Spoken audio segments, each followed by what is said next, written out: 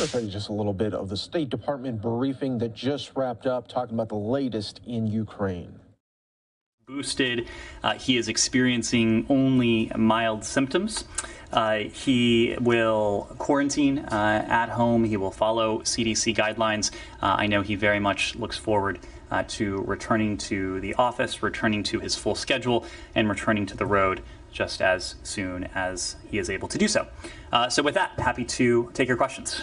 Is the China speech still on? The Secretary looks forward to delivering the address that was scheduled for tomorrow. Unfortunately, it will not take place tomorrow, but we'll find an alternative date just as soon as we can. Yeah? Thank you, Need, on North Korea and South Korea, China. And North Korea fired an ICBM yesterday.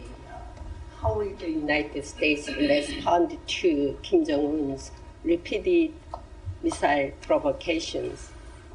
And I have another one next. Well, I am not sure if I heard you perfectly, but it was a ballistic missile that the North Koreans launched. We condemn that launch. Like the DPRK's recent tests of at least 3 intercontinental ballistic missiles, this launch is a clear violation of multiple United Nations Security Council resolutions. It demonstrates the fact that North Korea's ballistic missile program, its nuclear weapons program, they pose a threat to the DPRK's neighbors. They pose a threat to the region. They pose a threat to peace and stability throughout the Indo-Pacific.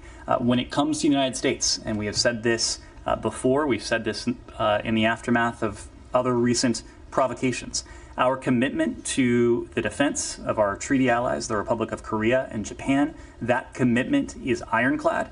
We have been and we will continue to be in close touch and close coordination with our treaty allies, the ROK and Japan.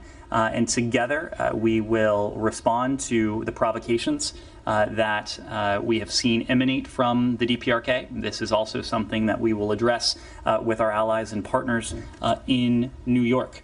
That is work that is ongoing. But when North Korea launched the missile yesterday, a Chinese ambassador to Korean Peninsula, Liu Xiaoming, was he's in there. China has never criticized North Korea. How can you say about this? Because China is never criticized North Korea, so they always say that you better, give up talking. Is a better way is that they both need to dialogue, but they never have. Well, I would refer to what I said earlier, and that is the fact that each of these provocations has been a violation of multiple UN Security Council resolutions. The PRC, of course, is a permanent member of the UN Security Council. The fact that there are multiple UN Security Council resolutions, the fact that there are multiple statements that have emanated from the UN Security Council chamber itself is a testament to the fact that countries around the world, including the PRC, recognize that the DPRK's ballistic missile, its nuclear program, is a source of instability. It is a source of insecurity, and that is a threat to the broader region. We will continue to work very closely with Japan and the ROK on this challenge, but of course, we will work with allies as well as partners around the world. And we, as we've recently said, have had recent engagements with our PRC counterparts on the danger that is posed by the DPRK's ballistic missile and nuclear weapons program. Our special envoy Sung Kim has had recent engagements. Secretary Blinken has had an opportunity in recent months to engage Wang Yi on this issue as well. It is a challenge that we, on every occasion, also do address with our PRC counterparts. Lastly, as you know, China is ignoring North Korea's continuous missile provocations. There is no reason why South Korea should get approval from China to deploy THAAD for its own defense. THAAD missile. If South Korea's incoming government wants to deploy additional THAAD, will the United States consider it? Every country has the inherent right to self-defense. As I said before, our commitment to the defense of our treaty allies, the ROK in this case, it is ironclad. These will be discussions that we will have as allies regarding how best we can see to it that our commitment to the defense of the ROK remains ironclad. Yeah. So is it your assessment that this was a ballistic missile but not an ICBM? It is our assessment that it is a ballistic missile. We're not in a position to provide any additional detail at this time. Okay. Yes. News out of Iran today said that the Iranian Swedish detainee will be, his sentence is going to be carried out towards the end of this month. He is charged with spying for Israel and is to be executed. Today, apparently also the Iranian foreign minister spoke with the, and that announcement out of Tehran, news out of Tehran, is no coincidence that yesterday the trial of a former officer at Tehran's prosecution office, his trial ended in Stockholm, Sweden, for having a hand in the execution of political prisoners in 1988. Given that the U.S. has more experience than other countries with its citizens being held hostage for different reasons and getting different sentences, do other countries reach out to the U.S. to see how to handle situations like this? Well, let me first say something about this particular case. It's one that we're watching very closely, and we're watching it very closely because it is especially egregious. It is an egregious case of arbitrary detention of this Swedish-Iranian doctor, Ahmed Raza Jalali. He has been held by Iranian authorities. Both this department, the State Department, along with the UN Special Rapporteur on Human Rights in Iran, have highlighted Jalali's case in reports on human rights conditions in Iran. It was a case that was featured in our human rights report. We know that, as you alluded to, Iran does have a long history of unjust imprisonment of foreign nationals for use as political leverage. It continues to engage in a range of human rights abuses, which include large-scale, arbitrary, or unlawful detention of individuals, some of whom have faced torture or worse, in some cases, execution after a failure to receive due process and enduring unjust trials. These practices are outrageous. We continuously document them. To your question, do often consult with our allies and partners. As you know, this is an issue that is quite personal for us as a country. Americans remain detained wrongfully, unjustly in Iran. They have been separated from their families for far too long. But it is not only Americans who suffer this treatment, and of course, countless Iranians do as well. Dual nationals do as well. So yes, it is something that we routinely discuss with our closest partners to determine how best we can address this shameful practice of wrongful detention, how best we can work together to seek to effect the safe release of our nationals, and importantly, to work together to seek to create and to underscore a norm against this outrageous practice. This is something that Secretary Blinken has been quite focused on. Our Canadian counterparts have put forward a series of very constructive, very useful proposals that will help to establish this norm by which countries around the world will work together not only to condemn this egregious practice, but to seek to put an end to it by holding accountable collectively those countries that are most responsible for this practice. And of course, Iran, unfortunately, is one of those countries. Yes, Courtney. Can we stay on Iran? Sure. Just a sort of a status update on JCPOA compliance negotiations? You've spoken before, and we've talked many times about the window closing, the runway being short. Where are we now? Happy to provide an update. You will find that the update is not all that dissimilar from what you heard when this was last asked. I think it was day before yesterday.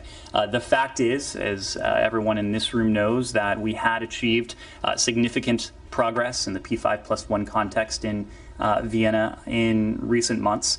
But of course, we have not been able to close an agreement, and it remains uncertain and unclear if we will be able to.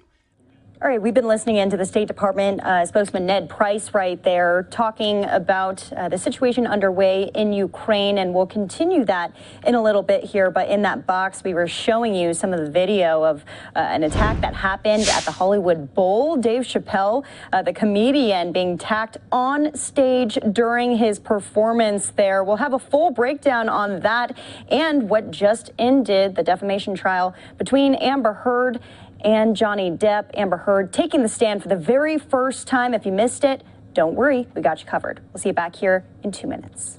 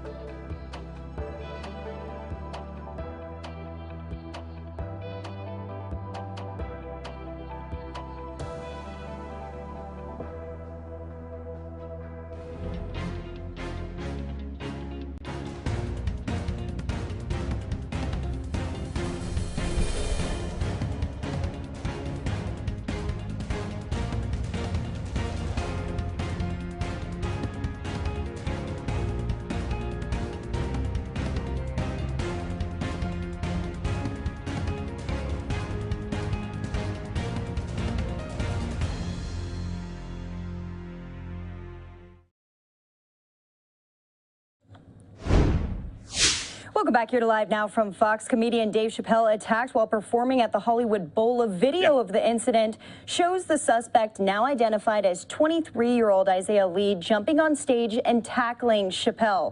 Security immediately moves in. The suspect ended up injured and taken from the scene in an ambulance, and police say Lee was carrying a replica gun and a knife blade during the attack and has now been charged with assault with a deadly weapon. Chappelle was filming the show for a Netflix special. Chris Rock also at the filming and also appeared on stage after Chappelle, telling the audience, quote, "Was that Will Smith?" To break all this down, I want to bring in TMZ's Michael Babcock. And Michael, you hate to think that this is going to become a recurring thing. Hey, Daytona, thanks for having me. Yeah, I was thinking about that earlier today. You would hate to get to a point where you have actual comedians who are afraid or who don't make jokes or don't make comments because they're afraid that they literally may get attacked while they're right on stage. You hope that doesn't happen, but it did just happen to two of the biggest comedians, arguably, that we've had in our generation here. So this happened last night at the Hollywood Bowl. There's this big festival that's going on out here in LA. It's called, Netflix Comedy Festival, and he is on stage all he was doing was introducing this musical act. And there was a guy who was in the front row, and about 10 to 15 feet from Dave, he just darts up Daytona and makes a beeline for Dave Chappelle and actually tackles him to the ground. Now, thankfully, there was security. There were other people who were close. They sprang into action, and this guy quickly got off of Dave and actually ran away, trying to elude the people who were then chasing him. Well, they caught him and gave him a little bit of like mob justice, for lack of a better term. He got beaten up pretty good. But it was a scary scene. And to make matters even scarier, we have since found out after talking with police that this guy actually had a weapon on him. Now, it turned out to be a replica gun, but you didn't know that at the time. And he actually pointed it in Dave's direction as he was charging him. To make matters worse, the gun actually had some sort of like knife on it as well. So this was scary. The man was arrested, charged with assault with a deadly weapon, being held on $30,000 bail. And he's a 23-year-old guy. As far as his motive, not clear yet. You'd love to know if this was a specific attack targeting Dave Chappelle or if it was a random act and he just wanted to, act like an idiot, for lack of a better term. Right. Here's the thing, though. The show must go on. He continued performing, not skipping a beat. He's a pro. He did. And he even made some jokes. I think probably the funniest moment of the night came courtesy of Chris Rock, who was there and is good friends with Dave Chappelle. And he made a joke like, oh, was that Will Smith? So that got big laughs. Dave Chappelle, he's a professional. He's great at his job. And he was, he puts out a statement now through his reps, and they say, look, Dave is not going to let this incident overshadow what was a great event and what was history making for him. Right. He makes history in that he has 70,000 people in the building, 4 nights headlining the Hollywood Bowl, only something that Monty Python had done. So it's history, and Dave making it very clear that, I know everyone's talking about this, but we're not going to let that overshadow what was a great event. And I want to clear this up because you guys are reporting this. Jamie Foxx may have gotten in there too during the attack. Jamie Foxx and Busta Rhymes got some licks in, got some stomps in, is the way that Dave Chappelle had put it on stage. Yeah, I'm telling you, Daytona, we put video on our website of this man on a stretcher being taken out of the venue into the ambulance. His arm is, and I'm not a doctor, obviously, something is wrong with his arm. It's either dislocated or broken. It's facing the wrong direction. That much I know. And the guy was beat up pretty severely. And so now, to add insult to the injuries, he's got the criminal charges. And if he's ultimately convicted, you're looking at years and years in prison. So it's just a terrible situation for this guy who made a very poor decision. Right, and not to mention, not a great tackle on his end, completely missing. Oh, it was a good tackle. It could have been better. I mean, I've never played football, but this guy clearly didn't either. True. I was talking to this guy, Marcellus Wiley, he's a football player who happened to be there, and I asked him about it. He said, yeah, it was a really bad tackle too. So, horrible. Yeah, even the football players thought the tackle was bad. So. All right, well, this isn't the only thing that happened today. I hear that there's some defamation trial going on between, I believe, Johnny Depp and Amber Heard. Amber Heard testifying for the first time today, and it was a spectacle, as we expected. It's been a spectacle. Johnny Depp, of course, filed the lawsuit initially, $50 million.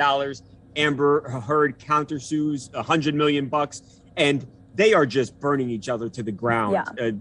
The allegations have been from gross and, about what happened in the bed with going to the bathroom, to allegations of domestic violence, to drugs and alcohol. It seems like one of the most dysfunctional relationships that you could ever imagine.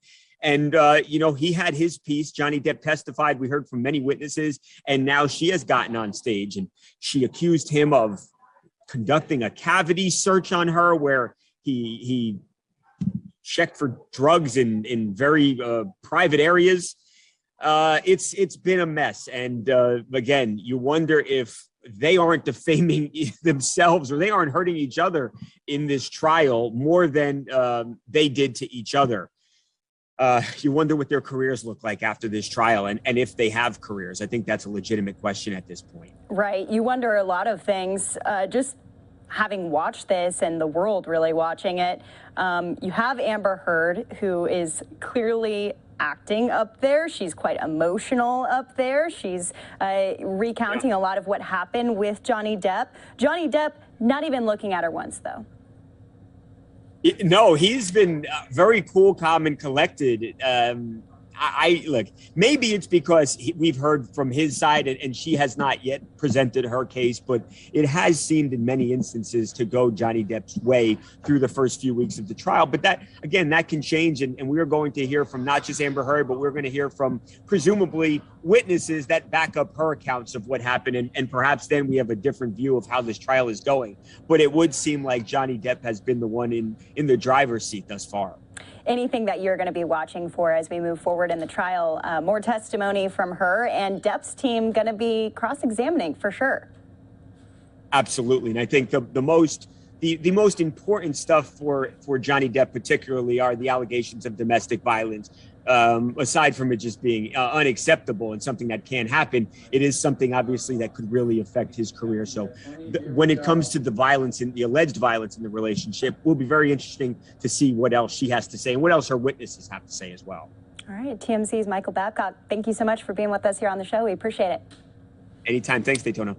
And we'll be playing out for you, as we've said, full testimony of the trial here. You can go to our YouTube page. We don't skip a beat on that. We're going to play out full testimony from Amber Heard. As we said, his legal team is going to cross-examine her, and then there's going to be other witnesses who take the stand and experts, too. So stay with us here on Live Now from Fox. We're going to take a quick commercial break. We'll be right back with all the top stories of the day.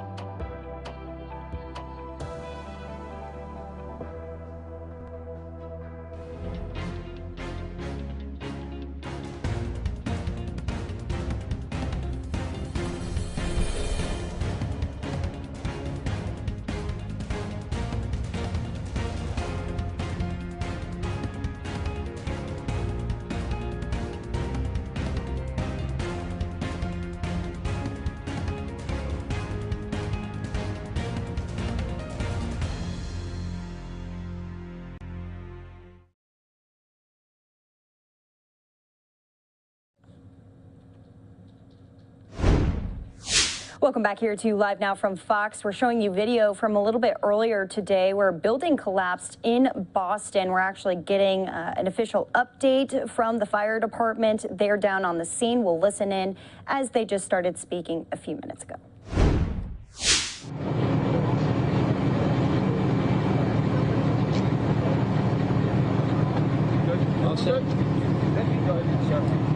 Good afternoon. I'm Fire Commissioner Jack Dempsey. We arrived on scene about 1:40. We got a call of a building collapse.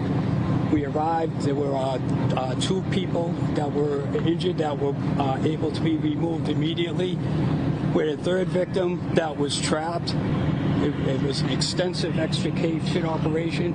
Took approximately 100 firefighters in support roles, bringing in cribbing and shoring and rams and everything else to do a safe operation to try to remove the victim. He was removed, life-threatening injuries, and removed to the hospital. He was conscious at the time, I believe. And any questions? We saw a surgeon at the scene. Was the surgeon required to extricate him? We did use a surgeon on scene. His condition was very serious, and there was still a danger of further collapse. So we wanted the surgeon in there to make sure that we got him out as quickly and safely as possible. So you were concerned that in saving his life, he might actually take his life. That's correct. We wanted him. It's easier to lose something than to lose a life. Could you have to end amputation under the... I'm not going to answer. What are some of the challenges of this rescue? It took several hours, 100 firefighters. What were some... So it's a large piece of flooring that collapsed. It was cantilevered, which means it's sticking out over. It collapsed, formed a void, which knocked the man back, and part of that, the wall landed on his lower legs and trapped him. So the upper part of his body was in that void space. So we had to get in there, tight quarters, assess him. Boston EMS paramedics were on scene. They helped with pain management, and we started the process of extensive extrication. What time was he removed from the building? What time was he extricated? What time is it now? 5:20? Probably about 10 minutes ago. Thank you. Commissioner, you were dealing with asbestos issues inside. Can you talk about, you had to ask... So I'm not sure exactly what the report was, that it was asbestos removal, but it wasn't anything that was flaky or anything like that. So initially, when we got on scene, we went on air to make sure that we were safe. Once reports came in that we could remove the air, then we did. But that also complicated it, because you're under air trying to work with the air bottle on, and the weight and tight space and the heat and everything else that goes with it. Chief, I didn't hear your answer. Did you say that the doctors were considering amputating it as a way to get him out? Yes, that was a consideration. I'm not sure. I'm not going to answer for what the doctors did. Commissioner, this is the second construction accident in the past several weeks now. Why does this keep happening? So as I said with the other accident we had, demolition jobs are very dangerous, probably more dangerous than putting buildings up. So there's, buildings are old. Look how old this building is. We've had a lot of serious problems with this building over the years. If you recall way back, we had a 9/11 fire here. So this is nothing new to us, but the building's old. It's weak, and that can have, you can never tell what's going to give out. Do we know approximately how many workers were in the area at the time of the collapse? I don't. I only know of the 3 people on scene that were injured. Can you talk about the role of a tech rescue? I know you're a guy, men and women trained for that. But so it's a specialized, a lot of our people are specially trained for tech rescue. So building collapse, so you need to be able to shore the building up, tunnel in, extricate somebody, make sure that doesn't come down on you while you're in there. So there's a lot of different factors that are involved. Is there anything that can be done to prevent something like this from happening again through inspectional services? How do you prevent this? You know what? It's permitted, I believe, and it's safety officers are on the scene. Like I said, if you can come up with a way of preventing these in the future, let us know, and we'll take that under consideration. Tell us about the patient himself. I mean, he was conscious through the whole thing. You were kind of keeping him calm. Can you talk about as far as I know, he was conscious through the whole operation. He was in serious pain, but the Boston EMS paramedics were treating him. They were right alongside him, giving him pain medication and whatever else was needed to try to relieve that. until we could get them out. It's a long time being trapped. In the end, what was it that finally freed them? Was the firefighters all there? The 100 firefighters able to lift it, or how do you in the end free him? So I have to get that information. We did some lifting, we did some cutting. I'm not sure what the final piece was to move them. As far as the other two workers go, how did they sustain their injuries as well? Just minor injuries that I know of. They were right in the area. They were just fortunate enough to be knocked back and not knocked under. So I'll pass this on to some other EMS. Thanks, Commissioner. Good evening, everybody. I'm Stephen McHugh, MCHUGH, with Boston EMS, Deputy Superintendent. Tonight, EMTs and paramedics worked closely with the Boston Fire Department, and particularly the tech rescue and various components of the fire department, as well as the police department, to respond here. And we transported a total of 3 patients from here. They all went to different hospitals, and they all have varying degrees of injuries. And we are hopeful that they're all going to survive this event. So they're all away from the scene at this time, and can answer any questions. What was being considered to rescue this third and the most serious guy? We saw the medical teams go in. What was under consideration and why? So as you can imagine, when things collapse, it can be hard to get people out. It was taking a long time to get the last person out. That person has been removed and has gone to the hospital, and I really can't get into a lot of specifics on it, but he was being treated by EMTs and paramedics the whole time he was here, working with the fire department. The same question I asked the commissioner: were you considering amputating a leg to get him out because it was so precarious? Or I can say this generally: whenever we have a difficult extrication, generally, that's always a consideration, whether someone's trapped under a vehicle or trapped on something else. So that's speaking generally, not specific, but generally at these incidents that people are trapped, it's always a consideration. It's nothing that we're looking to do or anyone's looking to do, but we have to, our goal is always to save lives. And can you just talk about bringing a field surgeon to a scene? That's pretty rare. In Boston, you picked up the surgeon and brought them here? It's rare, but it does happen. And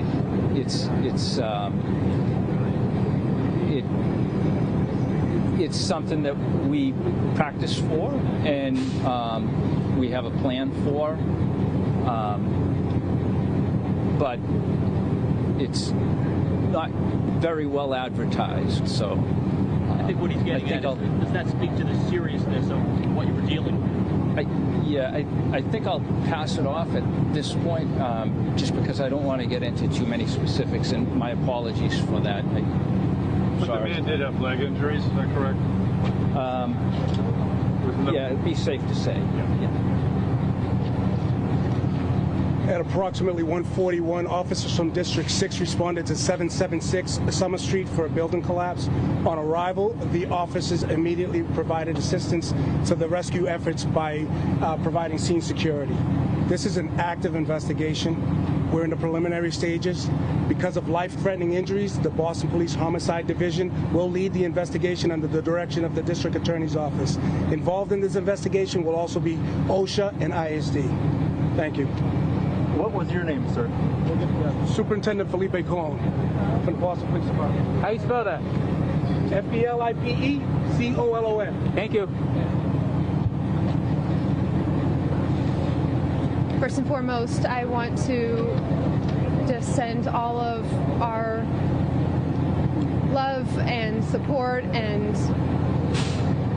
incredible emotion over to the families of those who were impacted today, the colleagues and co-workers of folks who had this very sudden, incredibly dangerous situation happen.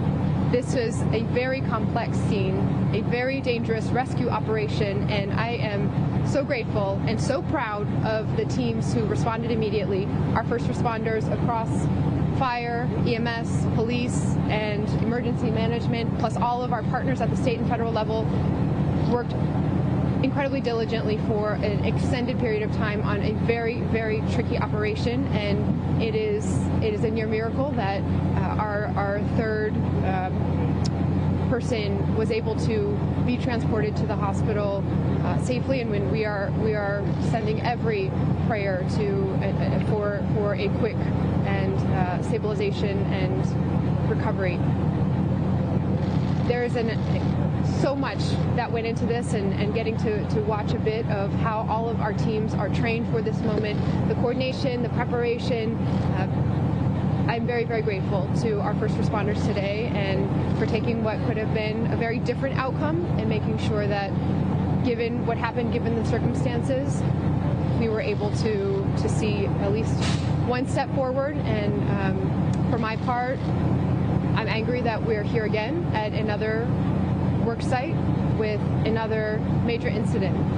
We are, as here as in other standard protocol, pausing the permits and making sure that there's a full investigation. OSHA has already been on scene before any work continues here, and to know that every worker, every family member of workers across our city need to know that it cannot be a question whether your family member will come home at night, whether they will be safe on the job. And so in that vein, I'm going to make sure that all of the information here, whether it is protocols or processes or structural issues, that we understand every bit of that so that we can be a city where there's a baseline of safety for all here. Do you mind saying something in Spanish now, Mayor? Mayor, has the work been suspended now? Yes. Spanish, is that the first part? Es un momento muy crítico para las familias de las víctimas y estoy muy agradecida a todos los trabajadores de la ciudad de Boston, departamentos de Boston Fire, Police, Emergency Medical Services, porque sería posible un impacto muy diferente que ahora, y entonces es un milagro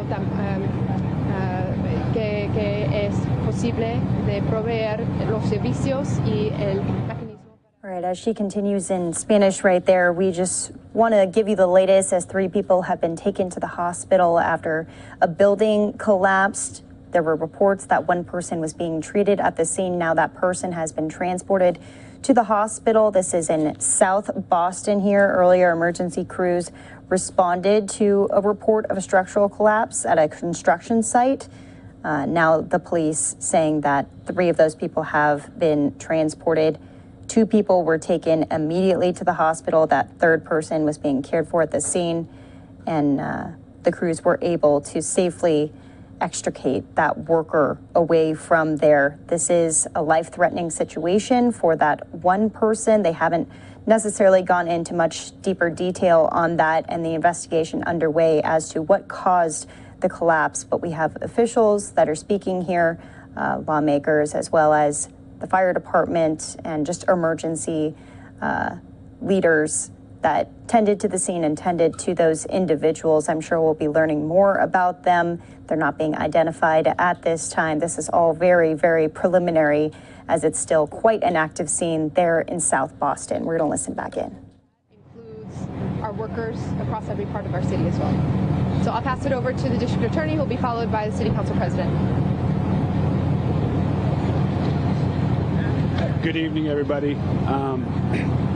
As you have heard and seen, we've had incredibly professional and great response by all of our first responders to this incident.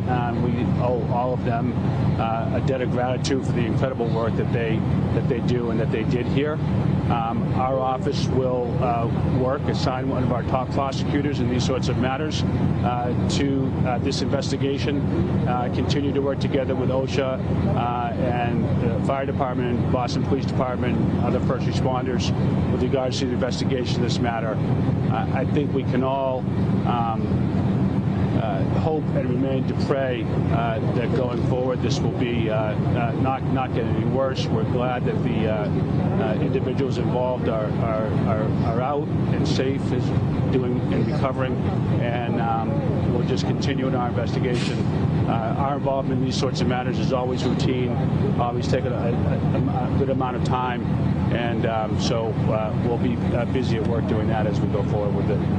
Can you say why it's being treated as by homicide detectives? Why it's under the homicide? Well, our response and the Boston Police Department's response to an incident like this is standard. It's always the case that we are going to respond because you never know what's going to happen. Again, we're going to trust and hope and remain to pray, but there's nothing but better times and better days going ahead as far as this matter is concerned. Any other questions? Are you in agreement this project should not continue for now until we get to the bottom of this? All I know is that it won't be continuing for now. I don't really have an opinion whether it should or shouldn't, but I know that it won't be continuing. How safe is the building? How safe is the building? I don't know. You'd have to ask the experts, that structural engineers, to answer that question. Anything else?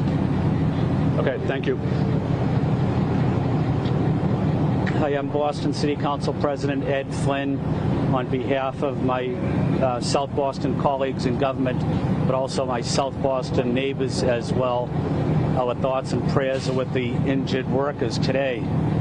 The second point I wanted to make is to thank the tremendous work our city officials have done during this difficult time, including Boston Police, Boston Fire, EMS and Emergency Management, Inspectional Services, and you know, that cooperation, that working together, professional work that they're doing, working closely now with the district attorney's office is critical. And as the mayor said, this work of protection and making sure workers are safe on the jobs is our #1 priority, and that's something we will continue to strive for. Thank you.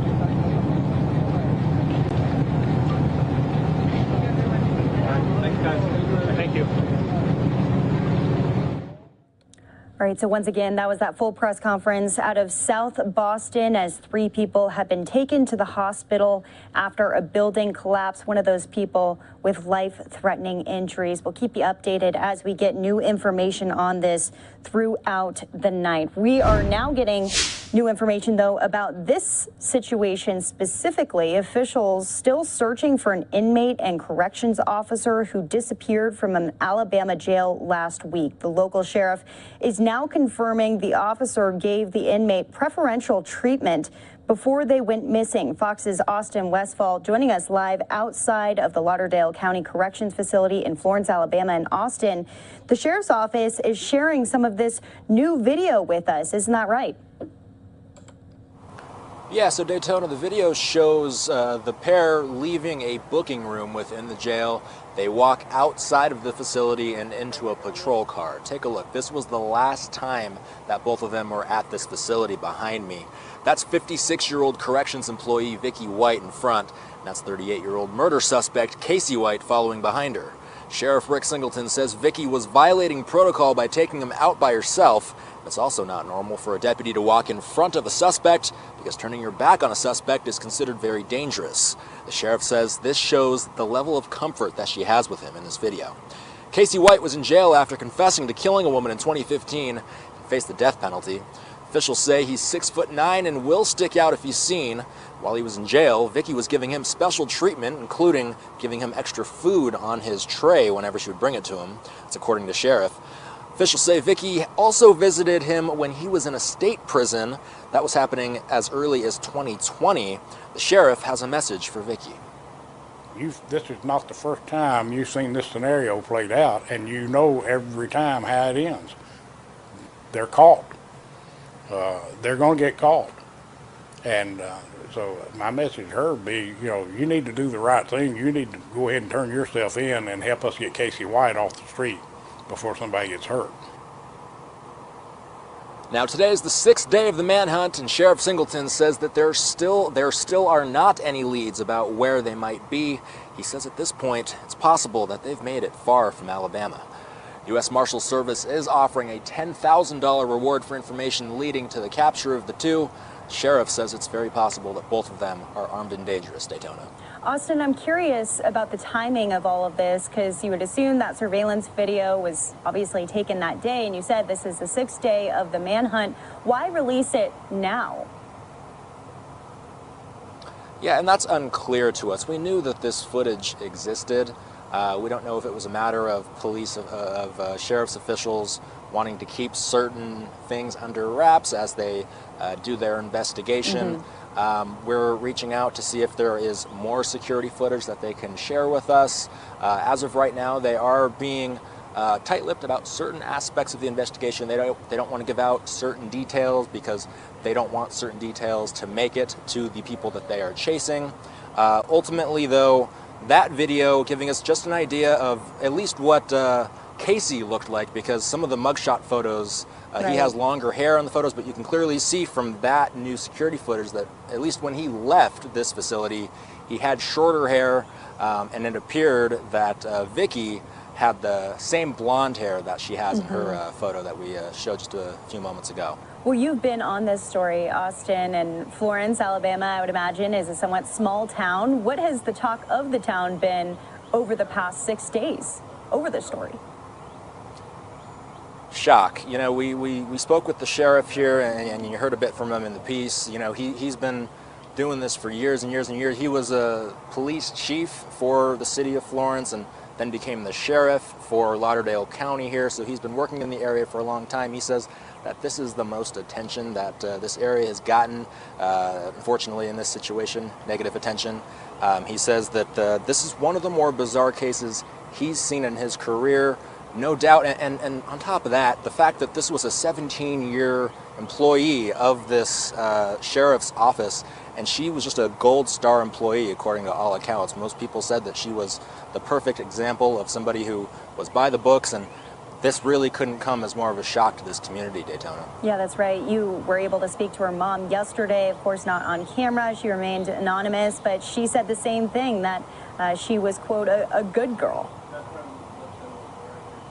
Absolutely, and that just makes this even more bizarre. We asked the sheriff if there's any way that something like this can be prevented, and his answer really was, no, it's hard to prevent something like this. When you've got somebody who has a great track record like she has, it's just so hard to see something like this coming. I mean, whether it's her coworkers, whether it's her own mother, they just didn't know that this was within her. And of course, we haven't heard or seen or know really where Vicky's mind is at right now, but it's leaving a lot of people with a lot of questions, that's for sure.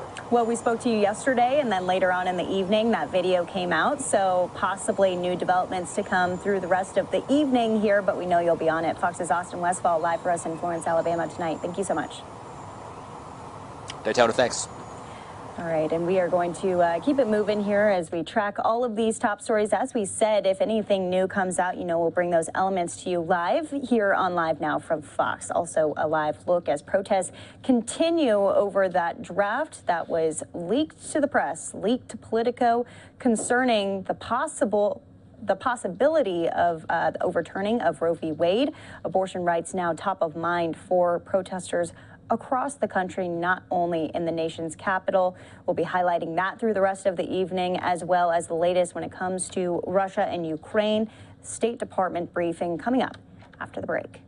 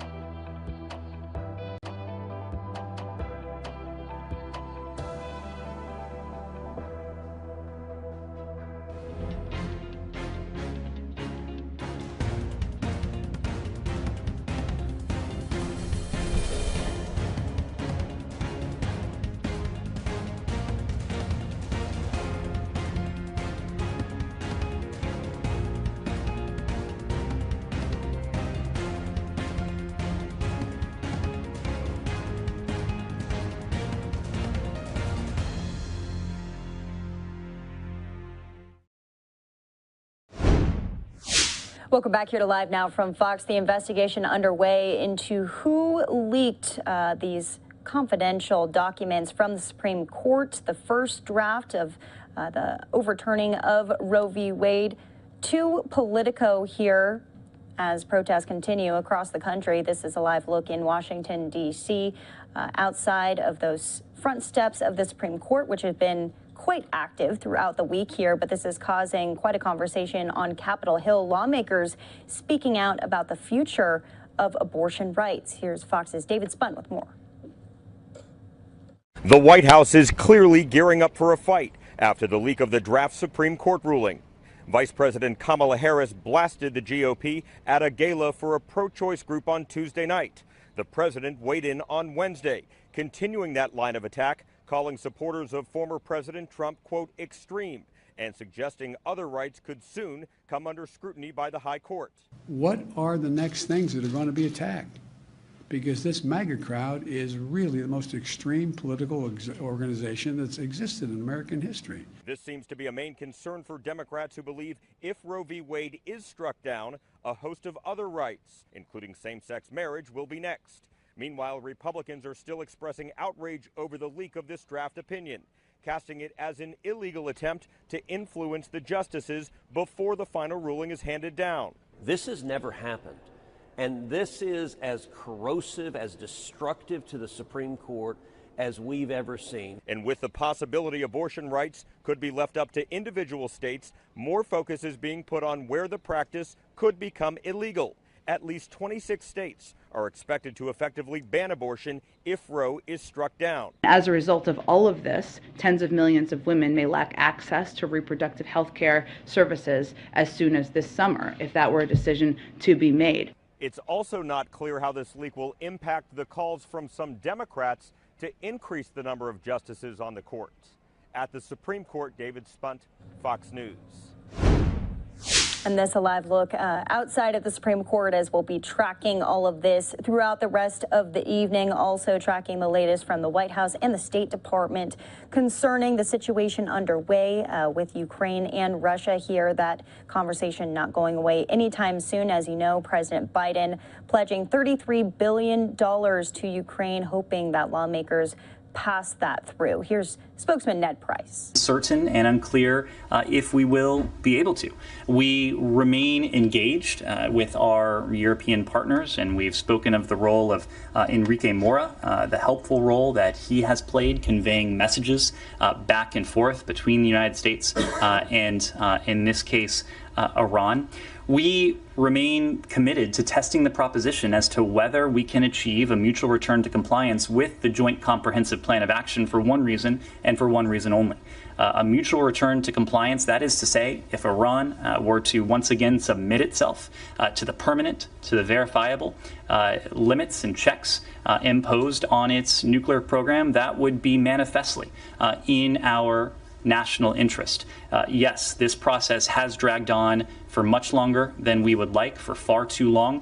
But the fact is that a mutual return to compliance, if Iran were to re-enter the JCPOA, if we in turn were to re-enter the JCPOA, the result would work to our national security benefit. That is because ever since 2018, when the last administration left the deal that was working, a deal with which Iran was in compliance, Iran's nuclear program has advanced in ways that are unacceptable to us. And the net result of those advancements is the fact that Iran has gone from a breakout time, that is to say the time that it would take Iran to acquire the fissile material necessary for a nuclear weapon should it make the decision to weaponize, has gone from a high water mark of about a year at the outset of the deal to something that is best now measured in weeks. And to us, that is unacceptable. And I say that we remain engaged on trying to determine whether a mutual return to compliance is in the offing, because a mutual return to compliance would change that dynamic. It would significantly prolong the breakout time. It would change the dynamic. It would reimpose the most stringent verification and monitoring program ever peacefully negotiated on a nuclear program that has not been subject to it for several years now. So, the point of diminishing returns. So I'm sorry to cut you off, but we've talked about the time running short. We've now blown past what seem to be several kind of guideposts for timing on negotiating. There seems to be an impression that there was always a date fixed on the calendar for us, and I've seen this reported, but I would just note that it flies in the face of what I have consistently said. I don't think of this, and I'm sorry to go back to this, it's a technical clock. And it is a technical clock for one simple reason. What we're looking at is the technical assessment of the point at which a mutual return to compliance, that is to say the point at which re-entering the deal would not convey benefits, non-proliferation benefits that outweigh the advancements and the implications of the advancements that Iran has been able to achieve while these nuclear shackles have been off. So we are still at a point where if we were able to negotiate a mutual return to compliance, that breakout time would be prolonged from where it is now. We would have greater transparency. There would be those permanent verifiable limits reimposed on Iran. That would be in our national security interests. Now, to your point, it is true that there will come a time when, on the basis of those technical assessments, a mutual return to compliance and the non-proliferation benefits it would convey would not, in fact, outweigh the implications of the advancements that Iran has been able to achieve in its nuclear program. So we are constantly taking a close look at the state of Iran's nuclear program, of what it is doing, the implications of those actions, and comparing that to the deal that may still be in the offing. But I should add that because the JCPOA, a mutual return to compliance with the JCPOA, is very much an uncertain proposition, we are now preparing equally for either scenario. A scenario in which we have a mutual return to compliance, in which that breakout time is elongated, and a point at which what has the potential to devolve further into a nuclear crisis is put back into a box. We are also preparing with our allies and partners for a scenario in which there is not a JCPOA. And we will have to turn to other tactics and other approaches to fulfill what is, for us, a requirement, a commitment that President Biden has made, that Iran, whether there is a JCPOA or whether there is not a JCPOA, must never, never, never be allowed to acquire a nuclear weapon.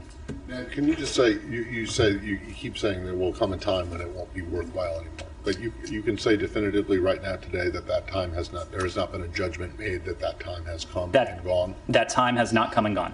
Okay. Sure. Axios has reported today that when the Israeli National Security Advisor was here and spoke with Jake Sullivan, that it was agreed that they increase pressure on Iran to finalize this deal and prepare, if it doesn't happen, for later to push Iran towards this. Can you say anything? What I can say is that we regularly have occasion to consult with our Israeli partners on this. I know that Secretary Blinken has recently met with Foreign Minister Lapid. He's met with him several times in recent months. He's been on the phone with him several times in recent months. When there were active negotiations in Vienna, we would routinely brief our Israeli partners before each round, during each round, after each round. Secretary Blinken has done that himself to Foreign Minister Lapid. Secretary Blinken has done that himself with Prime Minister Bennett and his predecessor as well. So I'm not going to detail those consultations, but it is regularly a topic of discussion with our Israeli partners. Sean. Can we go to Ukraine? Sure. The Russians have said that they're going to, again, have a ceasefire for 3 days at the steel plant in Mariupol.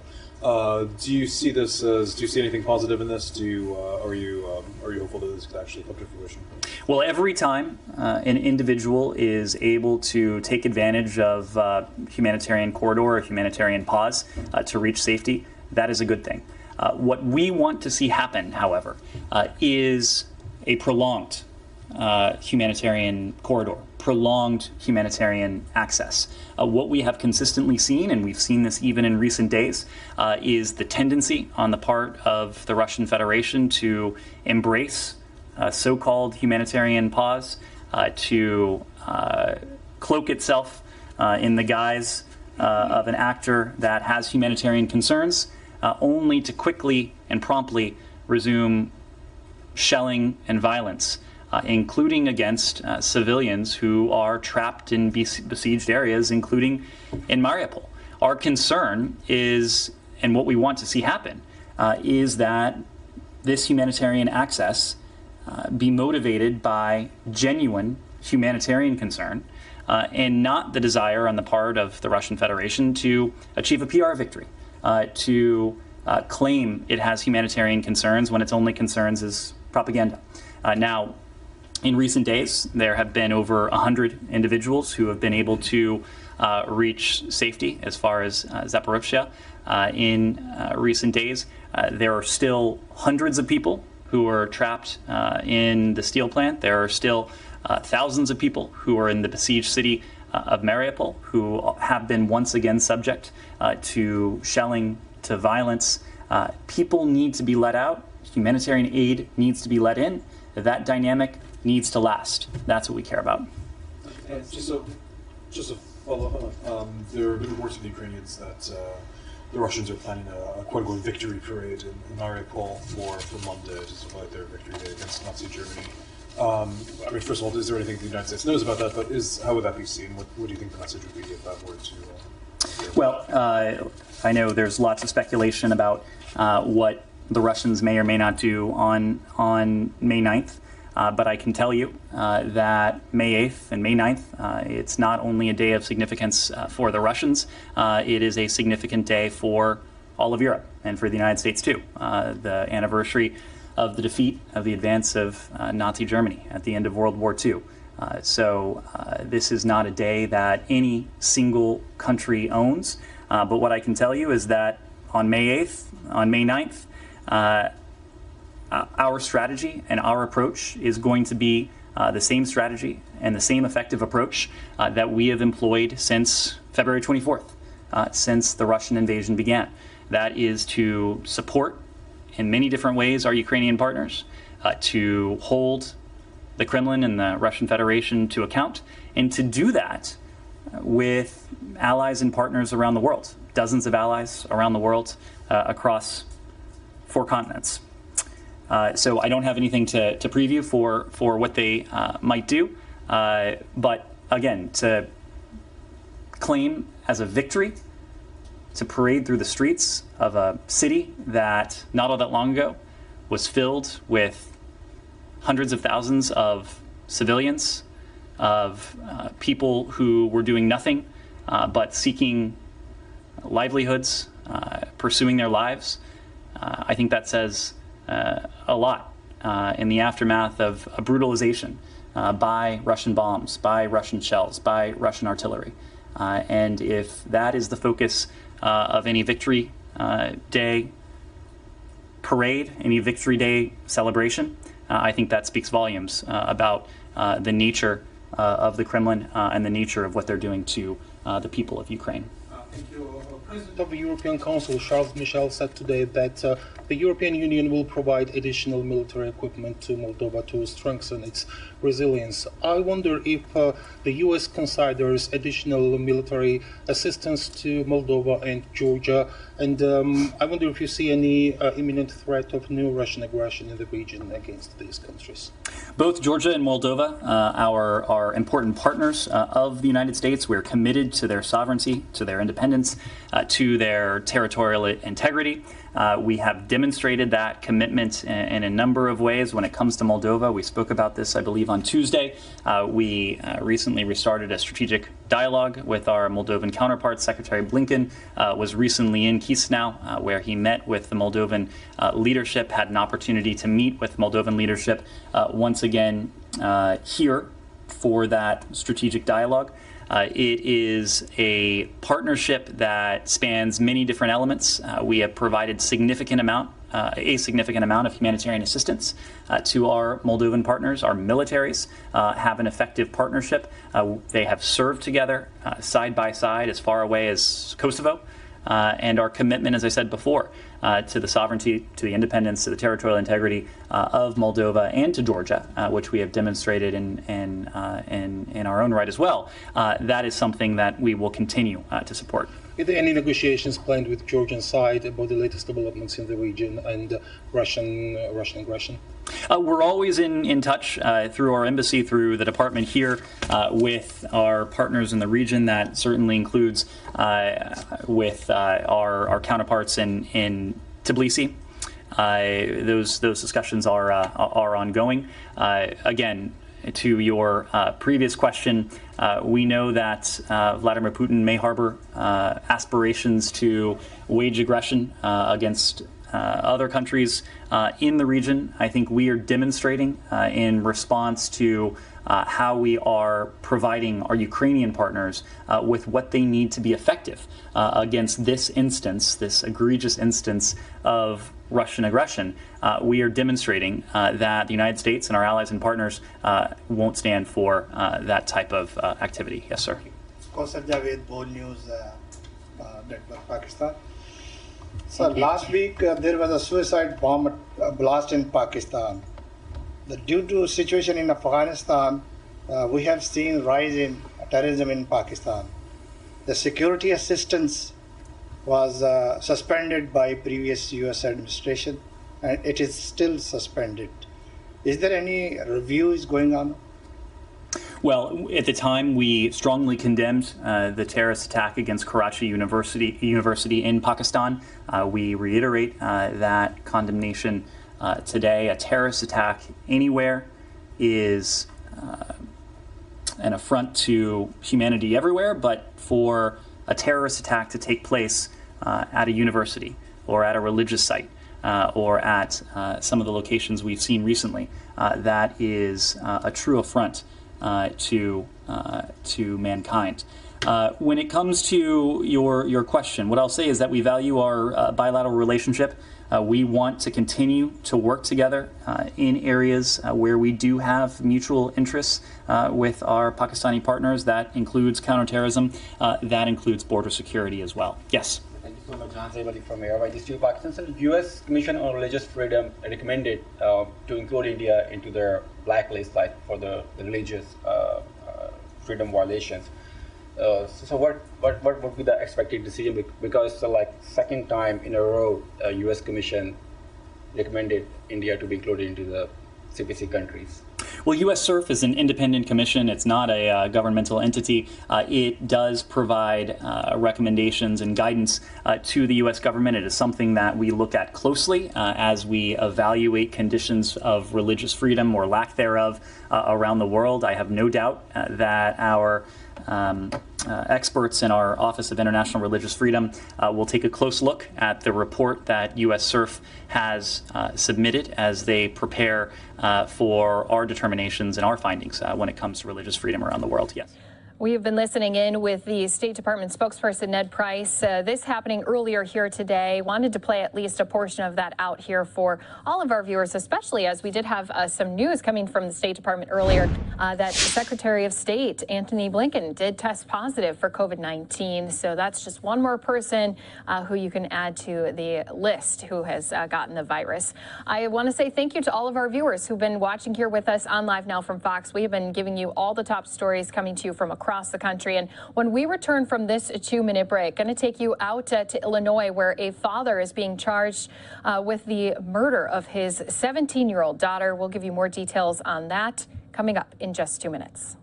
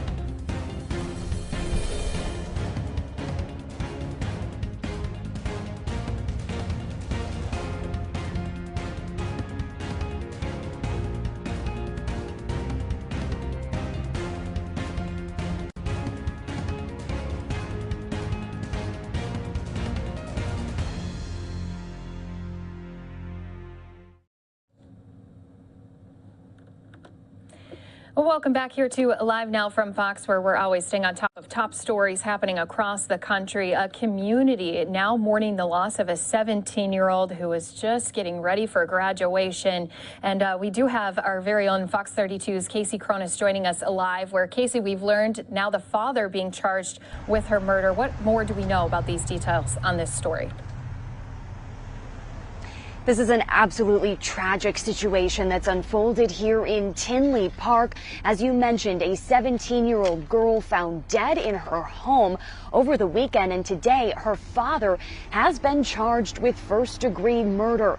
Now, we did obtain court documents that are painting a clear picture on what unfolded in the days leading up to her murder, and it is extremely disturbing, the details that were revealed in those documents, including that the teen, in the days leading up to her death, texted a relative saying that she was afraid her father was going to kill her. Now, her father, 42-year-old Mohammed El Maru, has been charged with first-degree murder in the death of his daughter, 17-year-old Maya Morrow. Morrow died from multiple injuries and, according to police, was found on Sunday in the lower level of their home with bruises covering her body.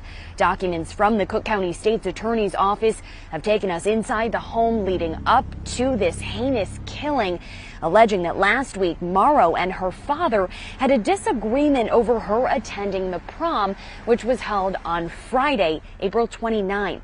Now, her aunt over the weekend was unable to reach Morrow, and on Sunday went to the family's home where she found her niece dead and called police. Now, there, police also found the teen's father with self-inflicted injuries to his throat and his wrists. They say he also ingested pills and was taken to the hospital and even needed to be intubated. Today, he is still being treated for those injuries, but say he did attempt to take his own life. Now, additionally, those documents state that Morrow's dad on Sunday texted one of her brothers, an older son, saying that he beat Morrow to death.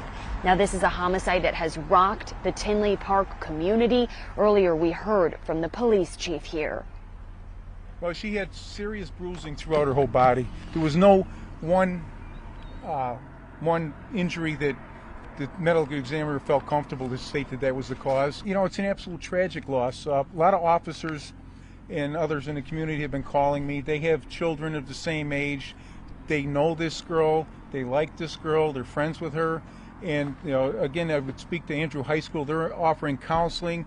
Orland Park has given us a comfort dog that is really working out well at the school. And people are traumatized by this. It's absolutely tragic. Morrow was set to graduate from Andrew High School this spring. I do want to show you right now outside of her home, flowers, balloons, stuffed animals, and signs have been piling up as people continue to stop by and pay their respects. We've seen a lot of community members stopping by as well. The family did start a GoFundMe page for her, asking that we all please respect their privacy, but they did want to share that as well. Now, the defendant, Morrow's dad, is expected to appear in court on May 9th. According to the police chief, he has no prior criminal record. We also contacted DCFS, who say they have had no prior contact with this family. And Casey, just seeing the amount of people who have come out to show some support to that family, have you been able to talk with some of those who have gathered together to give us a little bit more into the personality of this young woman who lost her life way too soon? You know, this afternoon, those who have gathered have not wanted to speak on camera, obviously very shaken up by what unfolded here, but we do expect people to continue stopping by throughout the day.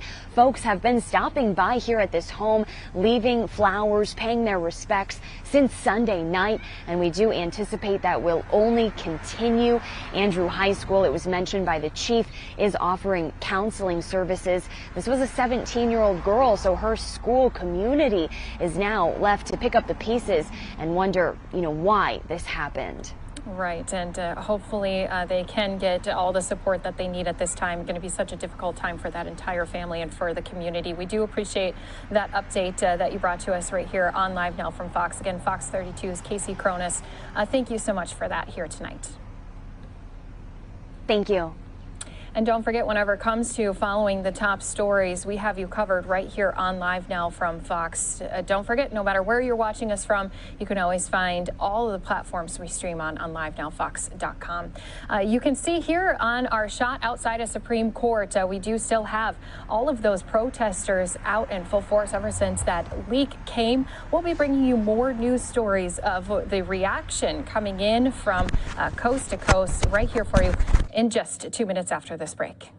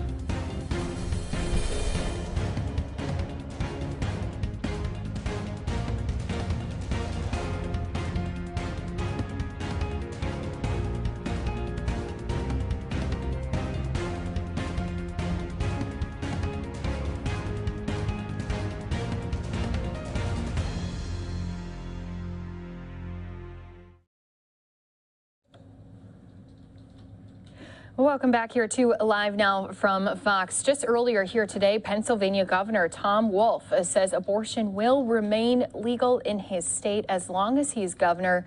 He spoke today following the leak of that draft from the Supreme Court. Let's go ahead and listen into it right here on Live Now from Fox.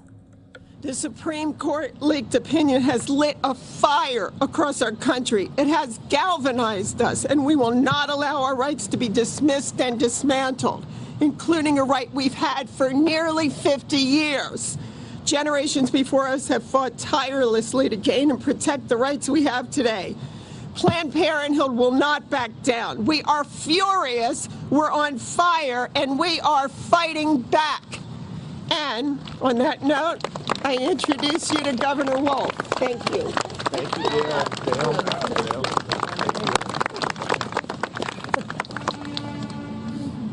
Thank you, Dale. So today, along with everybody standing behind me, I am very angry. I'm angry because today the right to bodily autonomy, a right that has been enshrined in law for more than a generation, is under attack. I am angry because the right to privacy in this nation is under attack. I am angry because the rights of women in this nation are under attack. And I am angry because the idea at the heart of American exceptionalism, the idea that I have agency over my own life, is under attack. So I am angry today. And I know that I'm not the only one. Abortion is health care, and it must remain safe and legal. If the Supreme Court goes through with this ruling to overturn Roe v. Wade, it will put the right of every American to make their own private medical decisions in jeopardy. All of them. And that includes the right to choose an abortion. That is absolutely, positively un-American, and it's unacceptable. Because while Republican lawmakers, activists, and judges are trying to score cheap political points, by rolling back Americans' rights, real people are being hurt by anti-abortion policies. Barriers to abortion do not keep women or children safe. In reality, those barriers hurt the very people they're supposedly intended to protect. Abortion bans lead to worse health outcomes for pregnant people, for babies. They increase rates of maternal mortality, and they cause financial hardship that hurts families, that hurts our economy. The Turnaway study from the University of California at San Francisco showed that when a woman is denied an abortion, she is more likely to have serious health consequences. Pregnant people denied an abortion are also more likely to remain stuck in an abusive relationship and more likely to experience economic insecurity. When a family that already has children is denied an abortion, those children are more likely to grow up in poverty. Let's be clear, barriers to abortion can force families into poverty, and it can keep them there. Abortion is health care. We must make sure it remains safe and it remains legal. If the Supreme Court goes through with this ruling to overturn Roe v. Wade, it will put the right of every American to make their own private medical decisions into years. More than a generation of Americans have grown up under its protection. They've grown up with the knowledge that America respects the right of each of its citizens to make private health care decisions. They've grown up with the right to plan their own reproductive future. And now, that right is being ripped away. Roe v. Wade is under attack, and so is the future of our nation. It's important for Pennsylvanians to know that the leak of this draft does not change anything today in Pennsylvania. An official ruling has not yet been made, and even if it is made, and once it has been made, it's up to the states to change abortion laws. And here in Pennsylvania, we don't have any of the trigger laws that Dale talked about. We're not one of those 13 states that would limit abortion as soon as the official ruling is made. Abortion access in Pennsylvania we need to be clear. This is going to be a fight. There are plenty of right-wing extremists itching to put abortion bans in place right here in Pennsylvania. Dale talked about one of them.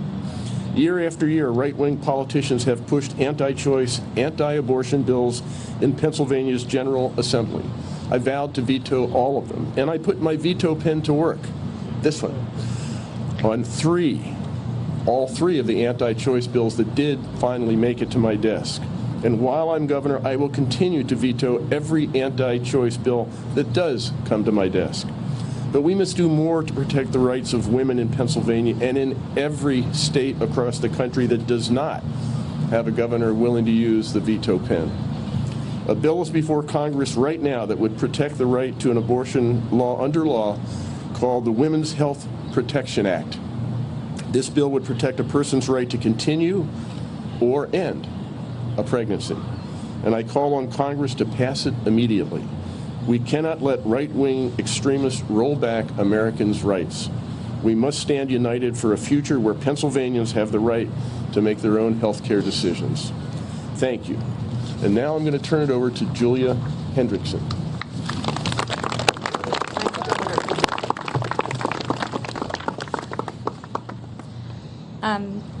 So in October of 2020, when I'd spent a few weeks feeling super nauseous and decided to take a pregnancy test, I looked down at the little line that I needed to mean no, but instead meant yes, and I knew it wasn't time for me to have children. I was wildly fortunate to be able to pursue a stellar education, but I graduated grad school right when the pandemic hit, with fancy degrees, no job, and massive debt. It took me months of searching to find a job, all while navigating unemployment and Medicaid under the stress of a global pandemic. I found out I was pregnant about 2 weeks before I was due to start my new job. The decision was a no-brainer to me. I have always known I want to have kids, but not then. Even without factors like the pandemic or my debt, it wasn't time. I'd spent my entire adult life up to that point pursuing an education I was passionate about, and I wanted time to build a career, so I got an abortion. I was able to make the appointments right then. It was at the Planned Parenthood on Locust Street. I'd actually volunteered there in undergrad. The next available time was just a few days before I was set to start my new job, but I took it. It was the first Thursday of November, the same week as the 2020 presidential election. I'd be voting on the 3rd, going to my appointment on the 5th, and having my abortion on the 6th. It was a busy week. Voting then felt more essential. Abortion access wasn't on the ballot directly, but I felt it there in other ways. I often lose faith in our political system's ability to stand up for bodily autonomy in its many forms, but I still have hope that my voice matters, so I went. Then I waited a few days until my appointment, while the country waited to hear the results of the election. Thursday came. My partner dropped me off. It was peak COVID, so we couldn't come inside. I had to walk by protesters, and again, because of COVID, there weren't any patient escorts there, so the walk was pretty lonely. I got inside, I checked in, and sat down. Jennifer Lopez's Made in Manhattan was playing on TV.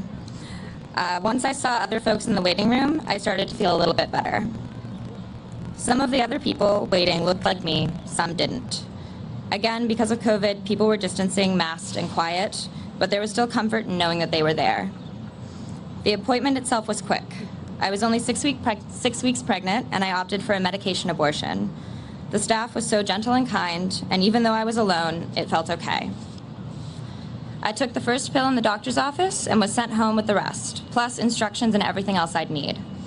I had to wait until the next day before I'd take the rest, so I waited. The next day went fine. It wasn't comfortable, but it wasn't bad.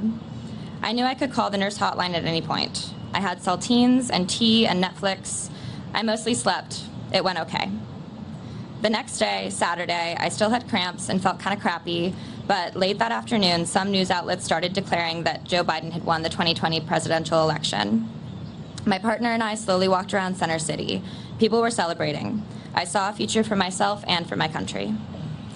I never regretted getting my decision. I felt sad about it at times, but I knew it was right. And for me, luckily, it was easy. I knew a clinic nearby had appointments available, I had a credit card to foot the bill, and I didn't have other kids to worry about finding childcare for, and I had a supportive partner. Even if any one of those things weren't true, it likely still would have been easy for me. If there wasn't a clinic nearby, I could have driven or flown to one that was. I knew that I could rely on my network of friends and family to support me in any way they could. And if SCOTUS overturned the right choice for them, but who are being penalized and pushed back by laws stifling their ability to live freely. Those are the people that these laws hurt most, the people who are already most vulnerable in this unjust system. I hope that by sharing my story in some small way, it helps them. Thank you. Thank you so much, Julia, for being willing to share your story. I know Dale mentioned that stories are the most important tool we have, but sometimes it's really scary to stand up and talk about things that are so deeply personal and so unfortunately controversial. So I applaud you and your bravery. Thank you. I'm Senator Amanda Capoletti. I represent parts of Delaware and Montgomery counties, and I'm joined with Representative Mary Jo Daley, who represents parts of Montgomery. Things that has happened under Governor Wolf, and we've been able to expand Medicaid morbidity. And here in Pennsylvania, we have high rates of maternal mortality and morbidity. If the legislature ever gets through more legislation that would restrict access, those numbers would go up. And in this country, we are the only industrialized nation that provides no supports for families, mothers, birthing people. And in fact, we are the only nation that has higher rates of maternal death now than the 25 years ago. And that is a direct result of restrictive abortion legislation. Representative Daley and I are here to say that we will not go back. We stand steadfast in fighting for abortion access and reproductive health care. The Women's Health Caucus will continue to fight tooth and nail to make sure not only that that legislation doesn't pass, but that we put together good, solid legislation that does support families, that does support childbearing individuals and women and people who need additional supports and resources to make bodily autonomy decisions with their doctors and their family members, whomever they might be. We support you, and we will ensure in anything that we do that you're at the forefront of that legislation, and that whatever happens, you will be able to make decisions about what your life looks like. Thank you so much for having me, and it's an absolute pleasure to introduce Congresswoman Dean, a friend and fighter in this. Thank you.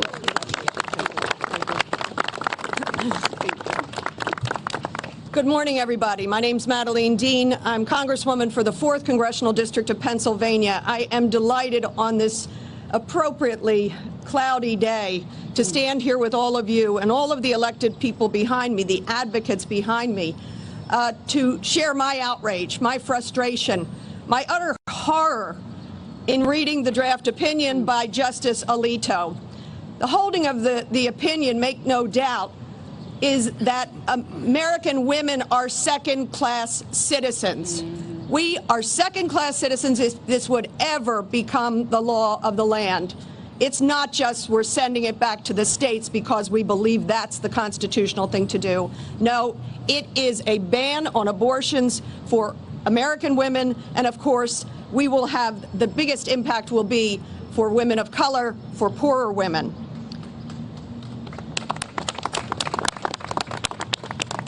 The draft opinion is really showing us that a woman's privacy to her own health care decisions are being ripped away by an extreme politicized Supreme Court of the United States.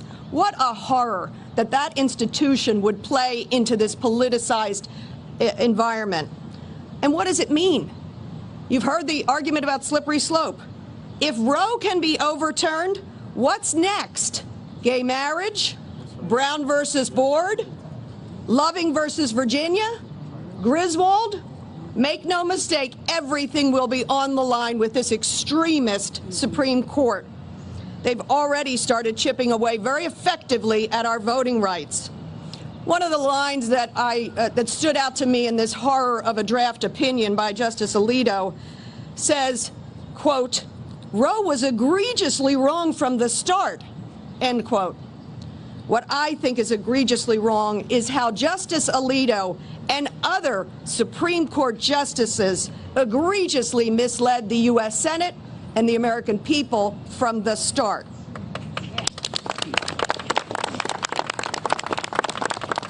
I wanted to share one personal story under the umbrella that may our past not be our future.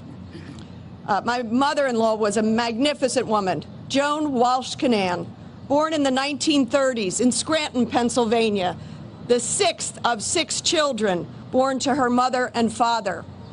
But Joan never knew her own mother because her mother became pregnant when she was just a child, became pregnant with a 7th child.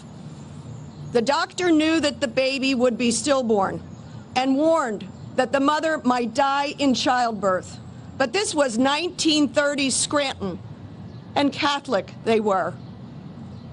That family had no choice. The mother had to take the fetus to term, and as you can imagine, the results were horrifying. The baby was stillborn. The mother died in childbirth. May our past not be our future. I have daughters-in-law. I have 4 grandchildren, 3 of whom are granddaughters.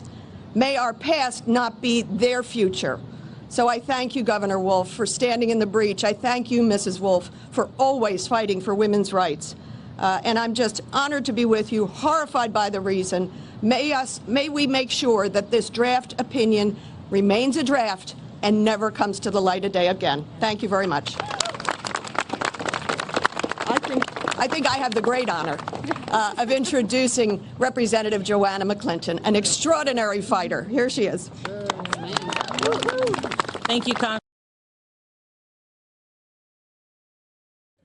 All right, so just a little bit there coming to us from Pennsylvania. Again, a lot of those in support of pro-choice still out here outside of the Supreme Court. You can see them with their signs. Do want to say thank you to everyone who's been following with us ever since the news broke about that draft being leaked. We have been on top of all the reaction happening across the country. But coming up here next on Live Now from Fox, that's not the only top story you're going to be hearing about today. We still have a lot of new severe storms to be mentioning here today, especially as they are making their way across Texas, Oklahoma, even up into Kansas. You can see there on our radar a lot of rotating clouds. We'll be bringing you an update from Oklahoma City coming up here in 2 minutes.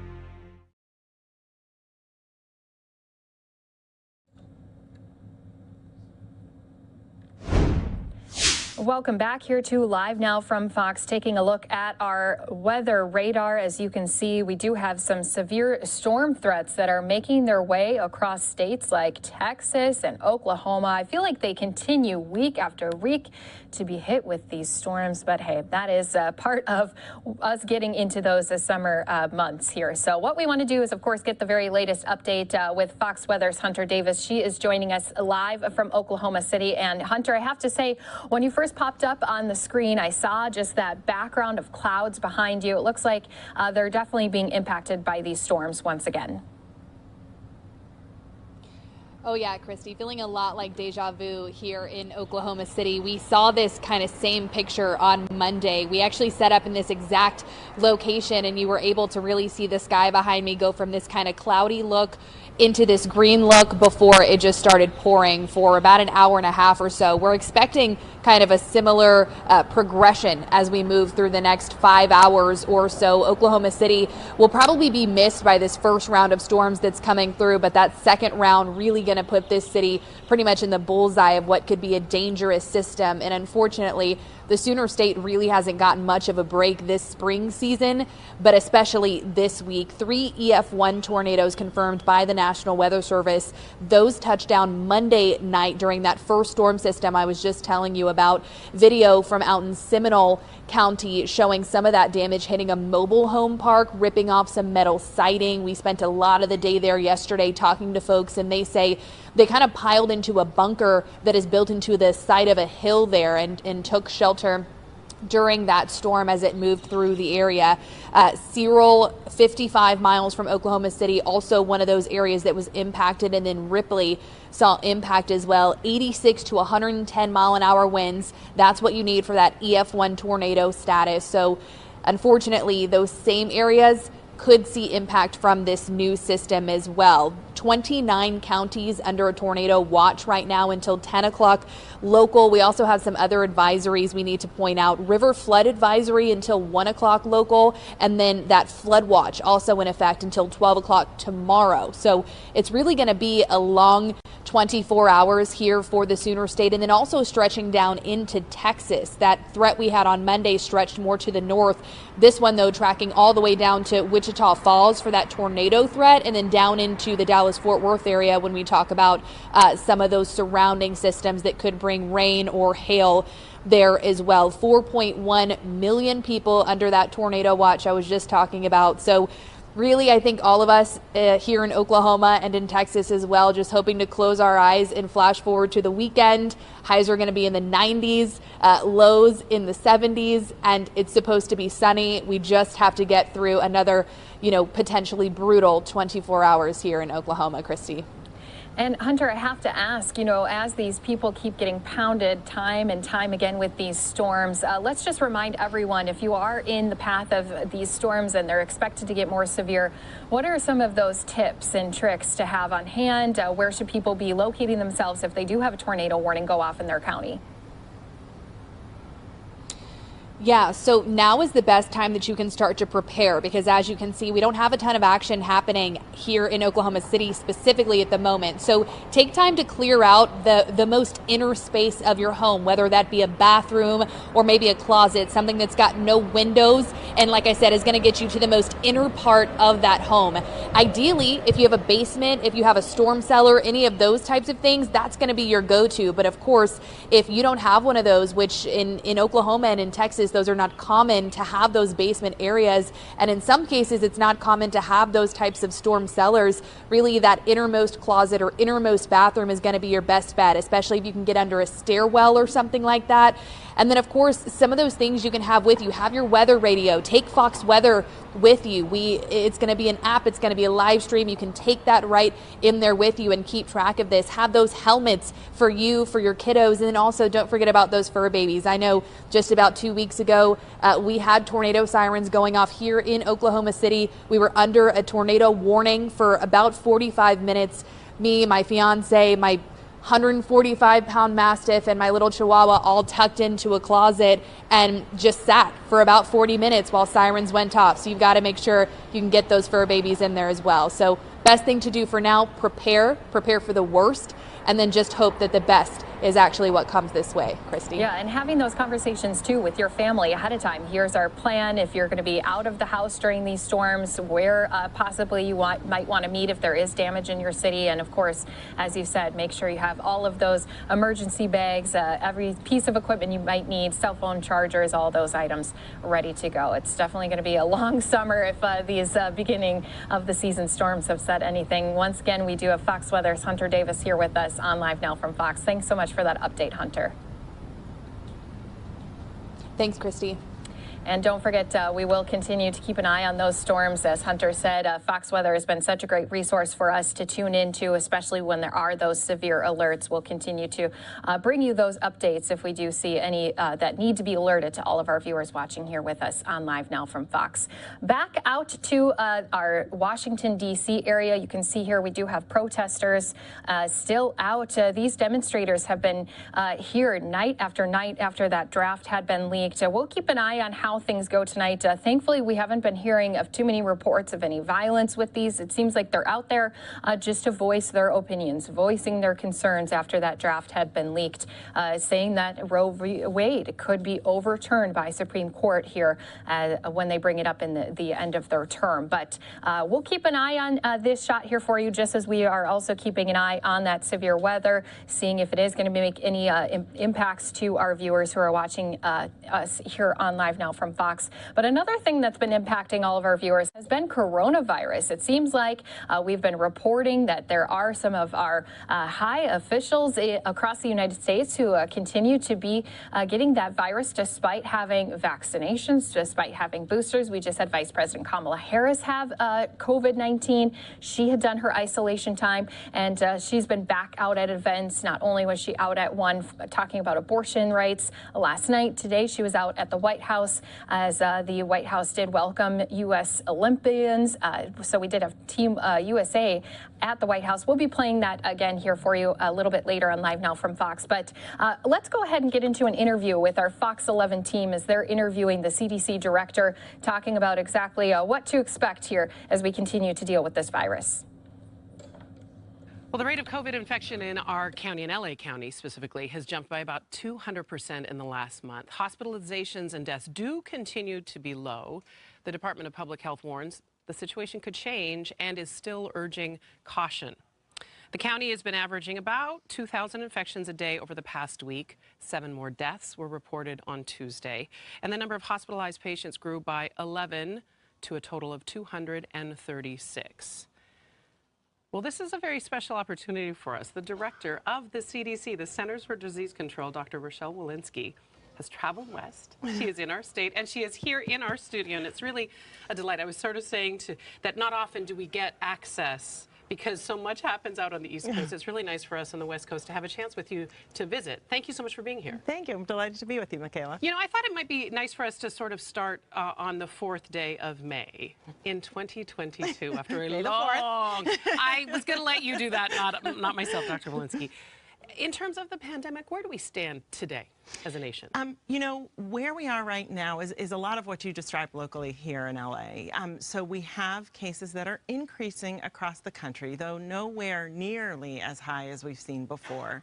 We have hospitalizations that are increasing slightly as well, but also really quite low compared to where we've been before.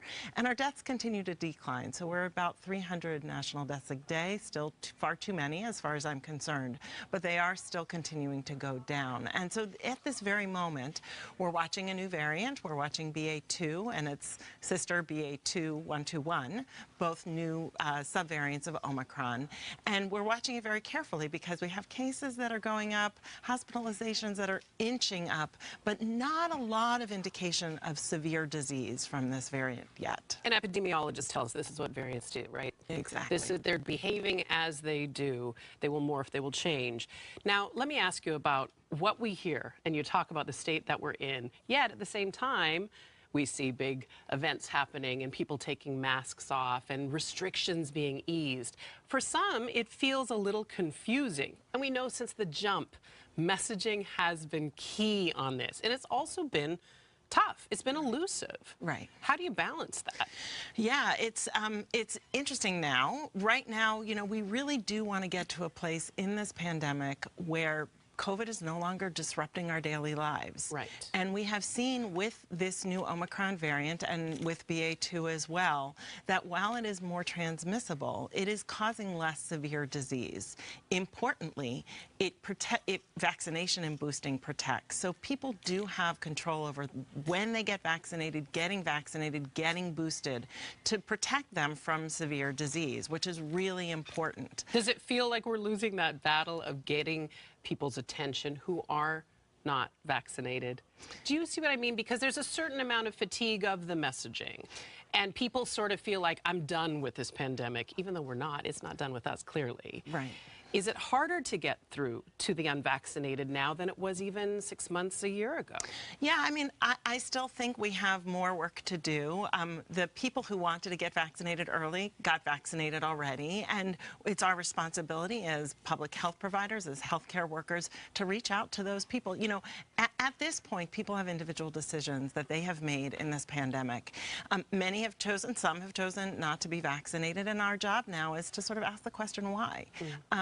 Can we show you the data on the safety of these vaccines? We've given over 500 million in this country alone, and we have extraordinary safety data to demonstrate the safety of these vaccines. So what's the information that you need to be empowered to feel like you've made the right decision for you and your family? Well, let's talk about the family and the vaccine. All right, guys. So we're once again listening into this piece from our Fox 11 team, going into more details on the coronavirus pandemic. This, as I mentioned, coming at a time when we have been seeing a number of people still getting the virus despite being fully vaccinated, even having boosters. The latest among some of those names that you may remember is Antony Blinken. They did report that he did test positive today. That was just some of the latest news that we had. So we can go back into that State Department briefing, see if spokesperson Ned Price does talk about that a little bit later here tonight. We have a lot of content to get to here today, especially since there's been so many different big pieces of news happening across our country. I know today we were all listening in as Feds have raised those interest rates, and it's definitely been making an impact. Our inflation has been making a huge impact across our economy. And yes, most overhauled real estate markets right now, you're seeing those high prices. They're not just in Miami. It's not just in New York or San Francisco. It's actually also in a city in Idaho. That's the most overhauled real estate market right now. We do have Fox's Jake Carlexis. He's in Boise tonight, and he's going to help explain a little bit more into why this is happening. Jake? That's absolutely right, Christy, and it really all comes down to the pandemic. People have been leaving big cities like some of the ones you mentioned and moving to smaller ones like here in Boise, and that's sending housing prices through the roof. I do think Boise was, a gem that people are discovering. After living in California for more than 20 years, Teresa Jeffrey and her family moved to Boise in November 2020. Jeffrey could work from anywhere and says the community and a lower cost of living were two of the biggest reasons for the move. The people helped to sell us on Boise. And then the other thing is I feel like your money goes a lot further here. So there's a certain amount of accessibility and affordability.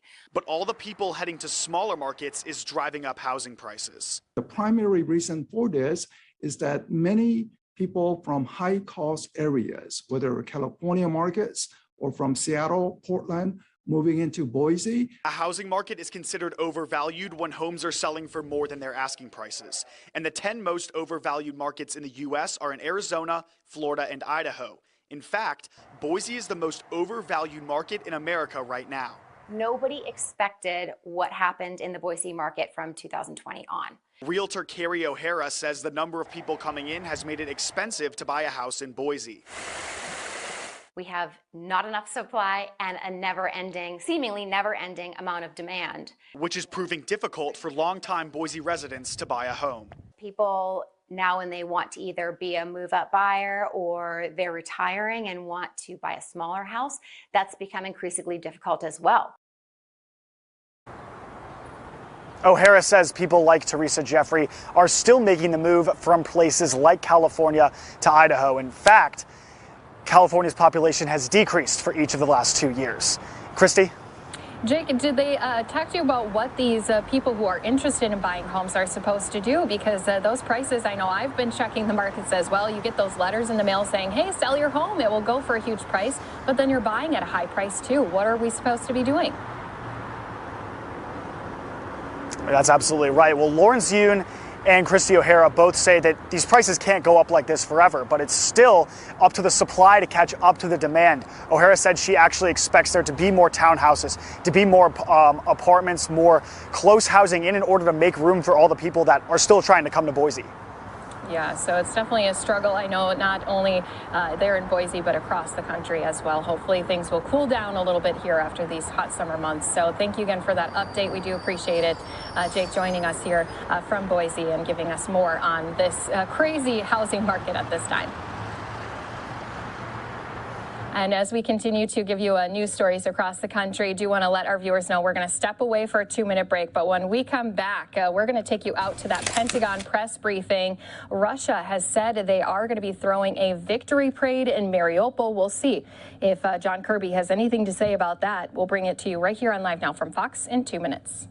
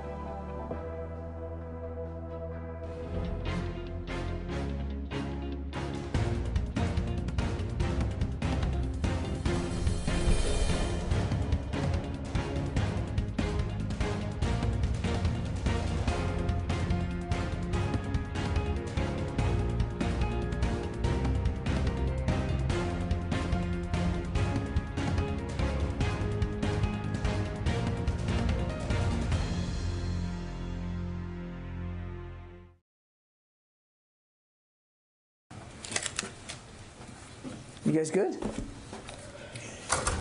All right. Today, as I think you know, the Secretary also met with Japanese Defense Minister Kishi. They had a terrific discussion. Just talked about regional security issues, bilateral efforts to upgrade the U.S. Japan alliance, and measures to expand cooperation with like-minded partners. The Secretary thanked Minister Kishi for his participation in the Ukraine Security Consultative Group last week in Germany, and he welcomed Japan's continued leadership role in countering Russia's illegal aggression. They also discussed China's ongoing coercion in the East and South China Seas and the need to uphold a free and Indo-Pacific that secures peace and prosperity for all. I never had theme music to my opening statement. It's very soothing. Please don't stop it. Finally, they affirmed the need to continue close collaboration with allies and partners to bolster integrated deterrence. Elsewhere here at the Pentagon, U.S. Assistant Secretary of Defense for International Affairs, Dr. Celeste Wallander, is meeting today with Kenya Cabinet Secretary of Defense Eugene Wamalwa and the Kenyan Chief of Defense General Robert Kabochi. They're here in the United States for the U.S.-Kenya Bilateral Defense Forum. The two sides are discussing a range of topics, including regional security, cybersecurity, security cooperation, U.S. Africa Command mission, and climate change. And then lastly, in the Southern Command AOR, Southcom is participating in an exercise CENTAM Guardian 22 in El Salvador. It started on the 1st of the month, runs through the 22nd. CENTAM Guardian is an annual multinational exercise designed to build humanitarian assistance, disaster response capacity, and promote cooperation and interoperability between participating forces. 4 nations, including El Salvador, as the host nation, of course, Guatemala, Honduras, and the United States are participating. And all told, it's about 320 personnel from those 4 countries participating in that exercise. And again, it runs until the 22nd of May. So with that, Lita. John, as you're aware, Russia has been hitting a lot more targets out in the west towards Lviv and hitting electrical stations and things like that. Is there a concern that Russia is getting more precise in their ability to hit critical infrastructure like that? And does this raise concerns about the safety, particularly of diplomats, et cetera, in Lviv? And will the U.S. Defense Department provide additional security for them there? Okay, a lot there. You're right. They are attempting to hit what we assess to be critical infrastructure targets out towards the west. Electrical power, transportation hubs, that kind of thing. We think this is an effort to try to disrupt the Ukrainians' ability to replenish and reinforce themselves. We are, particularly these most recent strikes, we're still assessing the degree to which they hit what they were targeted. I would just offer, without trying to correlate specifically to these most recent strikes, I would just remind that their ability to target with precision has been less than advertised throughout this entire war. They are not good at precision strikes. They are not discriminate with how they target. So, again, I'm not making a statement about these most recent ones, but I think it's just good to remind ourselves of their lack of accuracy over the course of the last almost 70 days here. As for security of our diplomats, I'll let the State Department speak to their movements and their security protocols. As I've said before, we're in constant discussion with our State Department colleagues, and obviously, it's typical for embassies around the world to have a U.S. Marine security footprint there. We're not back at the embassy in Kyiv, and so I just don't have anything specifically to speak to with respect to U.S. military support right now. As a follow-up, do you see much impediment to U.S. weapons transfers into Ukraine, and are shipments still getting to them successful, considering these hitting the railheads and all of that?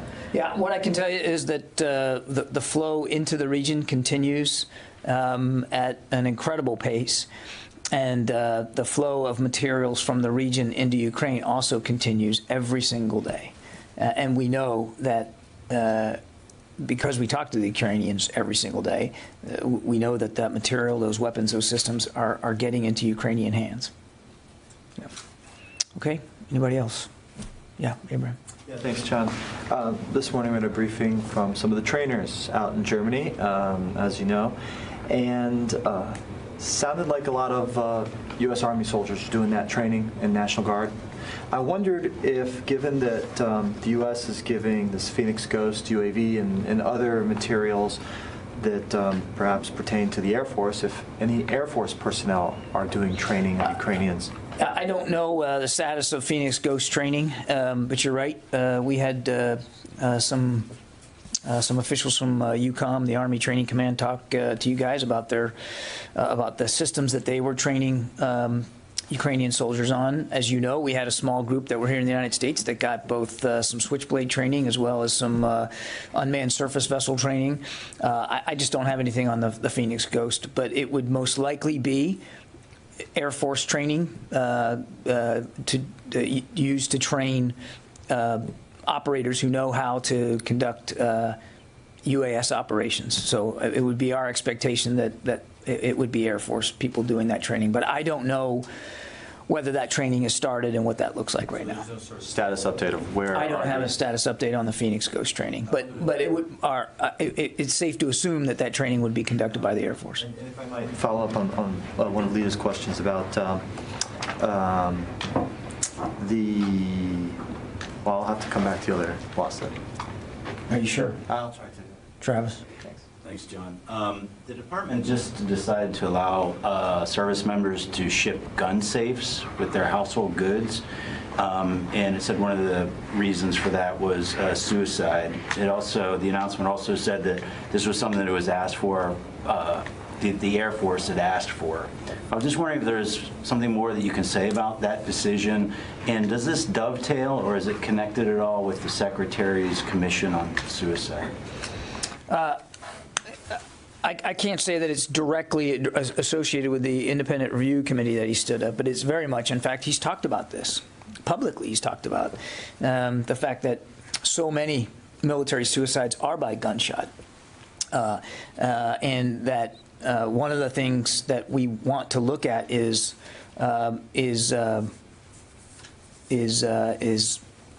weapon safety, particularly making sure that that the men and women of the force know their options, what's available to them in terms of keeping firearms safe in the home. So we very much, and he very much welcomes any move by the services with respect to improving firearm safety in the home, as well to include the travel between stations. I mean, that's welcome. It's prudent. It's the right thing to do because, again, so many suicides are happening due to gunshot wounds. You've talked a bit in the past about the Secretary's concern about gun storage and suicide, and I'm just wondering if there is anything else that the department is looking at as far as storage, any changes or policies that it believes could help with suicide that might be coming up. I don't have any changes to policy to talk to today, but it is a concern of the Secretary's and the department's, suicide writ large. As you know, that's why he stood up the independent review committee to take a look at this. So we're still putting all that together. But I don't have any specific announcements to make. Barbara? Different subject, if I may. Military women already face some of the, compared to their civilian counterparts, face some of the strongest legal restrictions on getting abortion services already. They can be assigned to states, just so you understand, my question's not hypothetical. They can be assigned to states with significant restrictions. If they want to go to another state for that medical service, they may have to ask their commander for leave. In their military hospitals and military insurance doesn't cover it.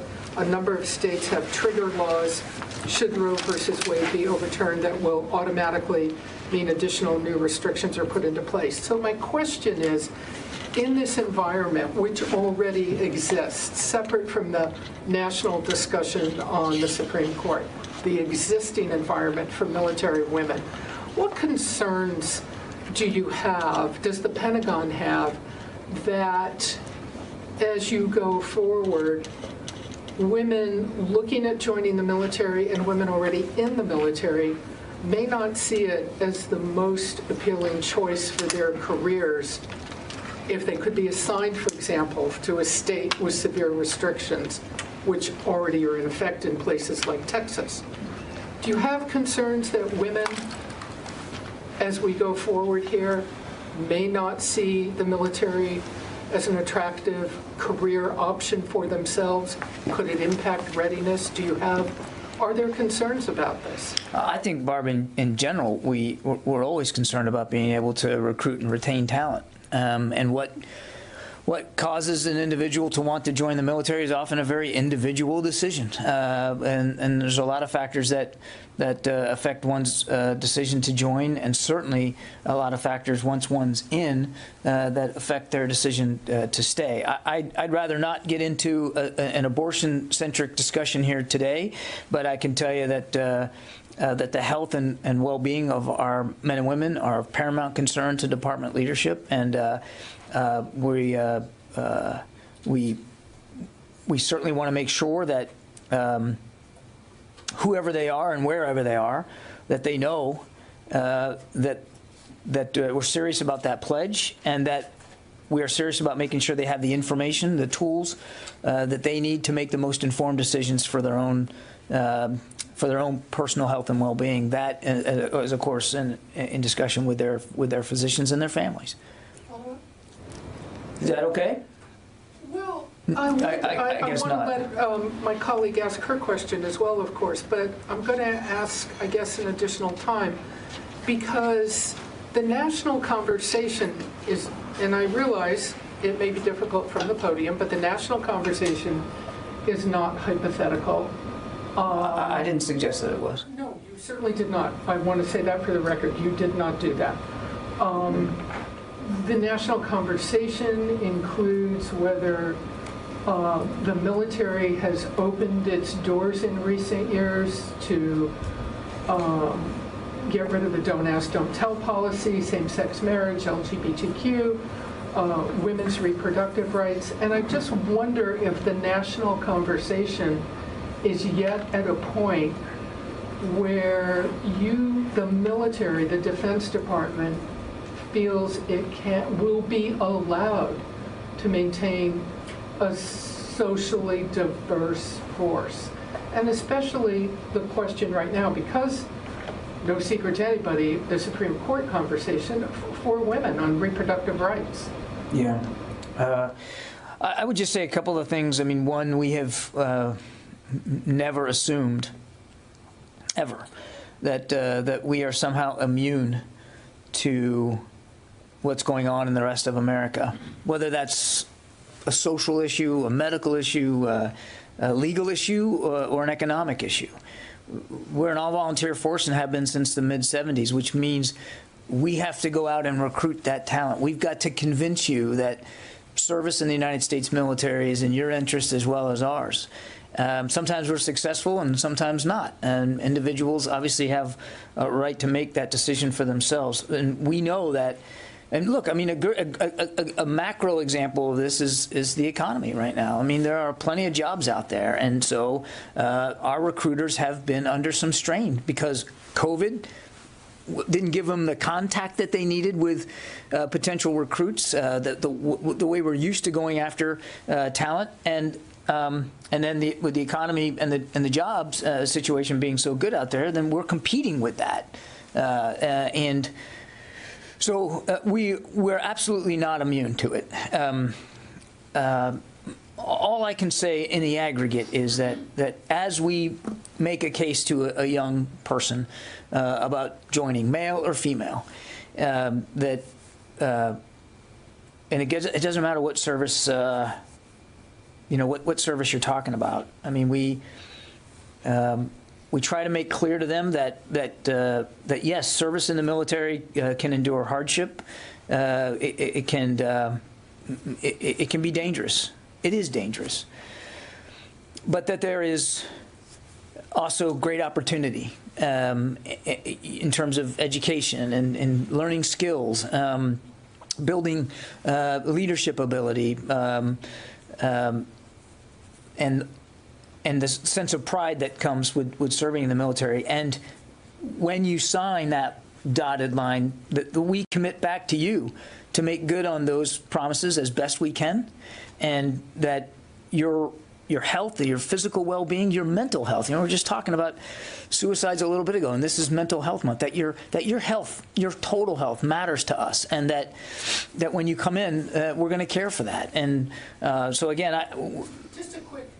Do you think at this point there is, and I'm just asking your view, there's a risk to readiness if you cannot maintain the appeal of military service to women? Are you concerned it could get to that point? Again, I want to separate this from the current debate now with respect to abortion rights. But the short answer to your question is, of course, yes. Of course, we cannot be an effective military without the brave women who serve inside the military and who serve in the civilian ranks. Think about the ways in which they contribute literally to operational readiness every day and are commanding at the highest levels, including 2 combatant commanders.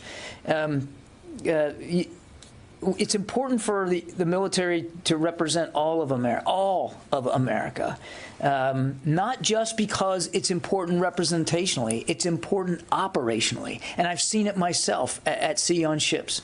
And why on earth would we not try to attract the best talent in America, regardless of background, as long as they're qualified to meet the requirements to come in?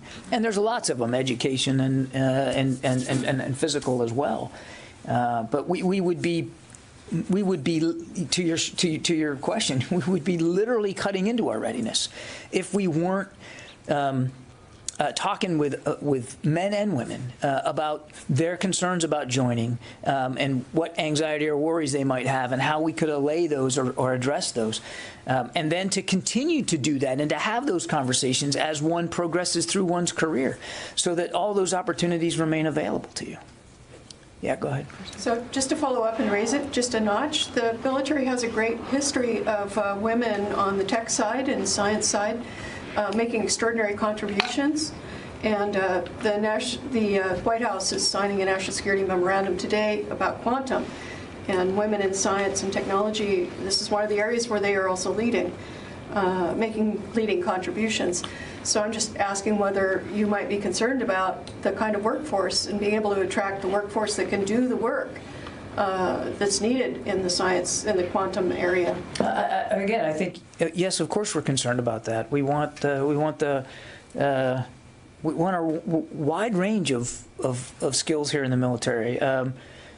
Thank goodness there wasn't in 1986 a strong emphasis on quantum intelligence, or I never would have gotten in.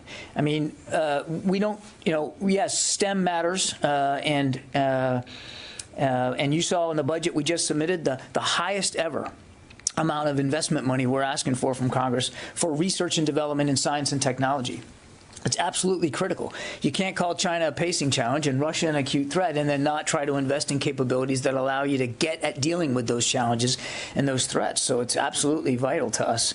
And we recognize that knowledge and scientific acumen doesn't just reside in one gender or the other. So of course we're concerned about that, and that's why, back to my answer to Barbara, we're going to be diverse in who we try to bring in. We bring in the best talent that we can, and then keep that talent. But we also need people who don't specialize in STEM, because there's a lot of skills in the military that require a different set of intellectual capacities and capabilities. Again, thank goodness for me, or I wouldn't have been able to join the United States Navy. That you have to be broad in how you're looking at who you're bringing in, and the broader the better, quite frankly. Yes. On the and Liz with Fox News. You're not Mike Stone from Reuters, are you? No. Okay. On the most recent North Korea ballistic test launch, is the timing of it concerning to you, considering President Biden is going to be in South Korea later this month and Japan later this month? And is there anything different in particular with this test launch? Well, we're still analyzing this launch. We're certainly aware of a ballistic missile launch yesterday, and we're consulting closely, as you might expect, with Japan and with our South Korean allies, as well as other partners in the region. So I don't have anything more on this launch. As for timing, I don't think we can say specifically that it's time for anything in particular. There's never a good time, quite frankly, for the DPRK to conduct these kinds of tests, and that's the larger point.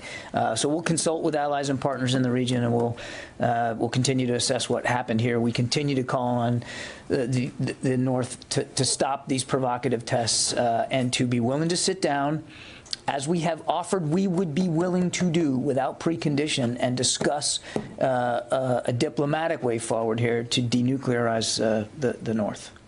And quick follow-up, they've more than doubled the number of test launches since last year.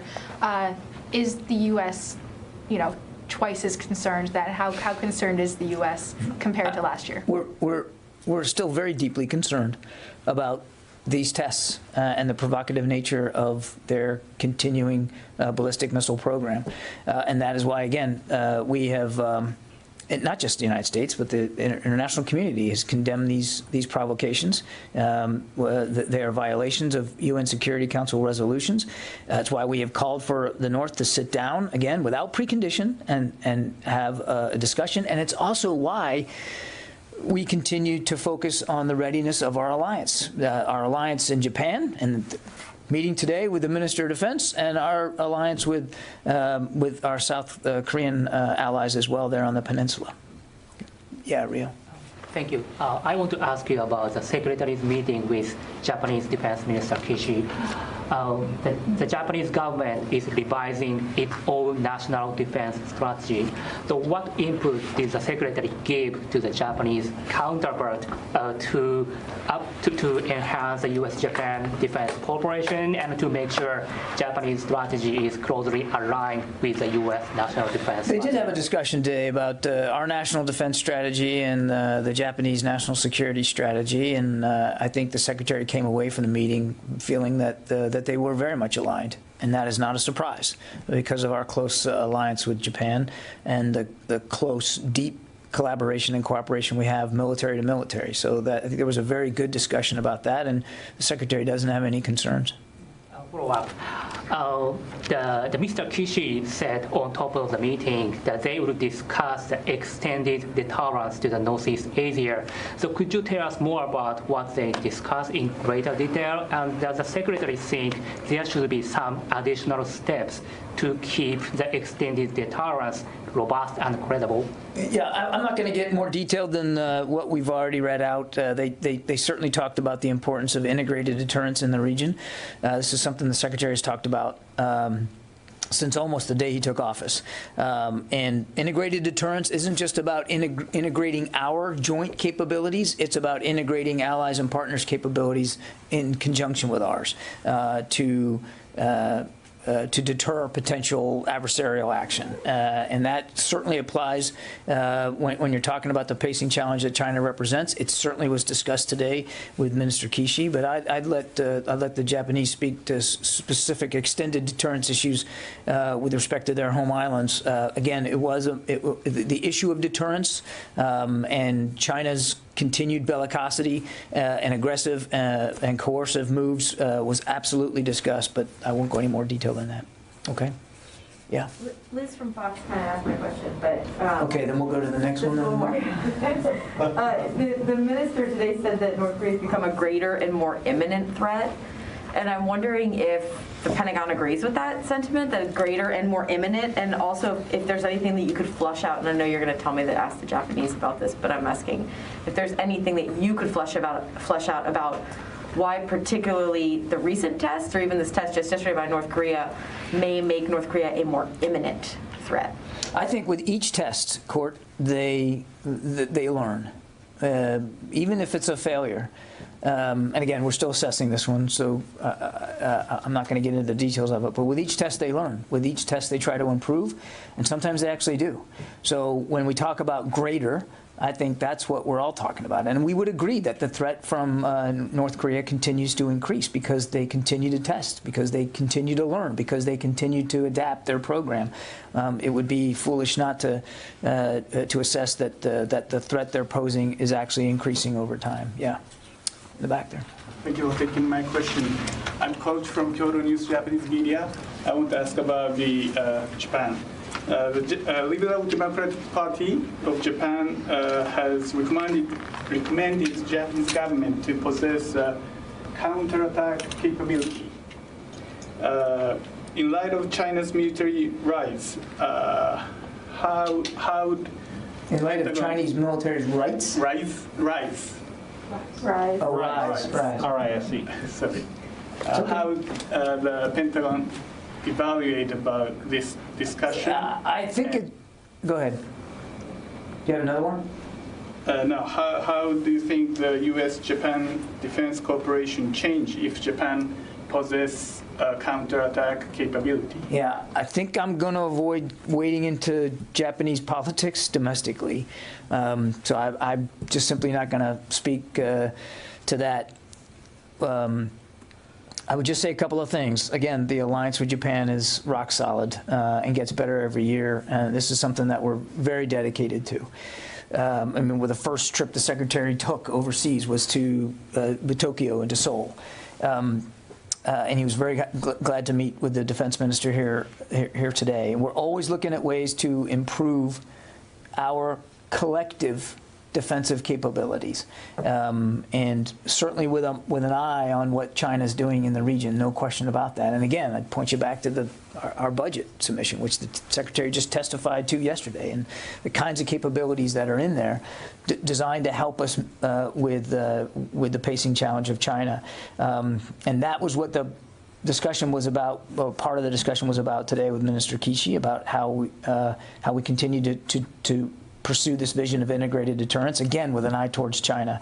But as for internal Japanese politics and proposals to the government in Tokyo, I think I'd let the government in Tokyo speak to that. I hope you can understand that, Tony. I have one health question and a couple Russian questions. Has anybody who attended the White House Correspondents' Dinner from the Pentagon tested positive? Not to my knowledge. Good. Okay. Russia. The May Day victory parade that Putin wants to put on, what signs is the Pentagon watching for in terms of any mega assaults between now and May 9th to solidify a victory parade? I mean, massed armor formations, more massed aircraft, artillery bombardments, anything that would portend? Yeah, Tony, we're not watching what's going on in Ukraine, nor are we talking to the Ukrainians and trying to help them with an eye towards what May 9th is going to look like. Look, I don't know. We don't know if he's going to throw a parade or a party. We don't know. You know, we've heard rumors of him. You know, he's going to declare war. Now they're denying that. And we are not focused on what Russia is going to do on May 9th or what they're going to say or proclaim or celebrate.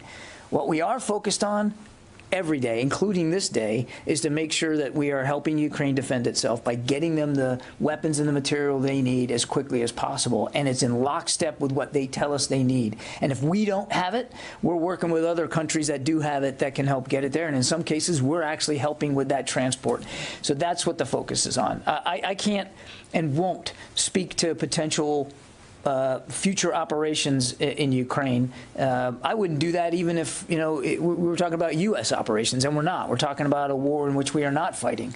All I can tell you is that the Russians have not made the kind of progress in the Donbass and in the south that we believe they wanted to make. We do believe they're behind schedule. We do believe it's been slow. And at every turn, they have met a stiff Ukrainian resistance. What we're focused on is making sure that that resistance remains as stiff as possible. So it rains in their parade, huh? We're not focused on his parade plans. You said also that their precision is less than advertised. Fairly surprising given the amounts of money they spend on precision-guided weaponry. What do you attribute that to? Is it Ukraine's air defenses that keep their ISR capability down, or what? I mean, it's hard to know specifically. Again, when it's not a missile that you're launching, it's hard to know what was the actual intended target, and how, and therefore, if you don't know the actual intended target, it's hard to know by how much they missed. But we have indications that they have not been precise. I mean, actually, it's more than indications. You can see it for yourself in the imagery. I mean, they have not been precise. They have not been discriminate, and there's probably any number of reasons for that. It could be technical issues. It certainly could be Ukrainian defenses, or it could just be incompetence on the part of operators. I mean, there's likely for any miss. There's likely a lot of reasons for that. So these are precision-guided. These are weapons that are designed to be precision-guided that aren't working as intended versus dumb bombs. That is correct. Thanks. Yeah. No, Abraham, I already got you. Let me get somebody on the phone. Paul Shinkman, U.S. News. Hi, John. Staying on Russia for a minute, what do you assess would happen if Putin were to be incapacitated for any reason, particularly amid these reports that now he's giving direct orders for the military operation in Ukraine? Does Russia appear to have a clear chain of command to succeed him or at least maintain operations in Ukraine? I don't want to speculate about their chain of command and how that would work. If for some, I mean, I just don't think that's a healthy speculation for us to get into. Mr. Putin is the leader of his country. He's certainly the leader of his armed forces, and how they execute orders down that chain of command is not perfectly visible to us in every way. Nor is it perfectly visible to us how information bubbles up from below the ranks up to him. So I think I just am going to not speculate on that. Jeff Shogel. Thank you. The Chief Justice of the Supreme Court has confirmed that the draft opinion on Roe is accurate, is authentic. So it's not a question of if, but when Roe is overturned.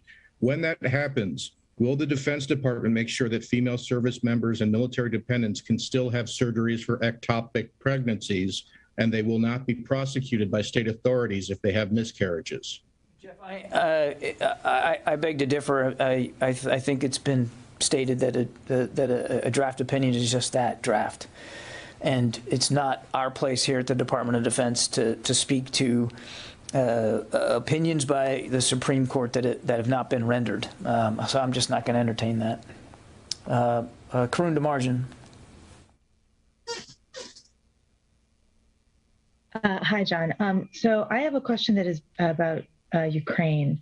Earlier today, a senior defense official was kind of talking about the advances that Russia is making and how they've been stymied and not gotten much progress outside of Mariupol, getting to Velika Novosilka, if I'm pronouncing that correctly, and from Izium to Lyman. I was wondering, though, if you could kind of, from your take, explain, are these advances something that aren't considered to be, terribly significant by the Pentagon because there's some form of deceleration? Because if you look at them on the map, it seems like the distance that's been covered by the Russian forces moving is more than half of the way to Sloviansk or more than half of the way to Kramatorsk, or these cities that the Pentagon has defined as potential targets of the Russian advance. So is there something else going on there that makes these not, particularly, not alarming advances, I suppose, as it seemed like the defense official was saying? Or is that something that actually is putting Russians in closer striking distance than maybe before? Is there a pacing thing or something going on that's qualifying kind of the inches on the map that seem to put that fairly, seem to make it seem like they're more significant advances? Yeah. Let me try it this way. Again, we believe their progress in the Donbass and even in the South has been uneven, and it has been slower than we believe they anticipated being. We think, in general, and I'd rather not get into specific lines of advance or towns and cities here from the podium, but we think in general there's several reasons for this, and it varies from place to place. But in general, they still have, we don't believe they have solved their logistics and sustainment issues. And that because they haven't solved them, they are more wary about getting too far out ahead of their supply lines. And so that has kept them at a fairly slow pace in terms of movement. Number two, and actually, this is not insignificant at all, is the Ukrainian resistance. This is an area that they have been fighting now over for 8 years, and the Ukrainians, it's their home. They know it, and they know where to be, and they know what to show up with, and they have absolutely impeded Russian progress in terms of their ability to take certain towns and villages, or even in the case when they have, they pull back and the Ukrainians retake it. So the Ukrainians are very much a part of the reason why they haven't progressed in a very even or even at pace manner. The weather is also having an effect. This is the muddy season in Ukraine. This is a part of Ukraine that is flat, a lot of farmland. It's been described to me a little bit like Kansas, and so if you think about that, and this time of year in the spring, there's just a lot of rain and mud, and that also has served to slow the Russians down a little bit.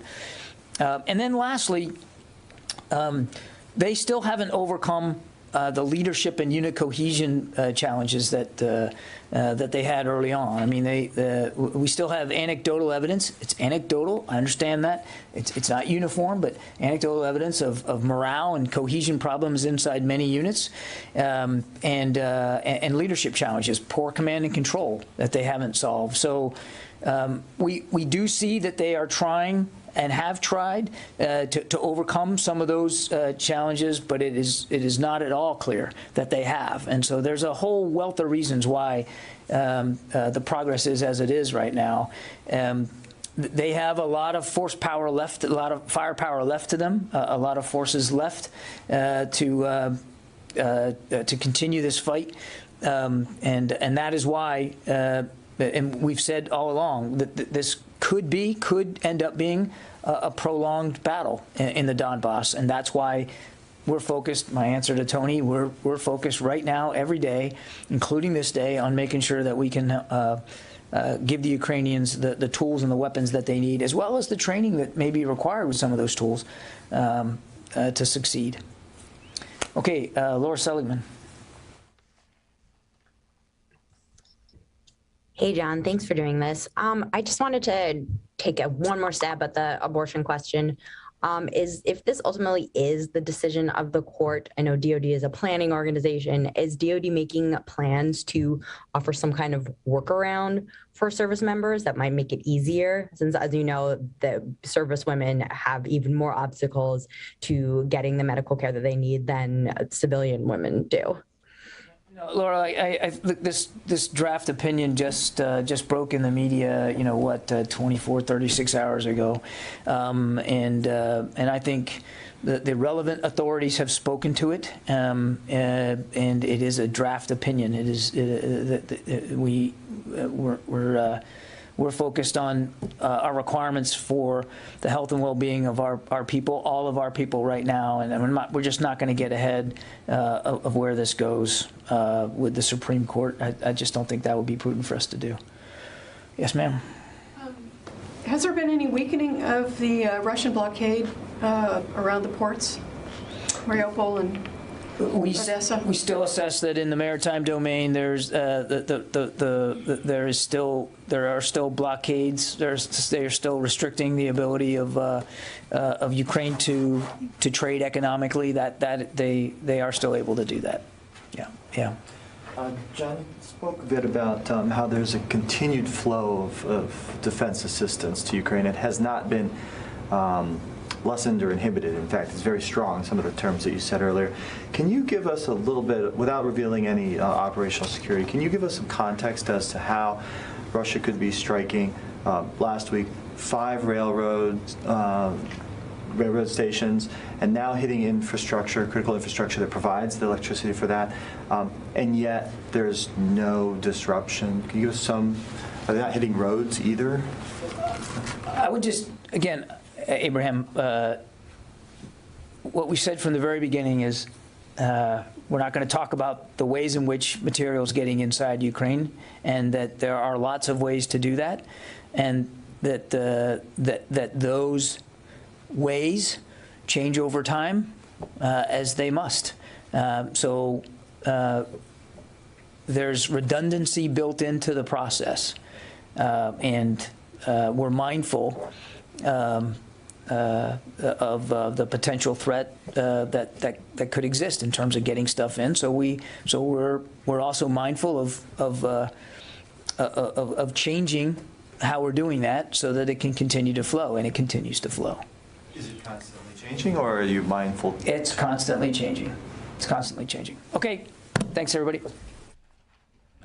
All right, Pentagon briefing wrapping up there. Glad we could bring that in full for you right here on Live Now from Fox. But have you been taking a look at the radar? We have had a lot of severe storms making their way across the South time and time again. And yet here we are in yet another week where we're dealing with more tornado warnings. You're seeing a few of them up on your screen making their way across Texas as well as Oklahoma. I do want to take us into a little bit of Fox weather as they're talking about some of these severe storms. Let's listen into them right here live, raw, unfiltered on Live Now from Fox. Really more so into your Thursday as we head later into the evening, obviously getting darker and darker, and it's going to be more difficult to see some of that damage that could be produced by this tornado previously confirmed on the ground.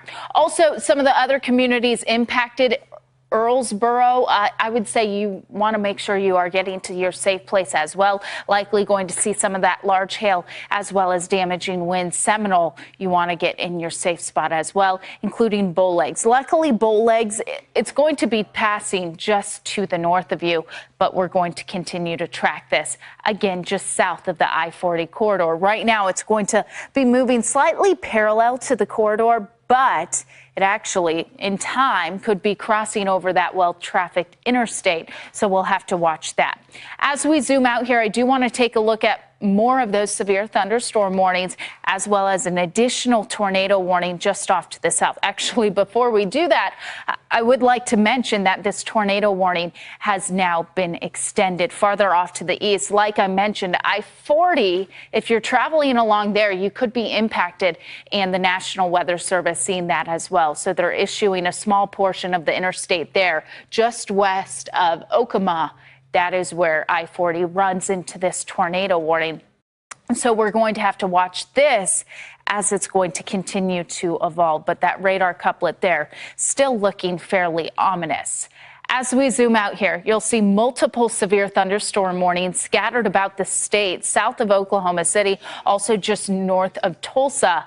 But we also watch back out to the southwest through the northern portion of the state of Texas. That is where we're tracking an additional tornado warning in effect. Let's zoom in here and you'll really see the power of this storm, where we're still seeing a little bit of notching. This warning in effect now for King County, Texas until 7:30 this evening. This one also previously confirmed on the ground, potentially lifting back up.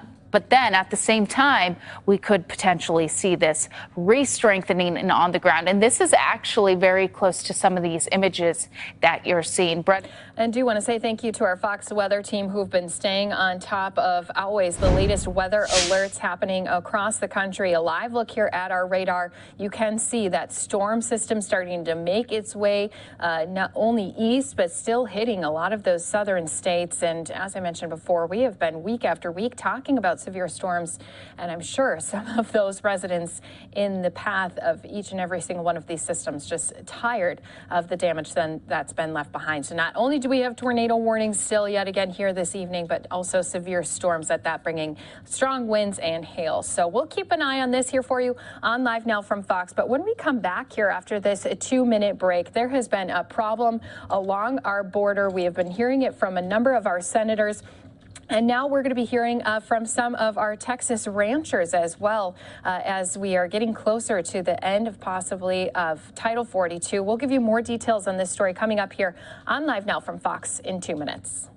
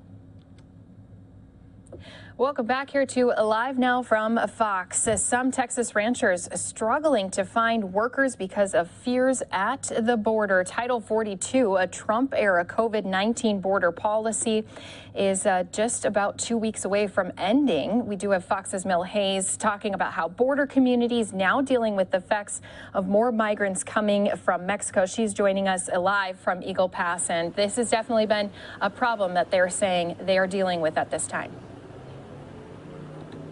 Yeah, Christy, let me tell you that I've spoken to a lot of people that live here in this border town, and they tell me that they're either from Mexico or they've got family or friends that are from Mexico. So they feel for the people that are coming over into the U.S., but they tell me that the rate at which illegal immigration is increasing, it's just unsustainable for border communities like this one. This Texas ranch is less than a mile from the U.S.-Mexico border. We run Angus cattle here, and we got race horses. Double M Ranch owner Mike Hayes says migrants tie clothing on these ranch fences to make it less painful to cross. They come through and they cut our fences and they leave trash everywhere. The surge of migrants coming over from Mexico is starting to hurt his business. The livestock gets out on the road and get hit by cars. And just like the rest of the country, he's got a labor shortage problem, but for a different reason. They won't come anymore. They're scared of it down here. They don't know who's coming across. They don't know if they're gang members or what the crimes they've committed. Maverick County Constable Albert De La Torre says people living in Eagle Pass are anxious. They've been experiencing problems with undocumented persons coming into the neighborhoods. They've been getting into their yards, some cases getting into their houses, breaking into vehicles. It's not just Republicans who worry about the end of Title 42. Democratic Eagle Pass Mayor Pro Tem Yolanda Ramon says the community is concerned. I can guarantee you that the migrant impact, it could be even more than double. If Title 42 expires, if President Biden doesn't do anything to stop that, trust me, we are going to see things that we have never seen here in Eagle Pass before. Deputies tell me they're also dealing with issues with stash houses. Now, those are where dozens of migrants will stay in a house in Eagle Pass and wait there until it's safe for them to get on a bus and then get out of the city. But Title 42 is expected to be discussed in court next week, so we should know more by then. In Eagle Pass, Texas, Mills Hayes, Fox News. Yeah, definitely something that they have continued to see since they live and work right there down at the border. We do appreciate that update. Again, Fox's Mel Hayes joining us here on Live Now from Fox. Thanks so much, Mills. Thank you. And don't forget, whenever it comes to top stories, you can join us right here on Live Now from Fox. We always have you covered. Just a few nights ago, when the news broke about those drafts that were leaked from Supreme Court, we were on top of it, as we have been now each and every single day. Here's a live picture of Supreme Court in Washington, D.C. There have still been demonstrators outside here on the streets outside of the Supreme Court here today. We'll keep an eye on that shot here for you, just as we're also being aware of our weather alerts that have been taking place down in Texas. We've had a few tornado warnings as well as across Oklahoma. So our Fox weather team on top of that here for us is if we do need to jump into some of their coverage to warn our viewers about some of these potential threats, we'll of course do so. But coming up here after this 2-minute break, I'm going to take us out to the White House. We did earlier today have Team USA right there at the White House. You can see all of those Olympic athletes. We'll be giving you this right here in just 2 minutes.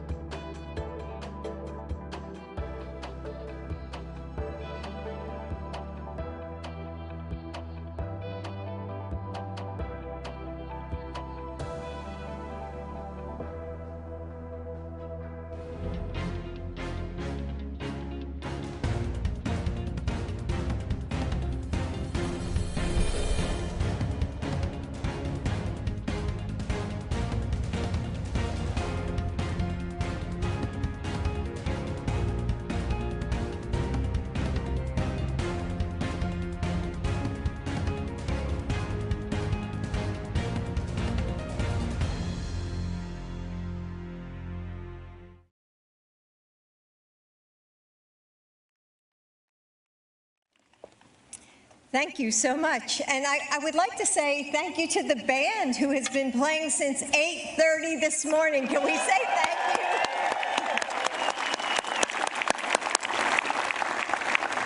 So, hello, Olympians and Paralympians. Welcome to the White House.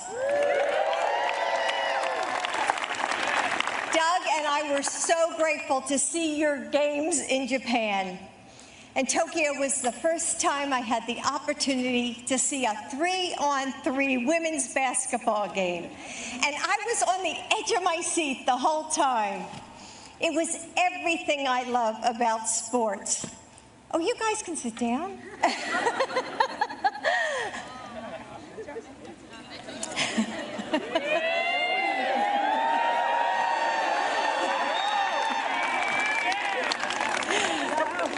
I'll start again.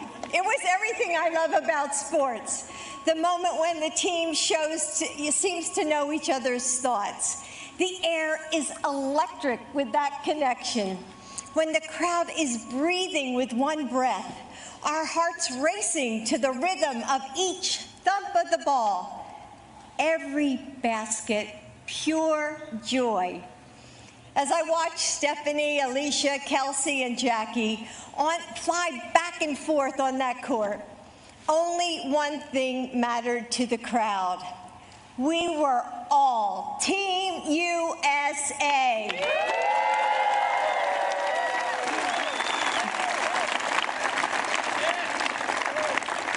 That's the power of what all of you do. You don't just play a game, run a race, hit a target, or win a competition. With every step, jump, roll, kick, and twirl, you show us the heights of our human potential. You show us how to fail and then get back up. You teach us that hard work and sacrifice and determination can push us beyond what we ever thought was in our reach. When we cheer you on, we are more than our cities or our states or our backgrounds. We are a part of something bigger than ourselves. You help us believe in the impossible and leave our differences behind. Now, I know that these games may not have been exactly as you once imagined, with stadiums packed with people and all of your loved ones screaming from the sidelines. But you are all champions just the same.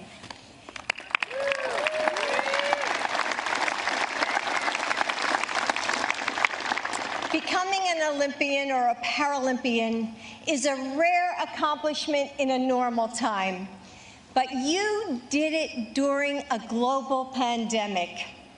You are forever one of the most elite, most celebrated athletes in this world. I hope that you are proud of everything you have accomplished, because we all are. We are so proud of you.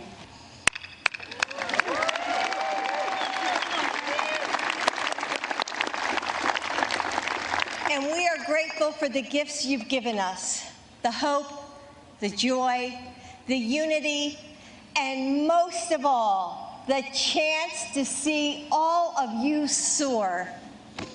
Thank you. And now, an even greater fan of Team USA, my husband, our president, Joe Biden.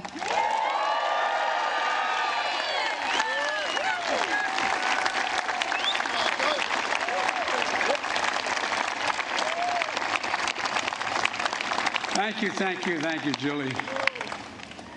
You know, as the guy who heads up the Veterans Affairs for America, the big guy standing there, please sit down, guys, knows I'm glad the Lord didn't come down and give me a choice between being president and an Olympian. I had all those Walter Mitty dreams, you know, and they weren't about being president and being about a great athlete. Thought I was, you know, in high school and college. But I tell you what, you all are incredible. Absolutely incredible. Welcome to the White House. Welcome to the White House. This is your house. This is the people's house.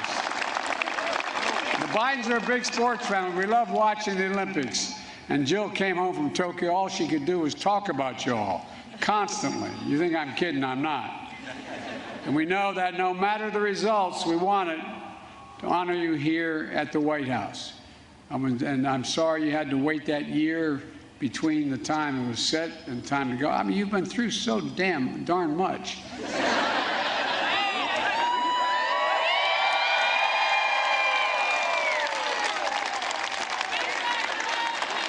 You've been through so much.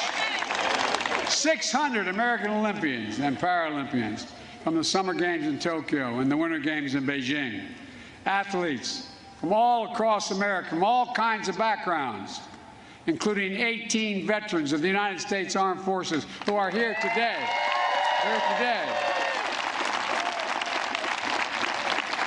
And more than 260 medals across a dozen sports weighing 1 million pounds.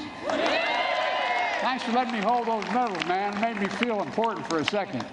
They are something else. Thank you. We also know the pride your families felt and how hard it was for them and for you that they couldn't be there in person with you. Our favorite part of the Olympics, Jill and my family, was watching your families watch you. I'm not joking. Watching your families watch you, learning about who you are, because we learn about how big and diverse and talented, how great this nation is, just how diverse we are. The pandemic made training and competing especially difficult and draining, but you did it. You all did it. We were in awe, not just of your incredible athleticism, but your endurance and your state of mind, but most of all, your character. You all have such incredible character. No matter what event you compete in, you draw inspiration from your work, your hard work, your courage, your discipline as you watch it. As we watch you, I'm serious. Whether you're a would-be athlete like me or you've never played a sport, I'm serious. You look at you look how you handle victory and defeat. It's just astounding, astounding. And as I was saying to a couple of the Paralympians, you inspire people. You inspire people around the world. You inspire them to pursue their hopes and their dreams, not just in sport, but in life. I've had kids come up to me and say, "Did you see? Did you see? I think I can." Not a joke. You all know it. It's real. They're people you'll never meet. Witness how hard you competed, trained, and pushed yourself. And you helped them believe in themselves. You've helped them believe that they can do things that maybe, just maybe I can. They look at you and see that despite the emotional, mental, and financial and physical toll, you've never given up. You just don't quit. As I said to our foreign leaders, my counterparts, there's no quit in America. There's just no quit. And you're the quintessential example of that. There's no quit in America. None.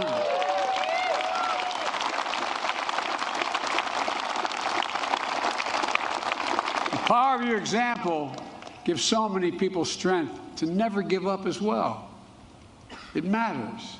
Particularly matters today because of the pandemic. So much turmoil has occurred. So many people are dealing with problems, particularly little kids, in terms of health, mental health problems and the like. You've given people so much hope. In you, I see who we are as a nation. The only nation in the world that can be defined by one word. One word.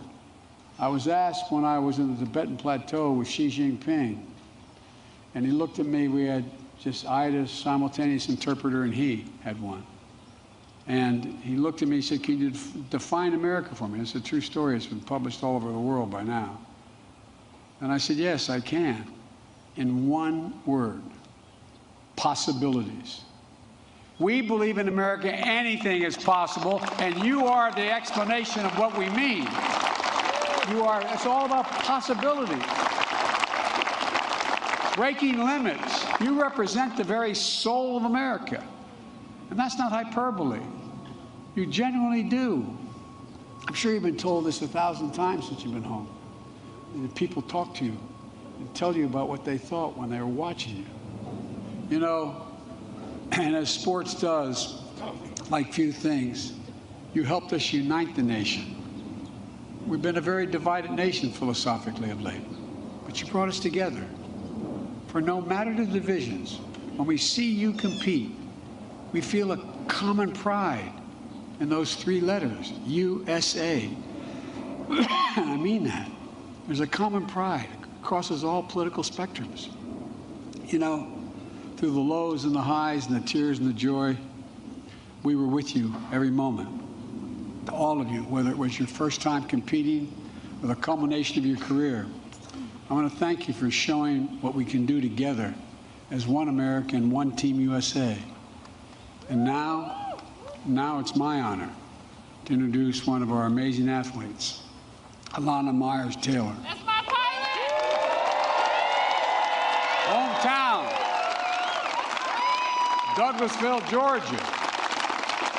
Her dad, a star football player at the Naval Academy before becoming a Marine. Like so many of you, she grew up playing sports. College softball here in D.C. at GW, George Washington University, as a pitcher and a shortstop. She came close to making the Olympic softball team, but never gave up on her Olympic dream. During 2002 Winter Games in Salt Lake, she watched American bobsledders. Vonetta Flowers become the first black athlete to win a gold medal at the Winter Games. Okay.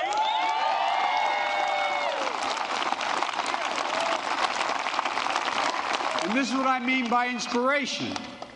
With her mom and her dad's support, she switched sports, trained hard. You know, she was devoted. She even married a bobsledder. Trained harder after becoming a mom. And after a silver and bronze in Beijing, she became the most decorated woman ever to compete in Olympic bobsled and the most decorated black athlete in the Winter Olympic history.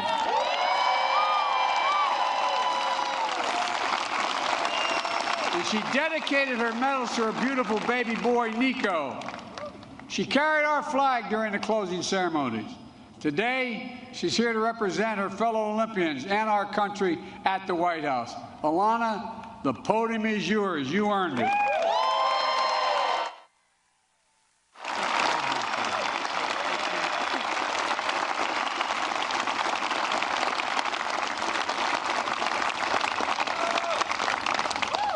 Mr. President, Madam Vice President, Dr. Biden, and Mr. Emhoff, what an honor it is to be here today.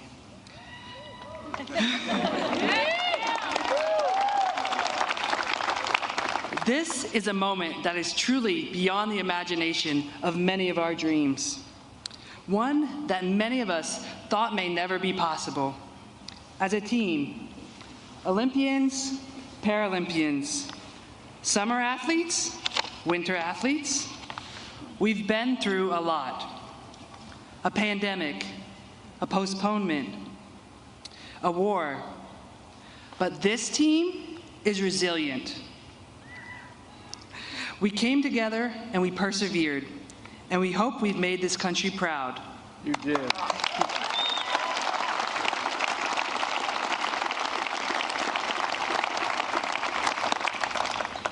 We are Team USA. This is one amazing group behind me, and I hope many of you get to know them. And those who couldn't join us today, we are one team, bonded forever by the incredible honor of representing this great nation and wearing our flag. On behalf of the United States Olympic and Paralympic Committee and Team USA, I would like to invite a few of my teammates now to present some pretty awesome Team USA swag. So please, let me introduce speed skater Brittany Bowe,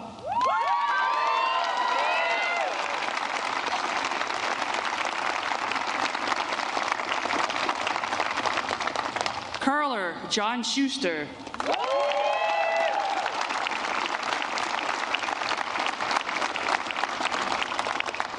javelin thrower Kara Winger,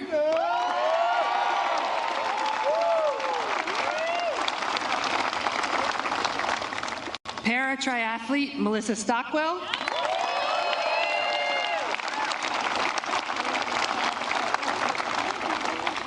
Para-alpine skier Danielle Umstead.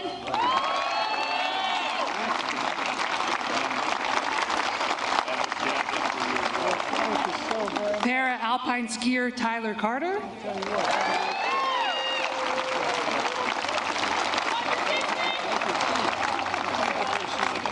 Wheelchair rugby player Chuck Aoki.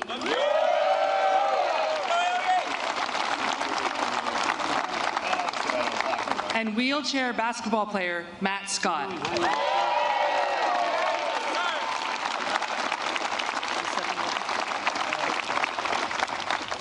Here we go. Don't jump. She's our photographer. Look at her up there. She was in a 3-meter court. Got it?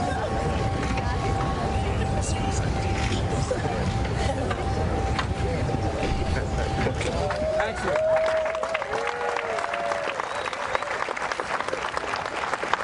Thank you. And let's take a team photo.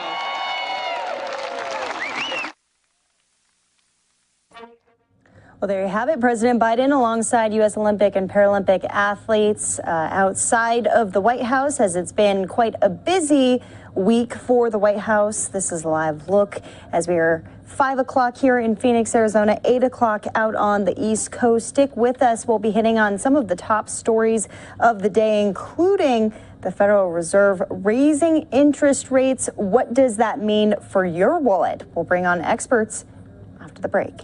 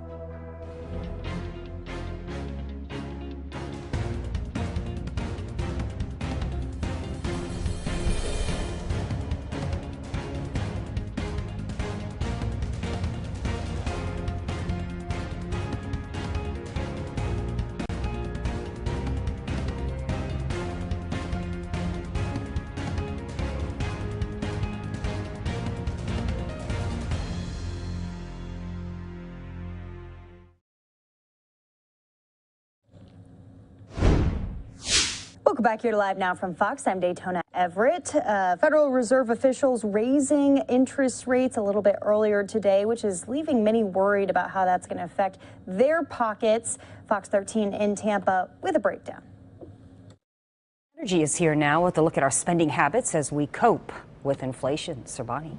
Hi, everyone. Higher interest means it would make it more costly for people to borrow money. We know that. An interest hike, mostly affects people looking to buy homes or cars, but it can also impact those everyday credit card purchases. This is all part of the central bank's effort to fight inflation, which is currently at a 40-year high. The Fed is expected to raise rates even more throughout the year. Well, consumer prices have risen at the fastest clip in 4 decades. When the cost of everything from a house to a cup of coffee is going up, I can't even tell you about going to the grocery store. So you have to wonder when and where consumers will just say enough and be forced to cut spending. Yeah, and it's so interesting, Linda, when you look at what companies are doing well and which ones are seeing a slowdown, where we're spending our money. Amazon, for example, their most recent quarterly sales grew at the slowest pace since the 2001 dot-com bust. Netflix lost subscribers in the last quarter for the first time in more than a decade. We've got video game makers, home appliances like Whirlpool, 1-800-Flowers. They all reported weaker sales in the last quarter. Meantime, you've got companies like Ford and McDonald's, Kraft Heinz, United Airlines. They're reporting demand as consumers keep spending in spite of higher prices. So what about the brands that we buy? Are people not going maybe for the more expensive brands? Yeah, you think, okay, I've always bought this particular brand. That's my go-to brand loyalty. But now as we're dealing with inflation, we're starting to see customers turning away from the name brands in particular. You mentioned the grocery store, right? How expensive it is. So executives at Kraft, Clorox, and Procter & Gamble, as they adjust to inflation, we could see more Americans buying generic brand products. Consumer surveys are saying that we're looking to spend less money on grocery and household items, so more shoppers are turning to those store brands instead. One analysis over a 12-week period showed store label prices rose 15%, while major brands jumped more than 11%. So you can see the difference right there. Yeah, and also sometimes, like potato chips, for example, when you open the bag and there's only a third full. Oh, yeah. You remember that the next time you go back. The and shop, shrinkflation of That's inflation, right. yeah. Thanks, Sarbani. Well, like they said, things as simple as a cup of coffee are getting more expensive. Well, a specific coffee maker, Starbucks, there's a lot of changes going on there as well. Here's how it's affecting customers and employees. Looking for a job? Starbucks making a decision to pay their baristas more. Sarbani Banerjee joins us with more on that. Hi, Sarbani. Hi, everyone. Yeah, they're going to invest roughly $200 million in stores and employees. Internally, what's going on here, according to the Wall Street Journal, Starbucks bought back billions of dollars worth of shares, and that gave them the extra money to invest more in their workers, operations, handling increased demands at stores, and essentially helping ease some strain on baristas. There are new customer habits, preferences, things like asking for more customized cold drinks that have made it harder for employees to keep up.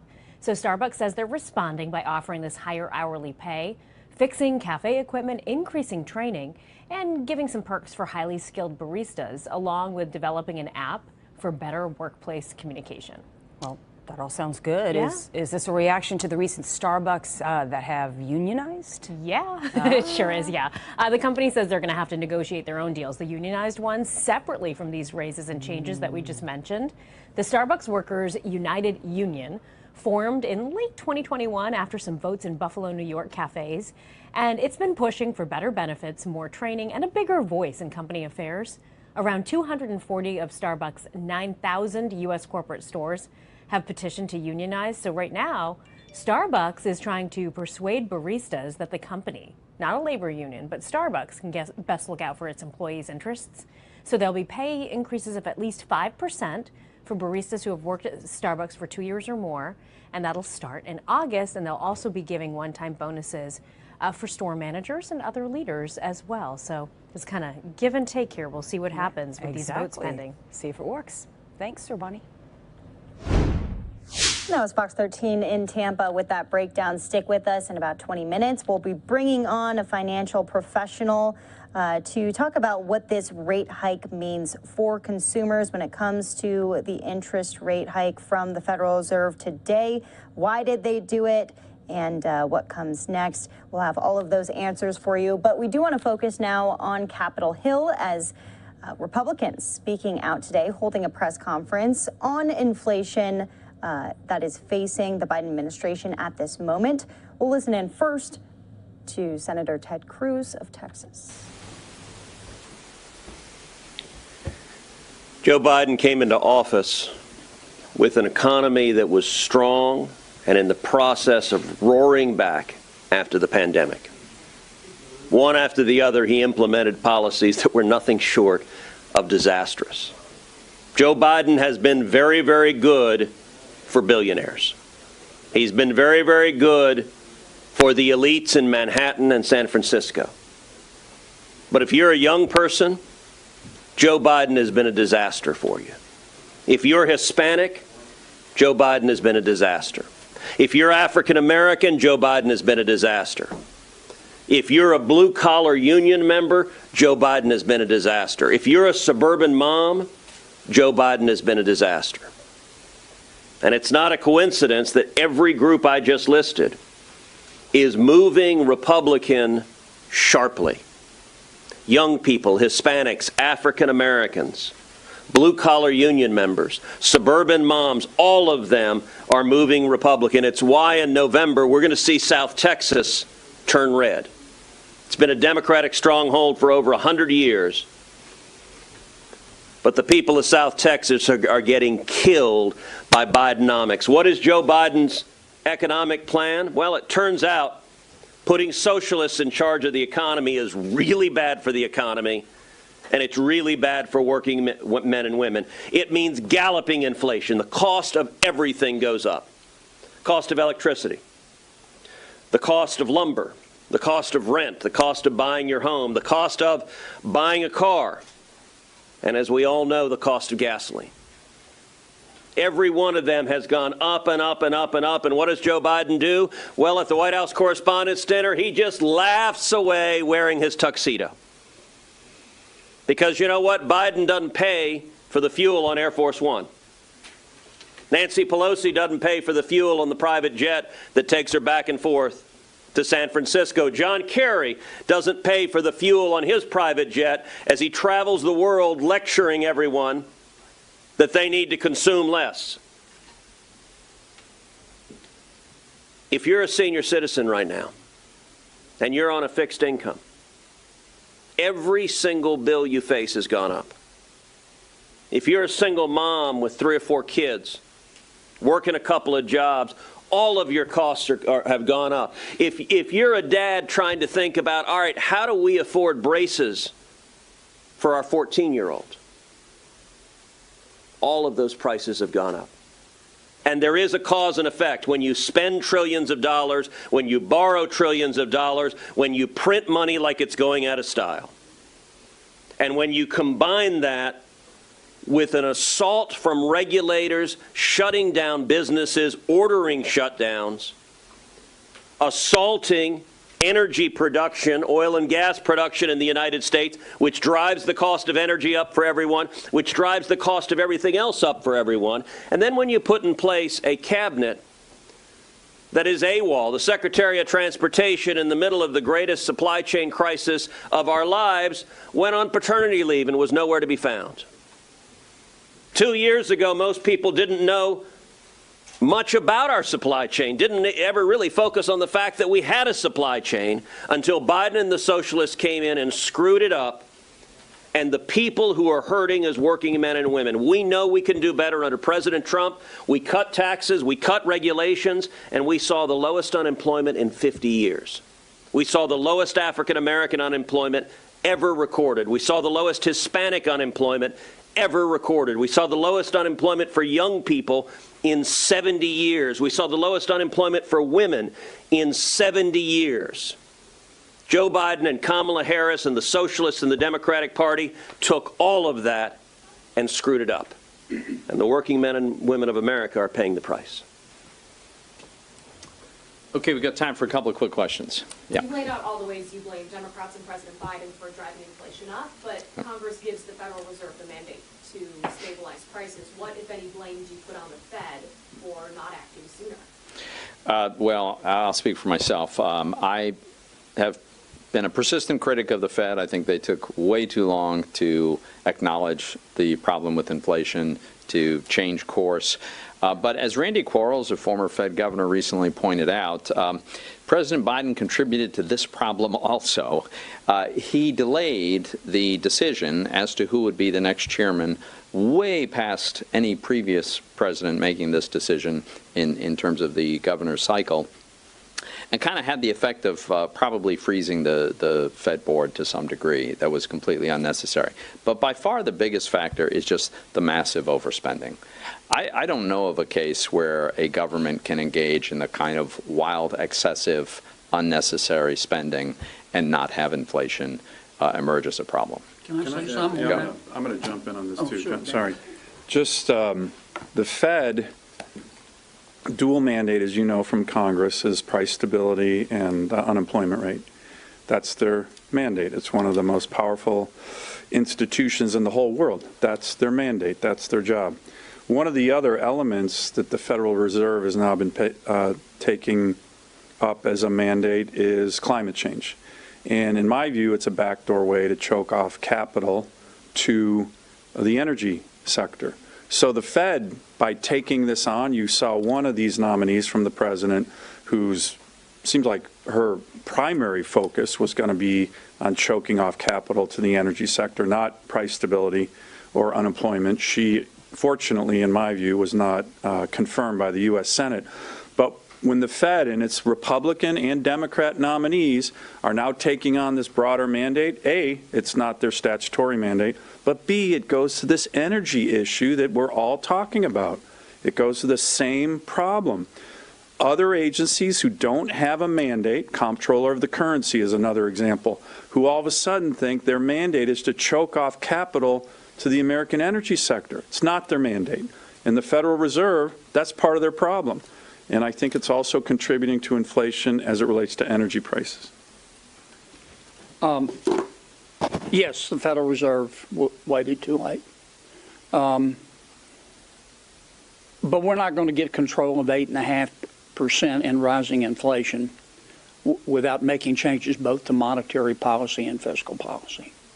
I think the Federal Reserve now understands the mistake it made. It's scaling back quantitative easing, and clearly they're raising interest rates. But you know what? The executive branch and the United States Congress need to do their part too. Here's what we have: a budget. We need to freeze it. We've got a budget. I'm not talking about shutting down government. We've got a budget. We need to freeze all new spending except for defense. And if you poll the members of the United States Congress, they'll say, "That's a great idea, great idea." But then if you say, "But you understand that means you can't spend outside your budget." I mean, I'll give you an example.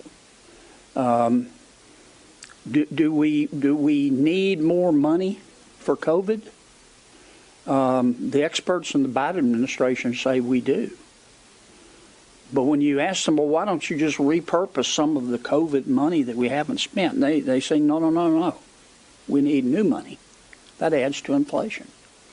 We have a crisis at the border. It's going to get worse, folks. You watch. Within the next 2 months, the Biden administration is going to say we need new spending for border security. And the cherry on the banana split is the big tech giveaway bill, the so-called China competitive bill that we're going to be asked to vote on. That's $250 to $400 billion. And it's a giveaway to big tech. Okay? If you believe in fiscal responsibility and restraint, you can't vote for that bill. Final point I'll make is look, let me give you an example of the shortcomings and the reason I don't think this administration is taking all this seriously. Nobody in their right minds, if you're trying to get control of inflation and beat back stagflation and keep from having another GDP drop, would try to promulgate new NEPA rules unless you've parachuted in from another planet.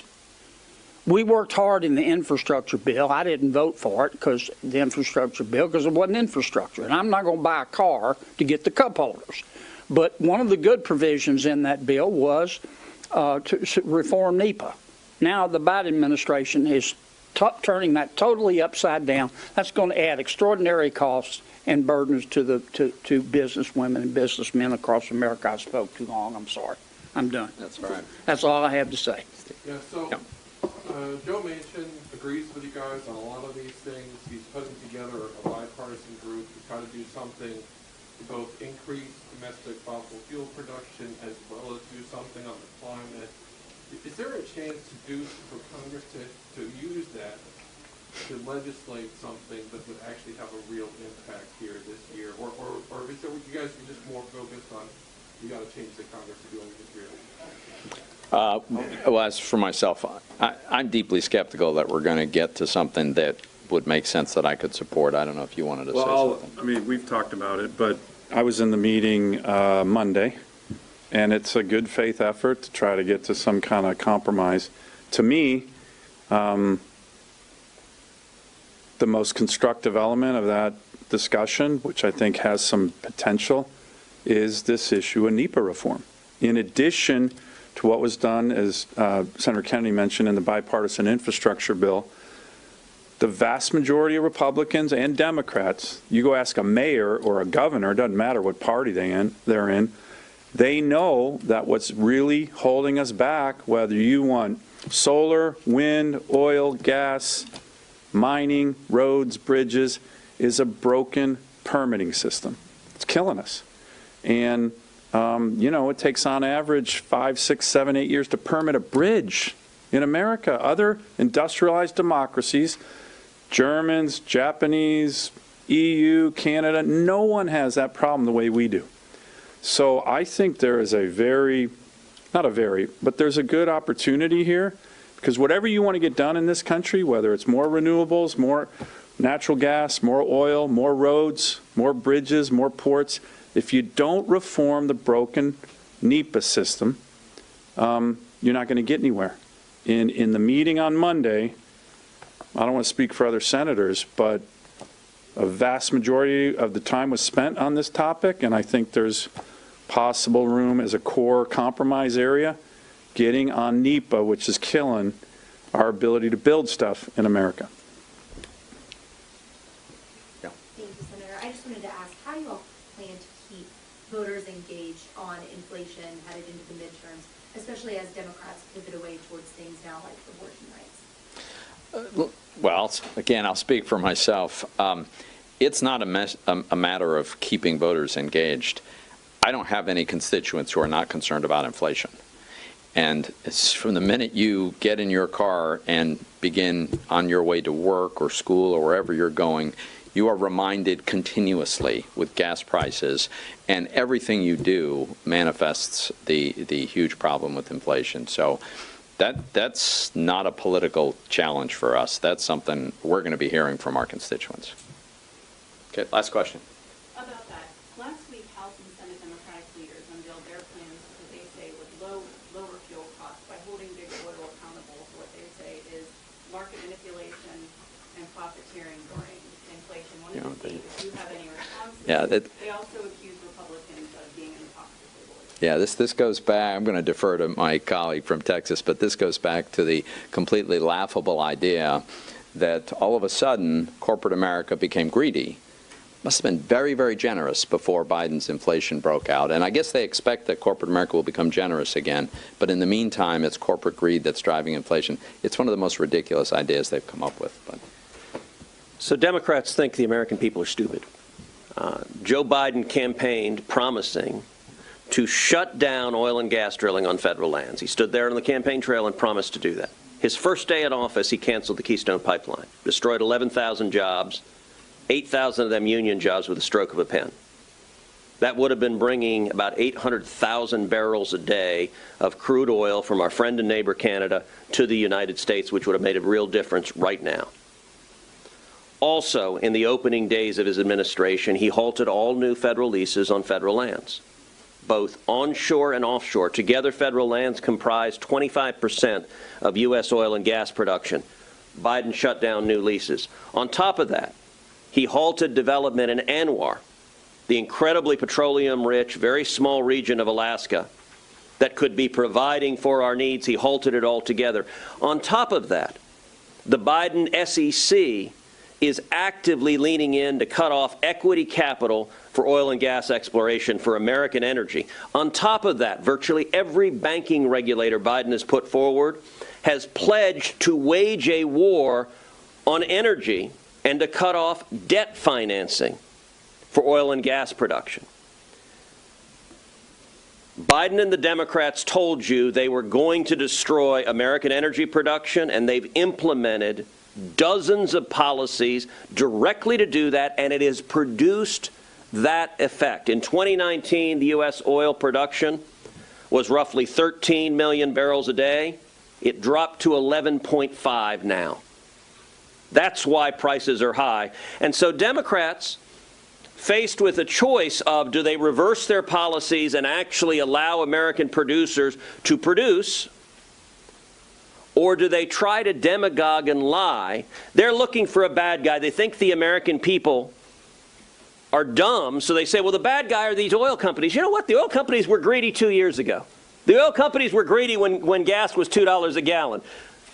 Everybody in business is greedy. Free enterprise counts on that to drive the prices down. The people telling you this are socialists, and they believe the voters are stupid.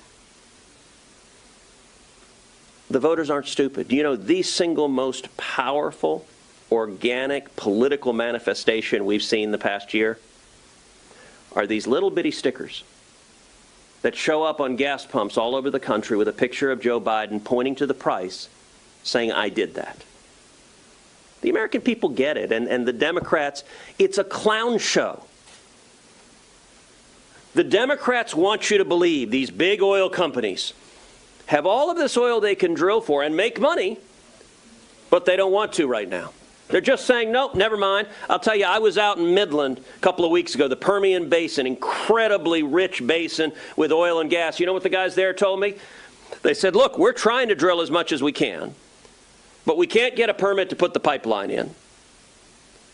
And we can't get funding because they've cut off debt funding and equity funding. And when you go to a bank, Wall Street's cut them off because the Biden administration is pressing Wall Street to say, don't fund any exploration.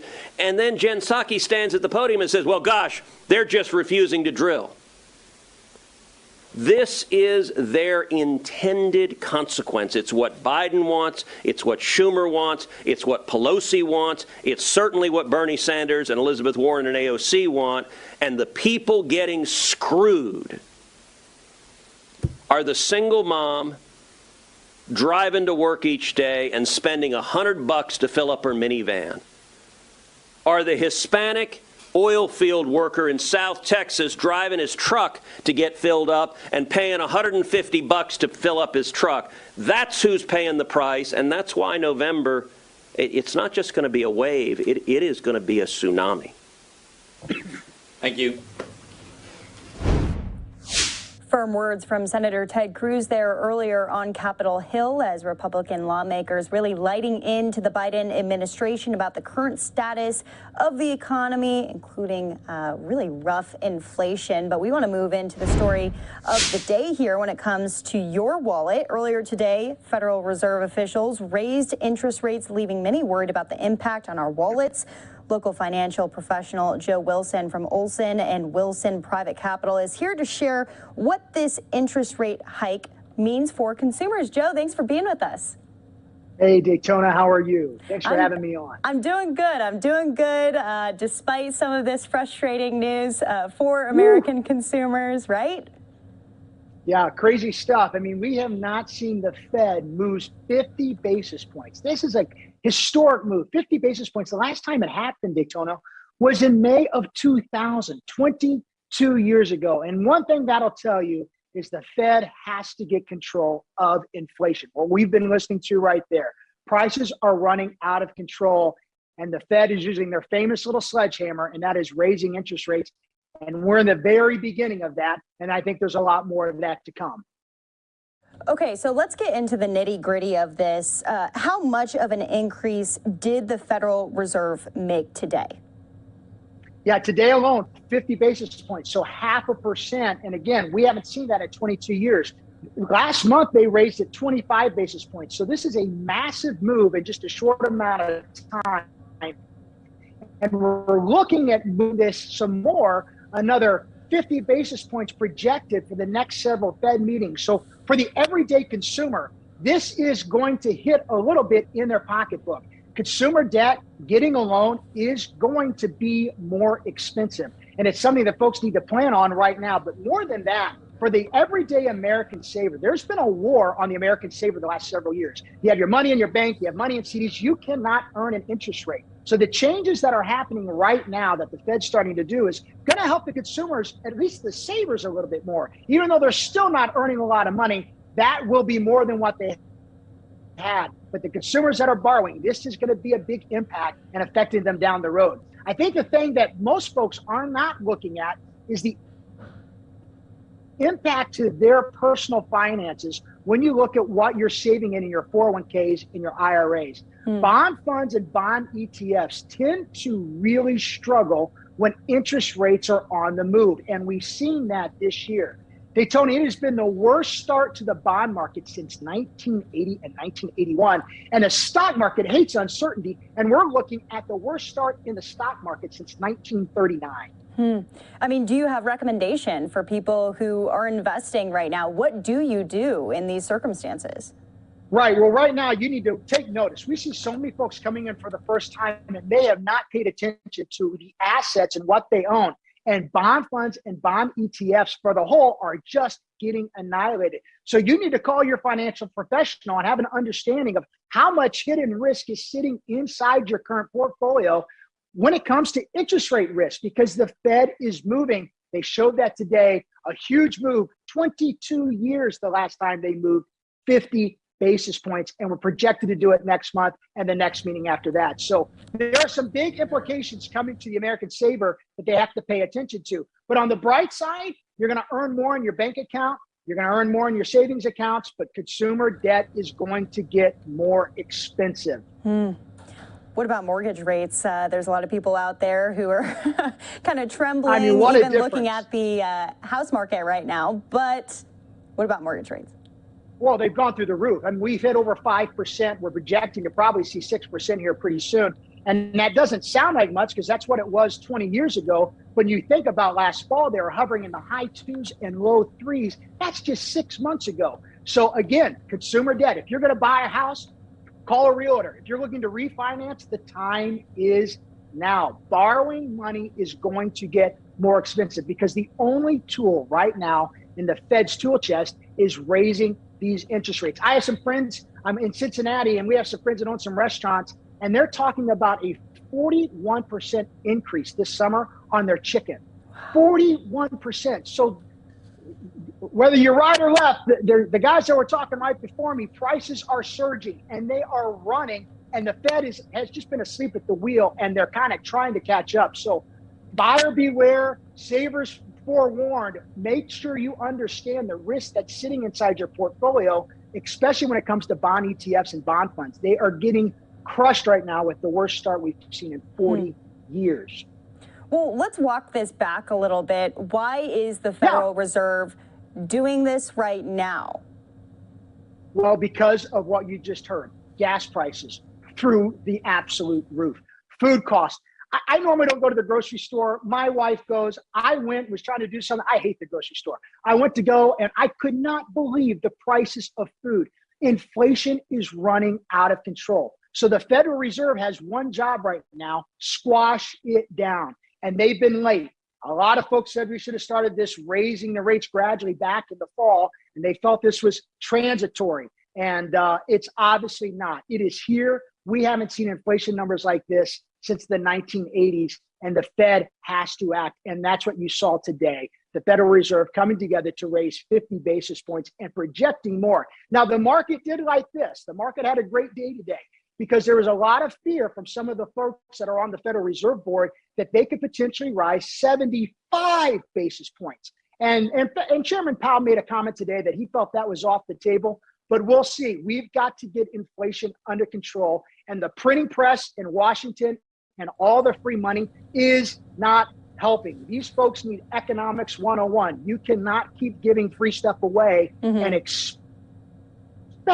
expect inflation to stay under control. We printed so much, depending on who you want to read, 5 trillion, 8 trillion. We literally printed more money than humanly possible to get through coronavirus, passed it out to everyone and their brother. And we can argue about that for a long time, but that has fueled this raging inflation storm, tacking on to what we're seeing with Russia and Ukraine. It is a perfect storm. The Fed's been asleep at the wheel for a while, and they are being forced to act. And the market has been very rocky with it at the beginning, but they felt a little comfort today knowing that hopefully the 75 basis points off the table for now. But we're going to see money just be more expensive, Tony. It's just going to get more and more expensive. And so they have to act. They've been behind. They've been asleep.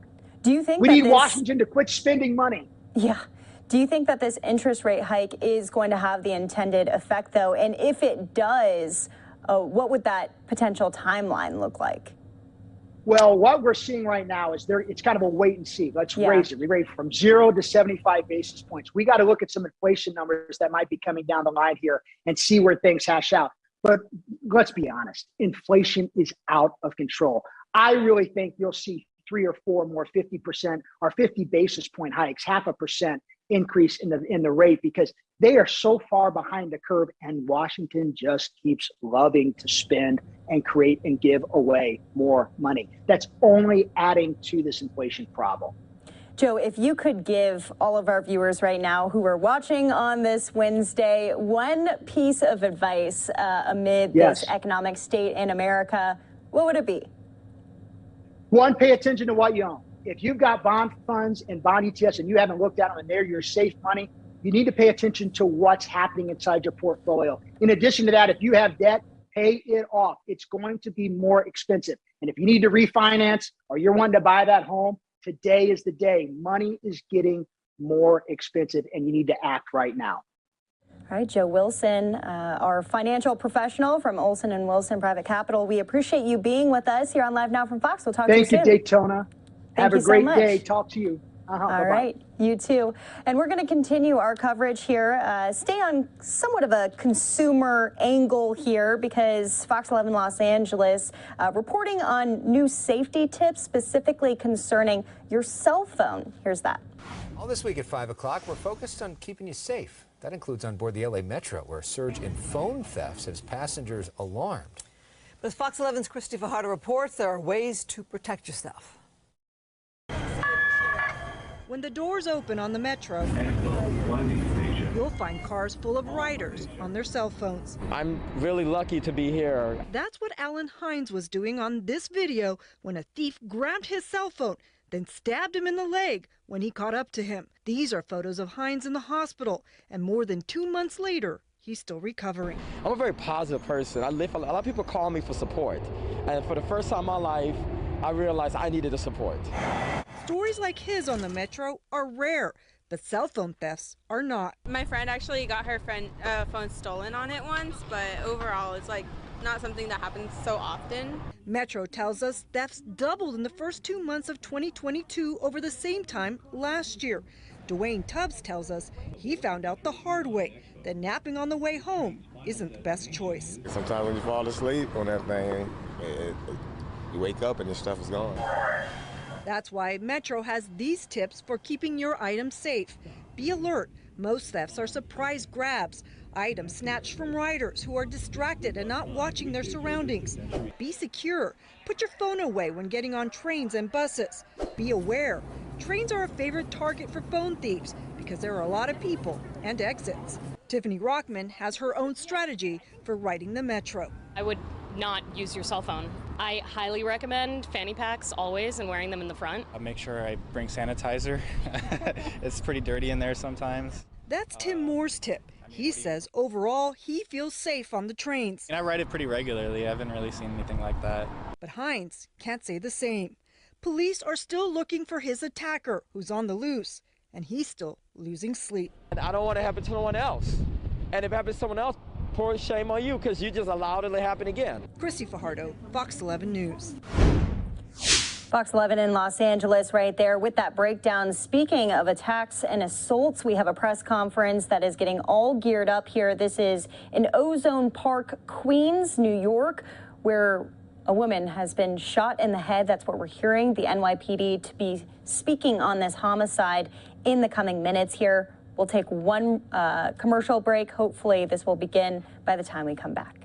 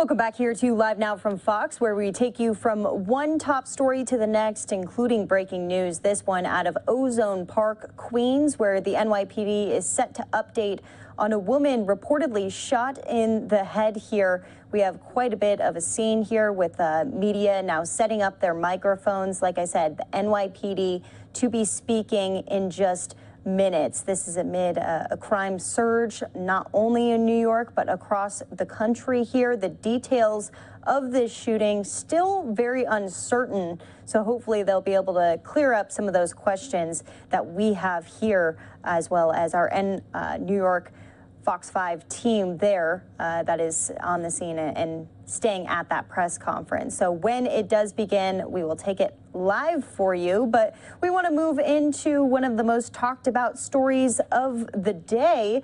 Dave Chappelle getting attacked on stage at the Hollywood Bowl. We're now seeing an actual photo, an image of that replica gun with a knife attached to it. An arrest has been made in the incident where he was attacked. Isaiah Lee was charged with assault with a deadly weapon, and bail is set at $30,000. We spoke to TMZ a little bit earlier about this, as well as the defamation trial that continues between Johnny Depp and ex-wife Amber Heard. Welcome back here to Live Now from Fox. Comedian Dave Chappelle attacked while performing at the Hollywood Bowl. A video of the incident shows the suspect, now identified as 23-year-old Isaiah Lee, jumping on stage and tackling Chappelle.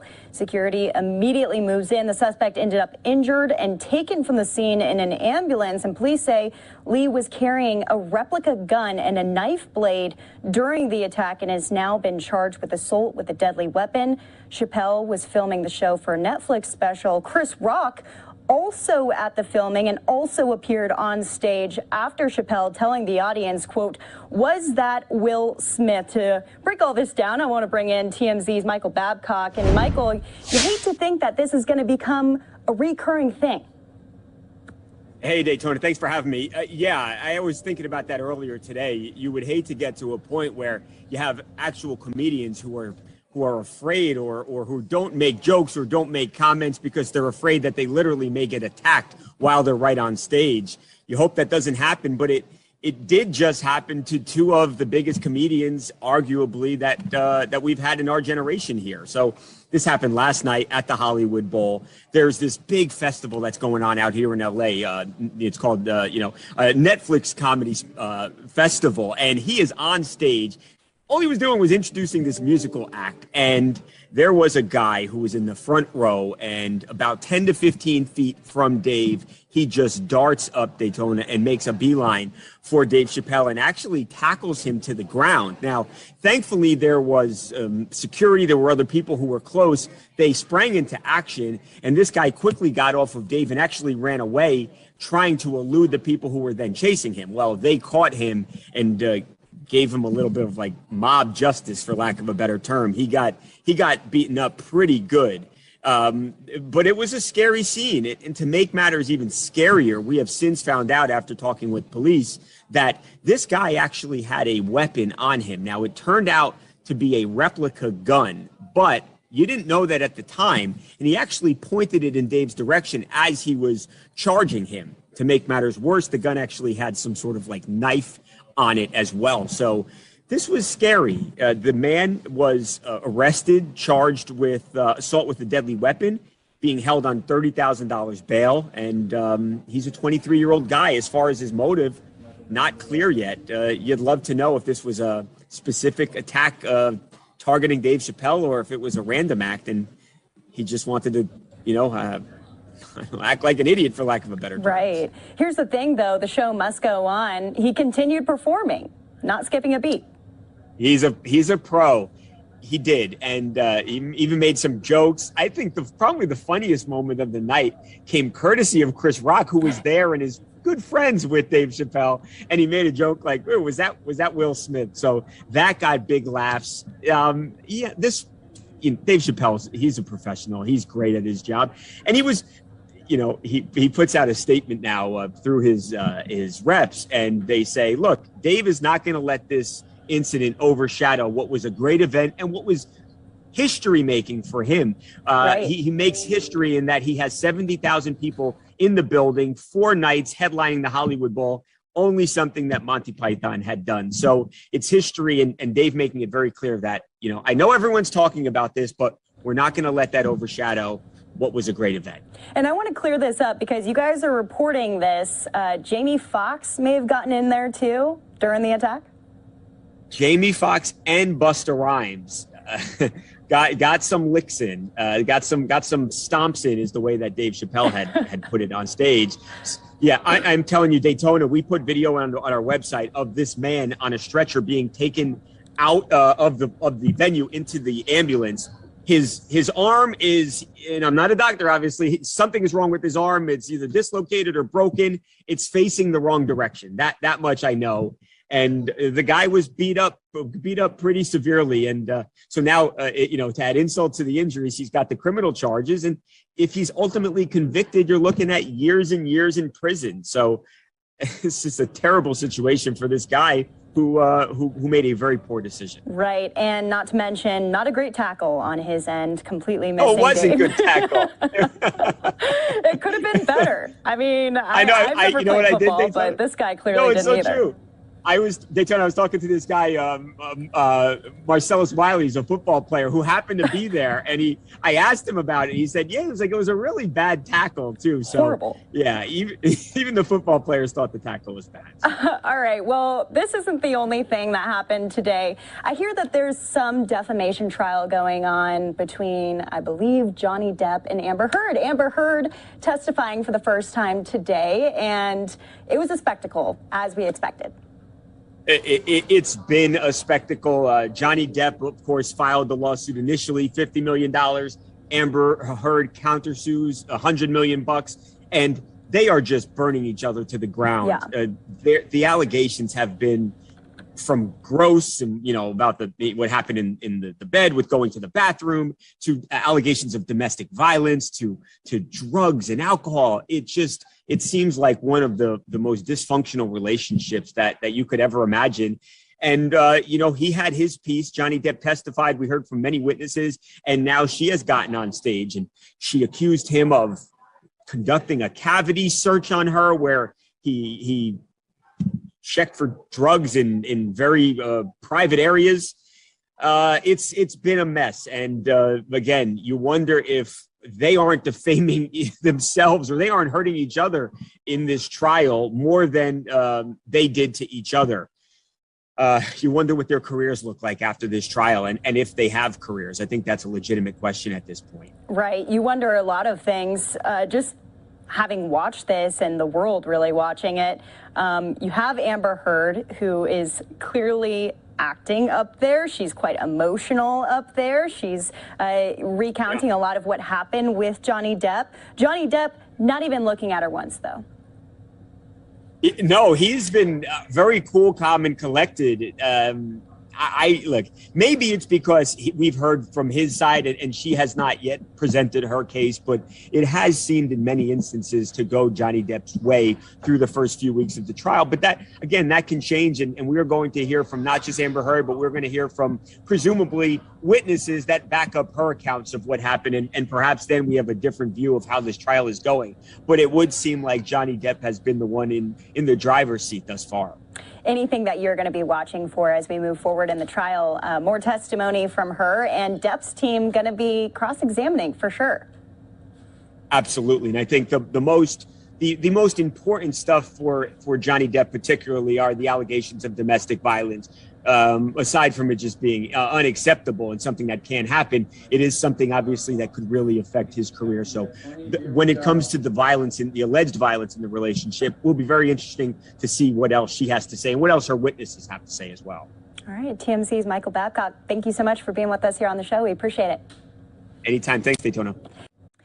And once again, the LAPD tweeting out this photo of the replica gun that suspect, Isaiah Lee, was utilizing and had in his hand. TMZ reporting that He brandished it on Dave Chappelle. He's been charged with assault with a deadly weapon. Bail set at $30,000. So we'll be following that story alongside TMZ there as they broke much of it. But we do want to head out to that press conference that began with NYPD as they are talking about a woman allegedly shot in the head. This is in Ozone Park, Queens, out in New York here. Take a listen.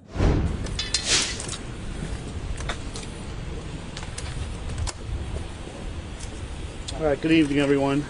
Before I start, I just want to remind everybody the information I'm about to say is preliminary, and it's based on an active investigation, which is continuing at this time. So thank you for coming here today. My name is Deputy Chief Jerry O'Sullivan. I'm the commanding officer of Detective Bureau, Queens South. Joining me today is Deputy Chief John Clune, the executive officer of Queens South, and Captain Jerome Bakke, who's the commanding officer of the 106 Precinct. Earlier today, members of the 106 Precinct responded to a radio run of a person shot at 2:26 p.m. They responded to a person shot at 94-59 109 Avenue, again within the confines of the 106 Precinct. Upon arrival, the officers discovered a female, 51-year-old female with multiple gunshot wounds throughout her body. EMS responded and pronounced the victim deceased at the scene. A preliminary investigation revealed that a 41-year-old male walked up to the house, knocked on the door. When the female answered, the male fired multiple rounds. We believe 3 rounds were fired at the victim, striking her 2 times. The same male exited the house, got into a vehicle. A short time later, a vehicle traveled to the 106 Precinct.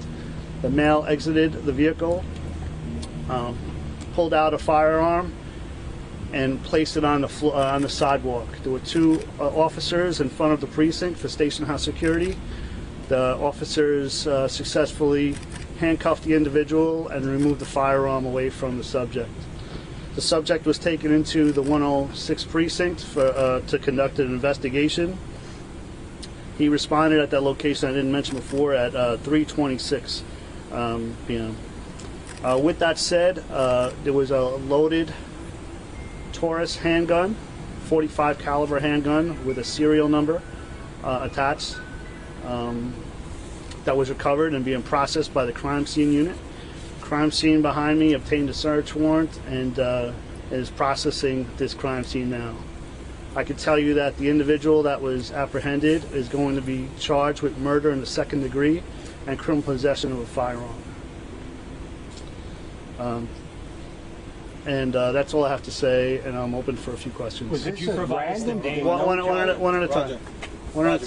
Go ahead. Was this just a shooting at random, or was there some familiarity with the 2 of these people? We are trying to determine the relationship between the male and the female, and that's part of our investigation.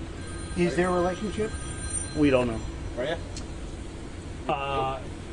Name of victim or perp, and we're hearing reports that the victim's son is a member of the NYPD. Can you confirm, and do you believe that the shooting may be at all connected to his connection to the force? So I'll start off. Giuseppe Canzai, C-A-N-Z-A-I, is the person that was arrested.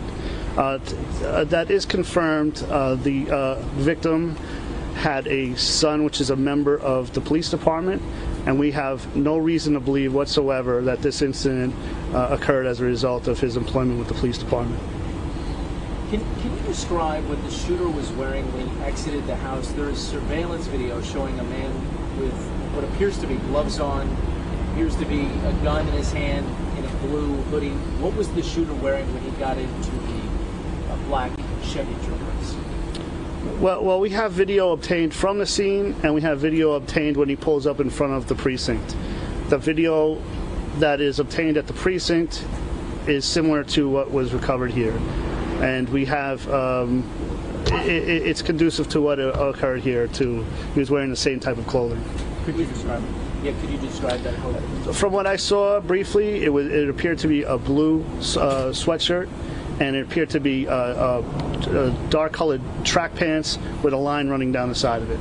Has he From your confessed? vantage point, could you see the gun in his hand in the video? In which video? The video. I saw a video at both locations, and I can tell you that he was seen with a firearm on this block, and of course I saw him with the video of the firearm in front of the station house. Has he confessed? I can't say he made statements at the scene, and a lawyer responded to the precinct to represent him. At the scene or at the precinct? I'm sorry, at the 106 precinct. Okay. And that gun was silver, correct? It appeared to be a silver firearm. We looked, it was a Taurus 45 caliber firearm. Did he share a motive? No. And again, the motive of this incident is still being investigated. Were there other people at the house at the time of the shooting? There was. How many?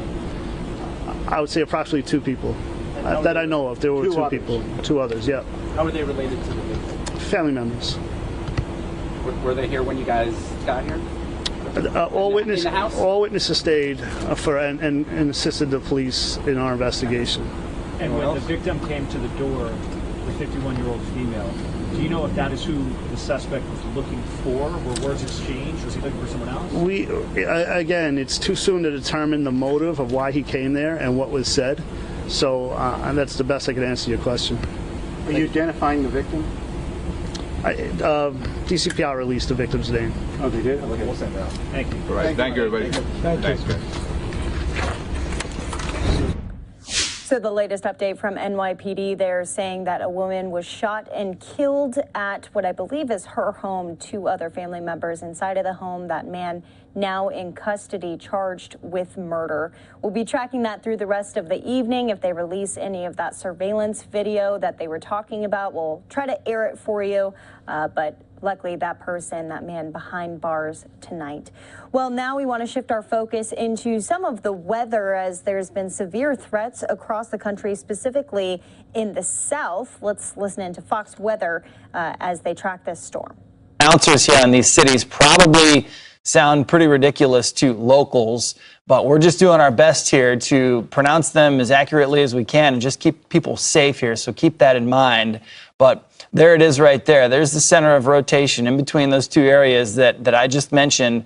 This storm is moving northeast. It's not going to double back and move west anymore. So yeah, Ford City, you're no longer in the danger zone. And you see on the right-hand side of the screen what these storms are capable of doing. That building right there just torn to shreds as, building and after building, structure after structure, completely crumpled up in these storms and these tornadoes that we've already seen come through portions of Texas and Oklahoma already. And so we're showing you these images because we want you to be safe. If we mention your town and we say a tornado warned storm or a severe thunderstorm warned storm is headed towards you, this is what it's capable of doing. And we want to make sure everybody gets in their safe zone, their safe place, and they take these storms seriously, right? That's our job here at Fox Weather.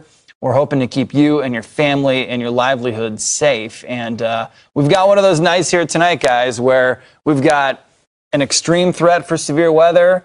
The Storm Prediction Center really recognized all the ingredients coming together in Oklahoma and Texas, and that's exactly what we're seeing right now. Unfortunately, this is verifying, and we're kind of playing out the very beginning of this outbreak. Is we're going to keep this going likely for the next several hours, right up to midnight, maybe even into the early morning hours. Here's a broader view of what's going on as you see everything moving southwest to northeast. We've got conditions that are very prime for these storms to continue. And each one of those storms, they're on their own. It's not like we have a true squall line. These are not embedded storms. These aren't embedded tornadoes. These are actual supercells. They almost look like, when you get a wide view of them, they almost look like UFOs or a cloud-like UFO type of structure that rotates and puts down these tornadoes. And so these are the storms that get the biggest and the baddest. And you can see the damage that they cause as we've got people running around trying to maybe locate loved ones or pets. Yeah, one heck of a situation. And we're doubling back now, Marissa, back over to Seminole, Oklahoma, that had a confirmed tornado move in earlier this hour there. And we're going to go ahead and just reset everybody. Nick did a great conclusion of just how turbulent and dangerous of an evening that some of you are going to have tonight. And we're going to be here on Fox Weather to get you through it every step of the way. We're going to go ahead and check in on some of those tornado warned storms. Noticing we have severe thunderstorm warnings just south of I-40. So we are back in Oklahoma, as Nick was mentioning Seminole. So Seminole, you were just hit with that tornado, but you're not done yet, at least with severe thunderstorms that are getting really close to you. What Cody's doing right now is he just rewinded the radar so you can see that loop of that cell exiting out of Seminole with that tornado and heading over Okemos. That's what he's doing yet again. And you can see you had that classic hook exiting Seminole where we had our tornado confirmed. It actually did retreat for a second before it popped back down. And you're still noticing we have a tornado warning that is currently over Okemos right now, coming away from Cromwell, by the way, where it was also observed. So this has a history, this supercell, of producing now 2 tornadoes. And that's the thing with supercells. We keep talking about the fact that that's what we're looking at. We're not looking at a squall line. Supercells are known for producing some of the deadliest tornadoes and most dangerous and strongest tornadoes that we've seen. And that's what we're working with tonight. We've seen quite a few already touch down. And what I do want to do is time out with Cody with this area of rotation. This is now radar indicated. It has not been observed since it exited out of Cromwell. So again, this is now observed, it looks like. But again, it's still showing rotation. So when we look at the rotation, treat it seriously. Get to the safe spot. If you are within Woodward corner, that would be at 8:21, Sunrise by 8:25, Wilson by 8:35. So what we're giving you is anywhere from about 15 minutes to 20 minutes to a little bit more. So we're taking it to the outer edges of that polygon for you. Look for your community. If you're in Okfuskee County, Oklahoma, you have to be paying attention to these warnings and not trying to go out and try to see those funnels. We have brought in just captivating video from so many chasers where you see these supercells and these funnels and these tornadoes. And while it is just incredible and magnificent video, what the atmosphere is capable of doing, right? Let's admit that. But if you are within the path of it, your number one concern should be getting to where it is safest, a basement, a first floor, away from windows. So many people don't have a basement, so you have to get to a storm shelter if you have one, if you have time to get to it safely, if you have a first floor pantry or bathroom, anywhere that's safe, taking blankets to protect your head should your home get hit. You saw the damage that it did in Seminole earlier today. What you're looking at is video, by the way, out of Crowell, Texas, just another area that we are watching in Texas. Also a dangerous situation where it looked like a cone tornado was on the ground and continuing to move northeast around 20 miles per hour. So very slow, in fact. And notice it's just to the west of Wichita Falls. Wichita Falls is not in any warning at this point, but perspective, we're, I think, still about 70, probably about 70 miles or so away from Wichita Falls. So here's Crowell right here, and you can see 2 overlapping polygons. That's because, at least with the red polygons, they've extended the tornado warning for Crowell. This has been a tornado warning for an observed tornado, one that we observed right here on Fox Weather in real time. Now, it is expected to stay mainly over a rural area of eastern Ford County. That's where we've been watching. But all it takes is one home to be in its path to make this thing devastating. So if you are Crowell, you'll notice where you still have that area of rotation. It is going to be heading northeast around 20 miles per hour. So the next community, at least that's popping up on the map, would be Talia over there, and then Parsley Hill further off to the northeast. So here's rotation. Talia, you are about 9 miles away, or Talia. Again, Nick said it perfectly. We may be saying these completely wrong, and forgive us for that. We're doing our best just to make sure you have all the information you need, and we're putting it up on the screen for you. So if you're not sure what exactly we're trying to say, you can at least see it on your screen right now. We're out of Crowell. We're in Ford County, Texas. This is that rotation that we're looking at and tracking it from, this observed confirmed tornado. It is expected, again, to stay mainly over some rural areas, but you'll notice you're not far from that next neighboring town. So Cody's tracking it out. It's moving 20 miles per hour, so not all too fast. It's moving northeast, so it'll be over Talia by 8:34. So you guys have 20 minutes. I'll say 20 minutes and leave you some pad time, okay? Every minute counts, every second counts. Parsley Hill, 8:57. You guys have a little bit longer, but that's simply tracking it out to some of the nearest communities that are at least the bigger communities within its path. By the way, you're just looking at a live video out of Crowell, Texas. So that video is from that storm chaser that we have out there, Brad Arnold, who's been driving around. And you can still see, if you look to that live footage that's streaming in, you can see off to the left side, it just froze. You can see the tornado. It just froze. But you could actually see that funnel. Well, I thought you could. So I'm looking at a monitor, but it did look like it from my perspective.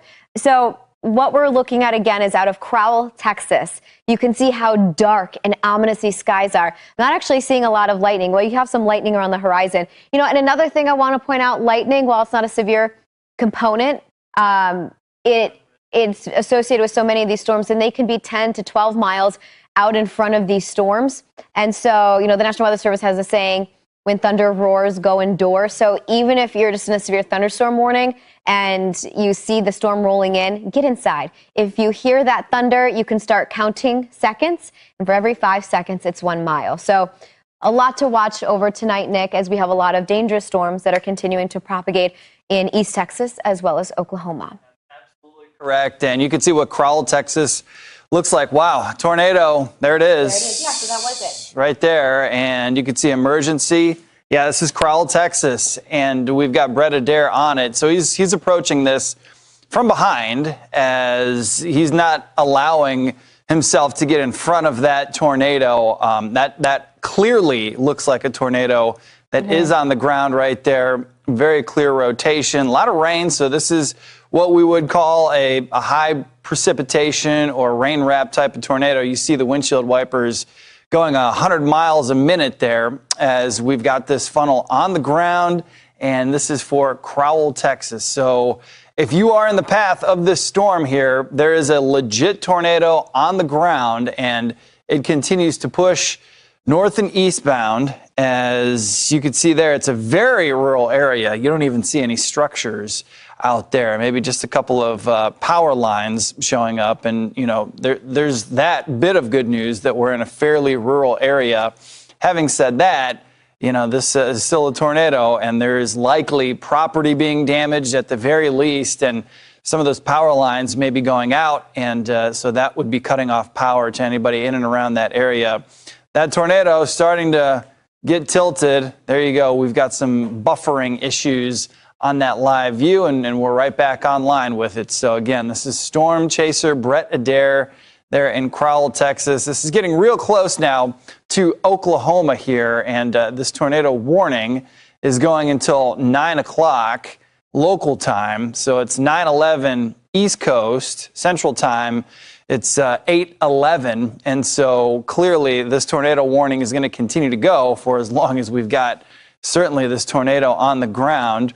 Now that we're back online, you can see it does look like either the tornado, the funnel cloud, is further away, or maybe it is losing something. Maybe it is losing a little bit of its punch and power and organization, and we're going to continue to assess that as Brett, once again, showing us live images of this tornado, this funnel cloud, and that's where he is right there. There's his locator. As I mentioned, that tornado warning continues as it's moving to the east, north, and east, and also it looks like along with this tornado, the potential is there for some huge hail, so 2-inch in diameter, and that's, I believe, approaching golf ball size hail. And so not only do you have to worry about the tornado and the destruction from the wind, but also golf balls falling out of the sky. You see that windmill on the left-hand side of the screen right there. You typically do see those in more rural areas. And clearly, as you look on the left and right-hand side of the road that he's traveling there, it's nothing but fields, right? And so we are obviously in a rural area there. Does look like that tornado warning is actually going until 8:30. So that's local time. And so we've got about another 18 minutes to go on it. Now, it looks like we did switch cameras, so we were having some issues with Brett's feed. We're going to take you back out now to Seminole, Oklahoma, and we've got oh my gosh, Seminole, Oklahoma, if you can believe it, under another tornado warning. This is live video from the chopper there from KWTV, and obviously we're situating the camera in a way that you're all able to see the storm, so you're probably going to see parts of the helicopter every now and again.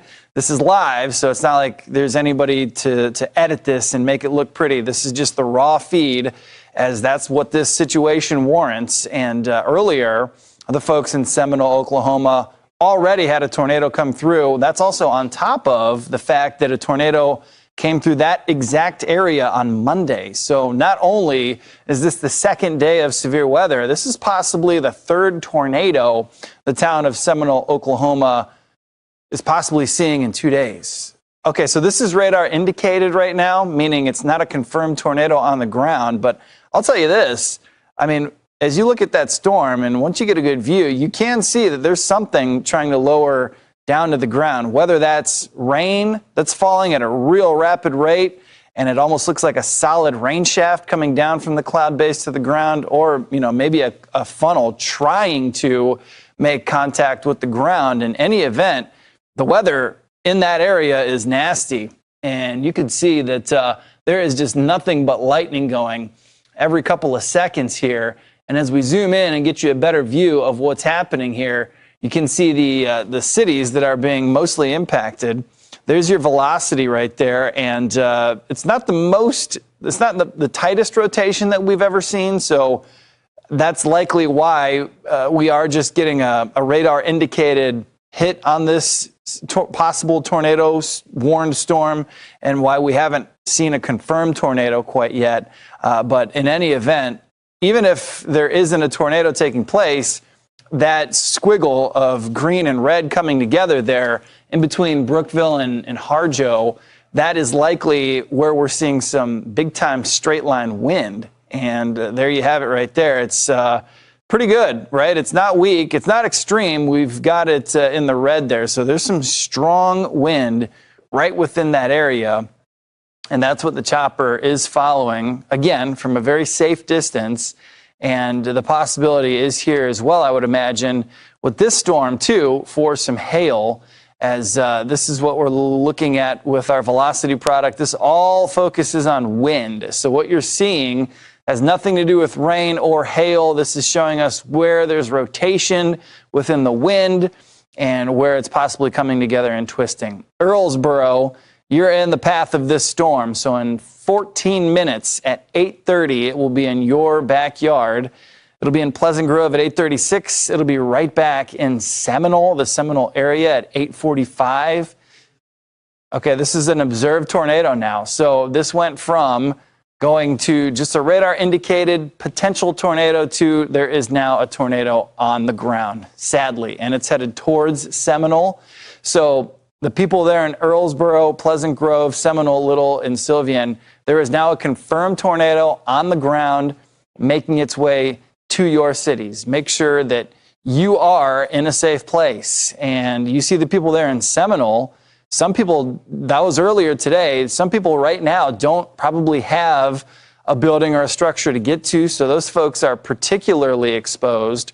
Hopefully they've got neighbors or friends or some family members that do have a structure up that they can go use, as this storm system coming right back into that area.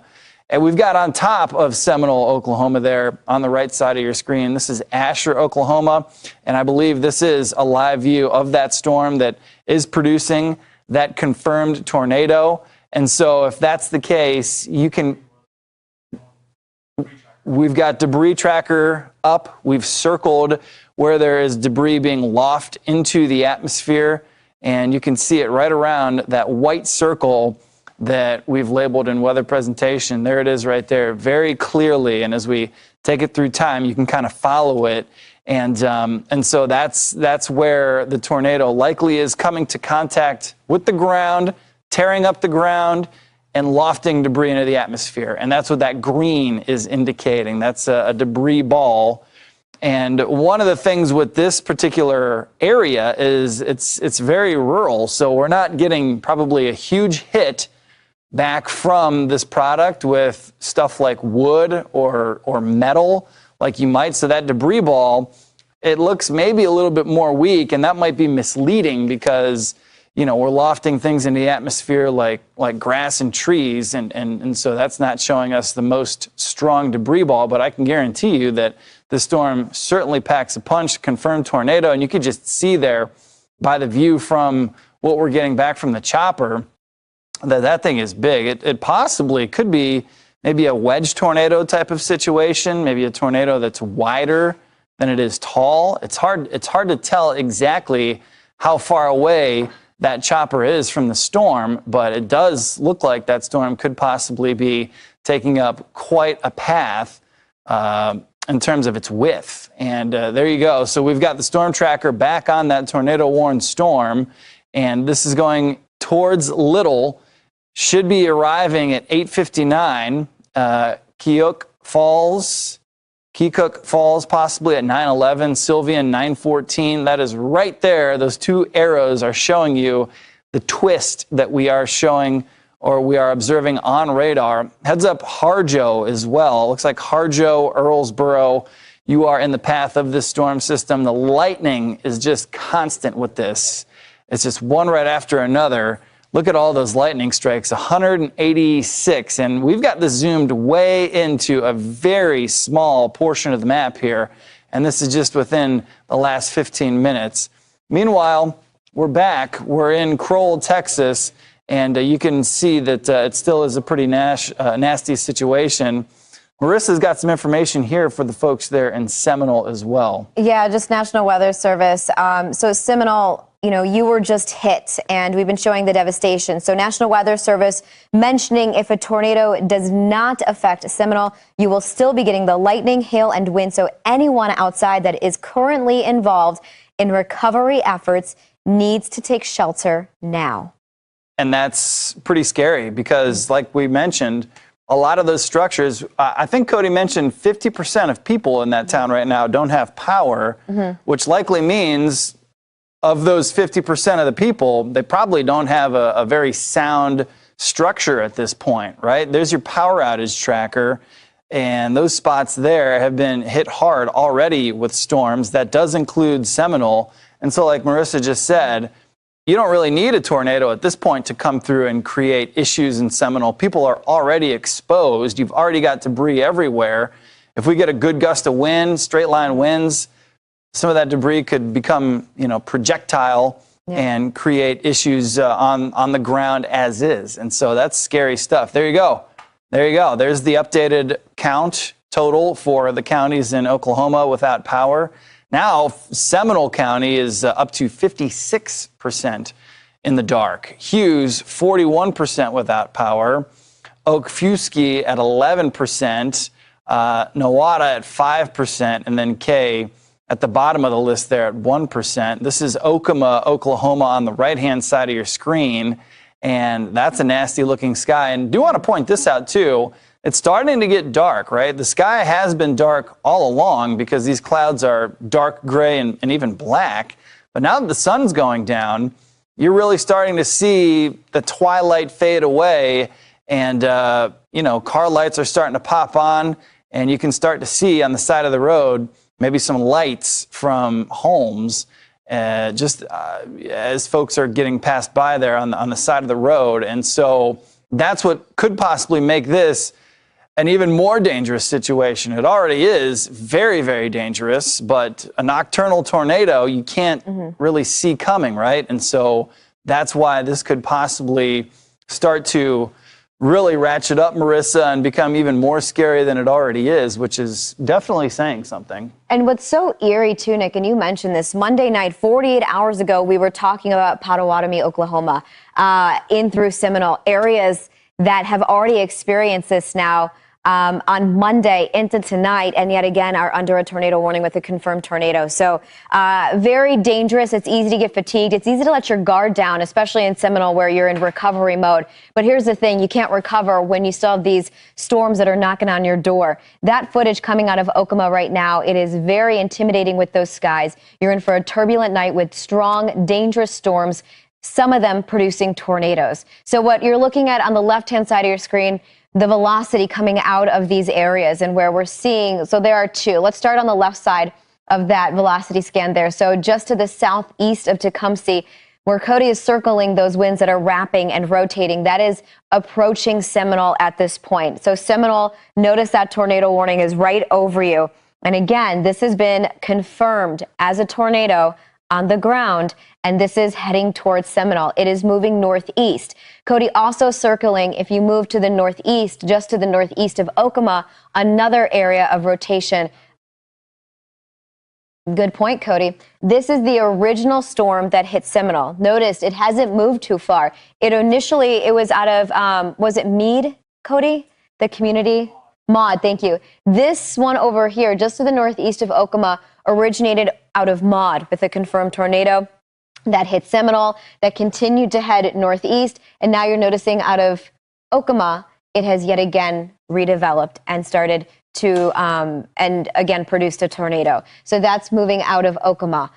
Two areas of major concern, not too far away from each other, both acting as their own contained environment. Supercells, that rotating updraft, that very strong rotating updraft, sustaining itself in an environment that isn't ready to stop it just yet. And supercells are known for producing very strong, long-duration tornadoes. And what we've been seeing play out through tonight holds true for so many of you in Oklahoma right now. Notice out of Okima, that one just going over I-40. You have another one that could be going over I-40 within the span of, let's say, 20 to 30 minutes. Now, this thing, neither is moving very fast. Both are moving around 20 miles per hour. So they're not racing ahead. And with that, some of you still have plenty of time to respond. Again, from the National Weather Service, Seminole, you need to be seeking shelter. Recovery efforts have hopefully come to a halt because of the conditions that are going to quickly start to worsen there. Two areas with rotation, with tornadoes that we are continuing to watch. I just want to look at this thing to see. So one thing I will say, there are a lot of spotters out there. And a lot of the spotters have been in constant communication with the National Weather Service as we continue to get just updates on what they're observing. And what has been so helpful and beneficial is before those tornadoes are even confirmed, spotters are reporting those funnels that have been gradually dropping at times with these storms.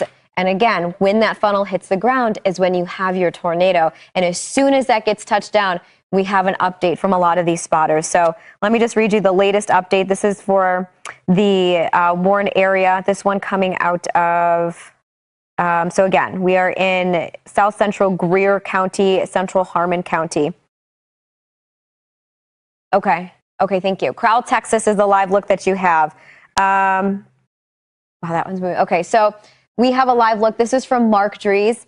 This is his video out of Crowell, Texas. So out of Oklahoma, we're going to drop further south now. So at this point, what you're looking at of Crowell is you can see where we have our supercell. I do not see a funnel at this point. I do see what looks like quite a rain shaft, meaning some very heavy rain that looks like that shield just to the right side of that live feed. But you can see easily where we have our towering cumulonimbus cloud there.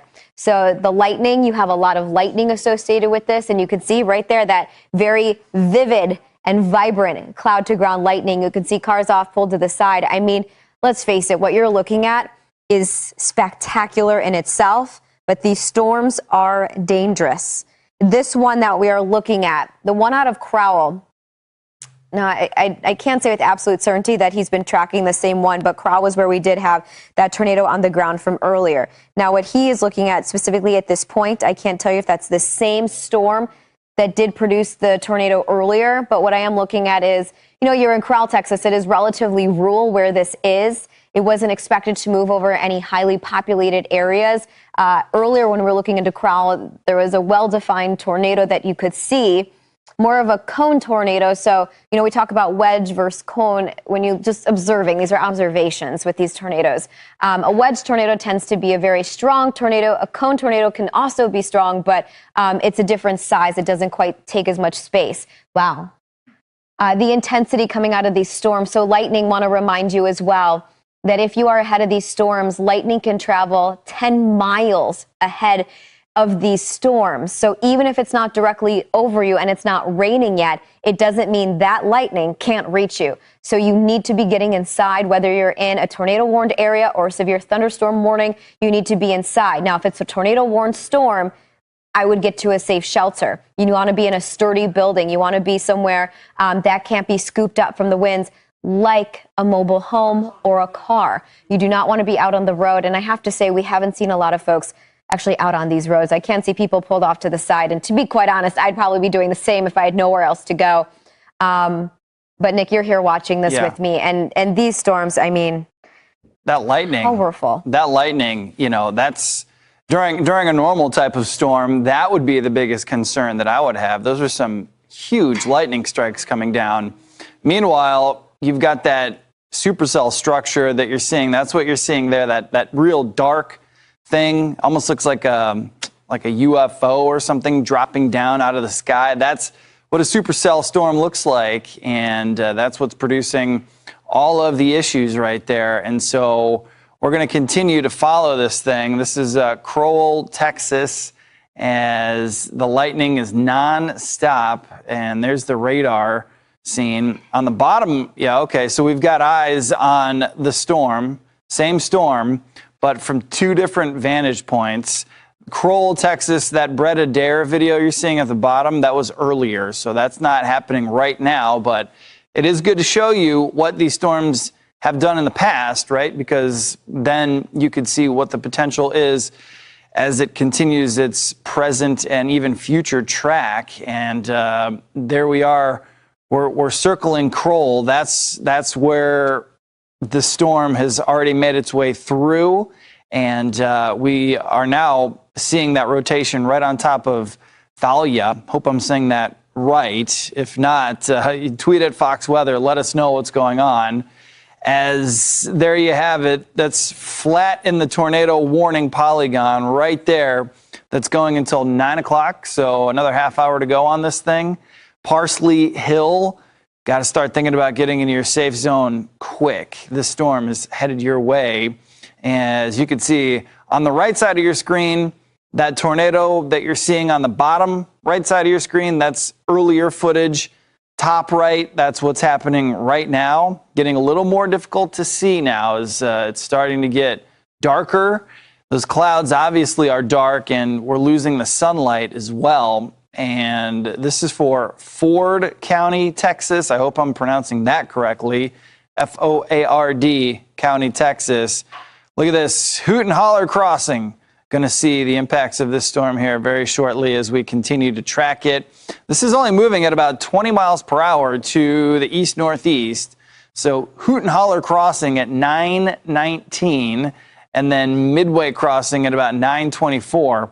So when we do this, when we track these storms, and you only see a couple of places show up on the map as being impacted next, that means obviously you're in a very rural area.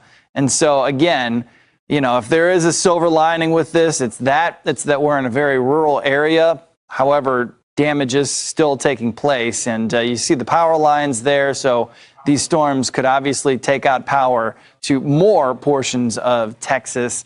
Oklahoma already has gotten hit with some big-time power outages because of these storms, and this is all heading towards Oklahoma. You see that white squiggly line there, and as we back out, it's very clear where the state line ends in Texas and where Oklahoma begins. And speaking of Oklahoma, we're going right back into the Oklahoma area, as we've got plenty of activity showing up there as well. And so we've got these supercells dotting the map, and there's there it is. So as you zoom it on in, you've got, yes, Seminole is real close to this tornado. It's maybe, okay, so there's where the rotation is right there. We just circled it. You obviously Seminole. You see Seminole. It's just to the east. And as we mentioned, that statement that the National Weather Service put out saying even if Seminole doesn't get hit by a tornado, it's no doubt going to feel the impacts of wind, lightning, rain, and hail. So people in Seminole right now, and that's what makes it tricky, is the folks there are without power. Some people are actually without a home. And so they've got to somehow figure out a way to take shelter. And what you're seeing right here is from Seminole earlier. So that's the tornado that came through earlier and already caused a bunch of damage. The current rotation here is right over Earlsboro, right over 270. And you can see how that green and that red really comes together currently. Still only radar indicated with this tornado right here, or possible tornado. We don't have confirmation that it's on the ground or ever has been on the ground. But again, no matter what, it's producing a lot of rain and gusty winds. Seminole has already taken several hits this week, and this is a bad situation for the folks there. We've mentioned the town of Little and Sylvian several times. Also, Cromwell obviously has already taken a hit. And here we go again. This storm system pushing in that general vicinity yet again. So Sylvian, 909, a heads up. Butner, 923. Cromwell, 925.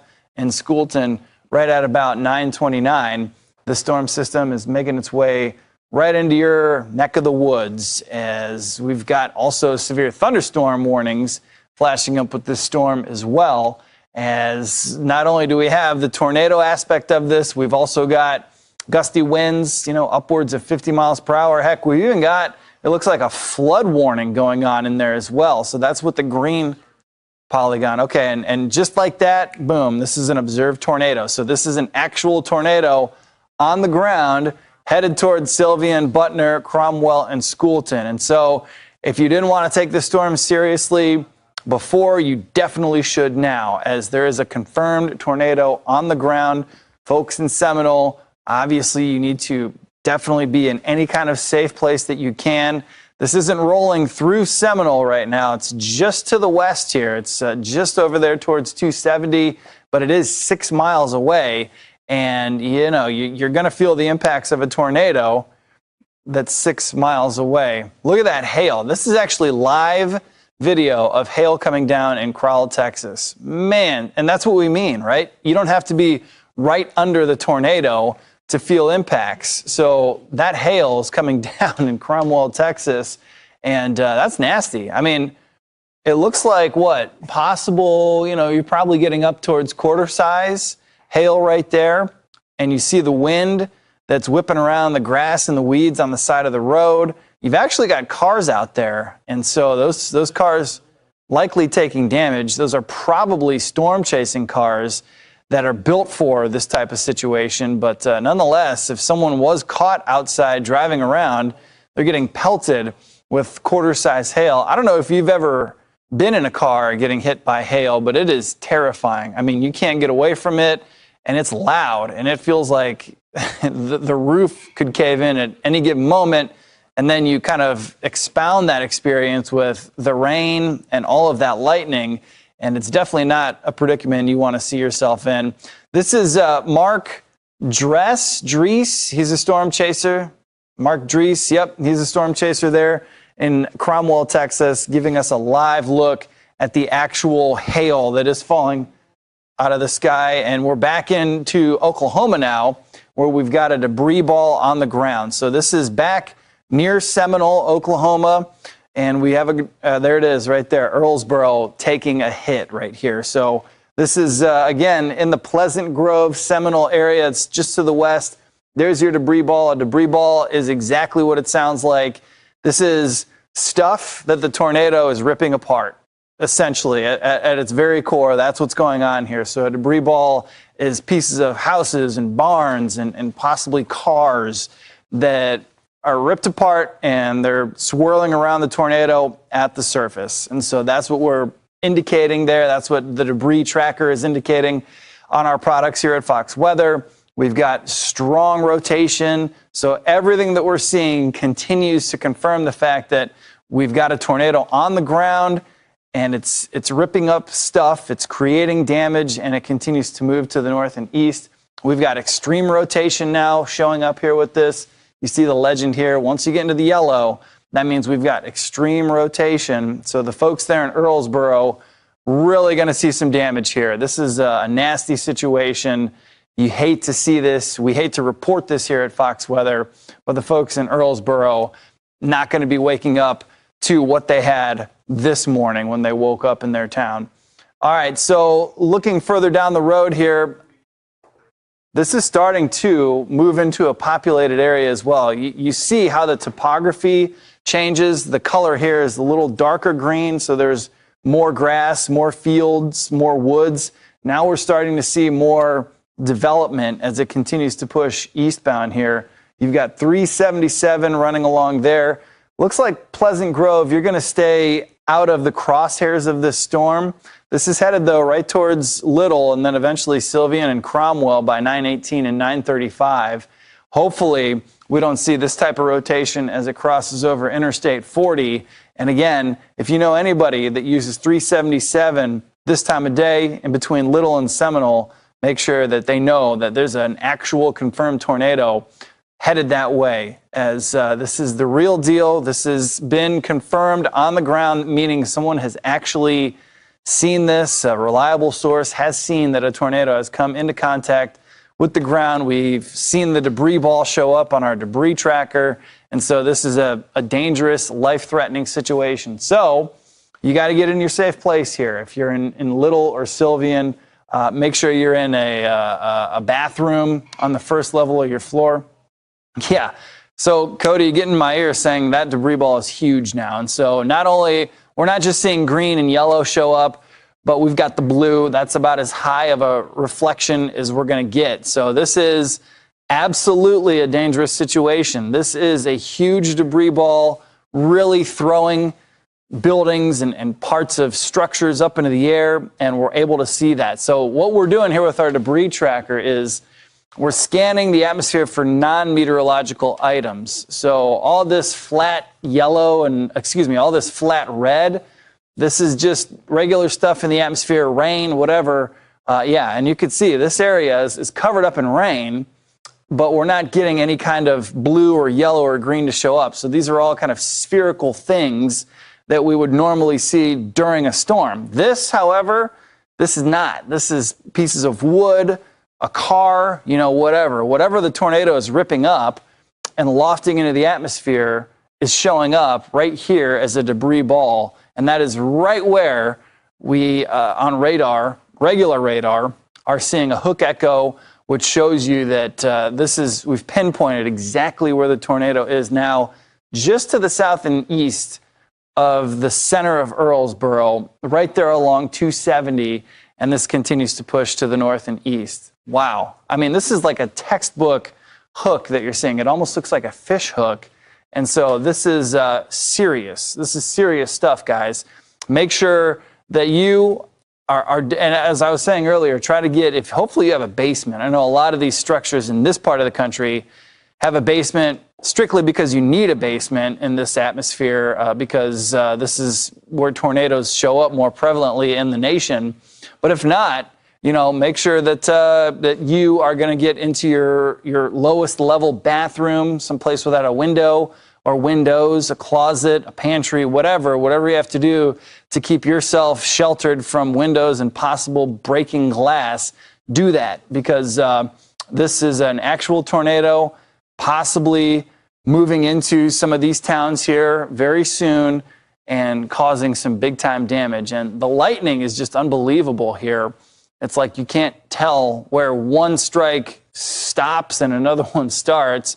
247 strikes here, Marissa, in the last 15 minutes. And you can see they're all over the place. And yeah, you see Cromwell, Sylvian, Schoolton. Yikes, this is a dangerous situation. It is. You can't see anything. As you mentioned, the sun has set. It is very dark. The only thing illuminating the sky for so many is going to be the lightning. And at this point, the smartest and safest thing you could do is go somewhere safe. Now, depending on where you live or where you currently are, it could be somewhere different. A basement, as Nick mentioned, is always the best option. But all too often in these areas, you don't really have a basement. So you have to get to at least the lowest floor of your home. You want to be in a sturdy building. And if you're in a sturdy building and structure, interior room on the lowest floor. It can be a first floor bathroom. It can be a bathtub on the lowest floor, a pantry, under the stairs.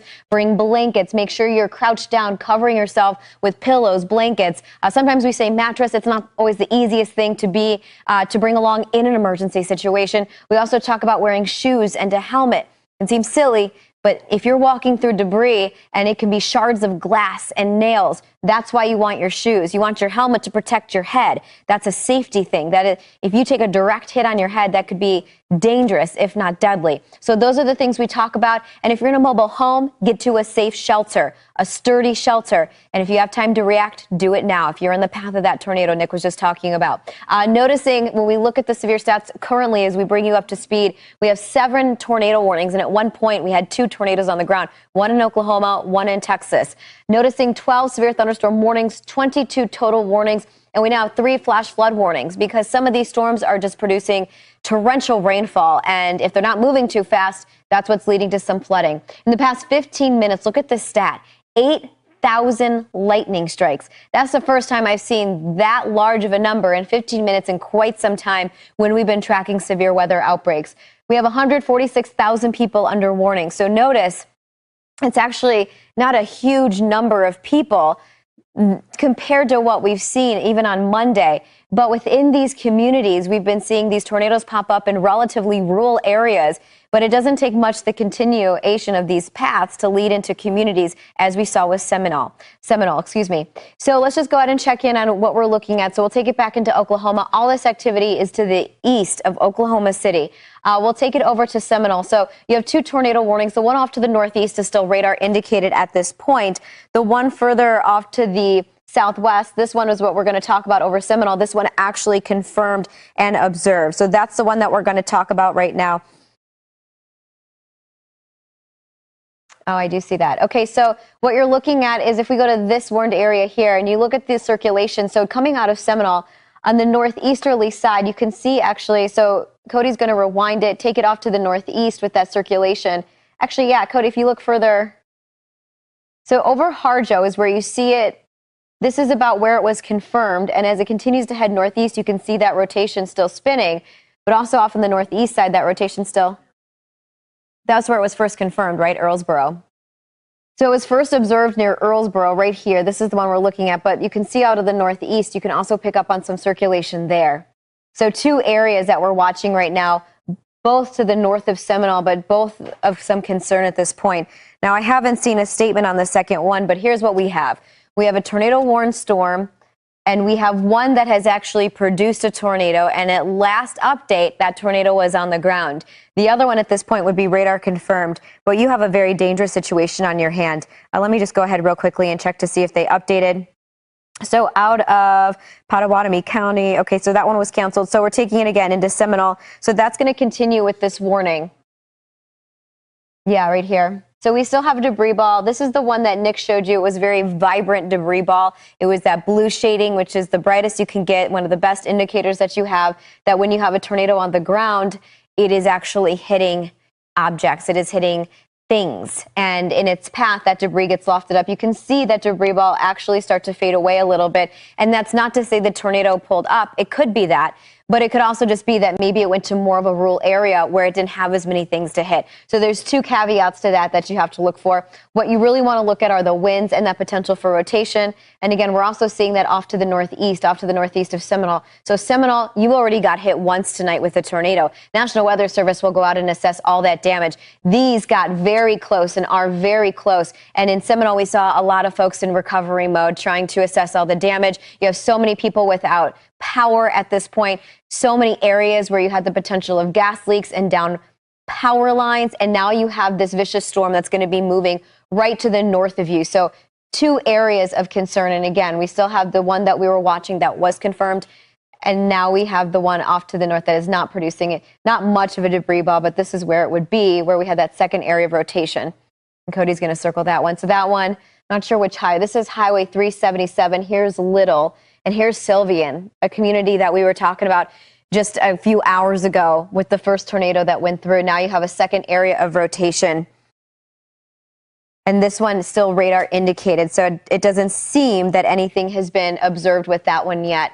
But Sylvian, you are going to be the next community that would be under that rotation. So that's why when we look at the debris tracker, it wasn't exactly clear, I think, about what it could potentially, if we did have something on the ground. But again, when you get through more rural areas, it just could mean that nothing's being hit at this point, especially when it's a flatter terrain. And if it's a farming area or whatnot, there's really not much to scoop up.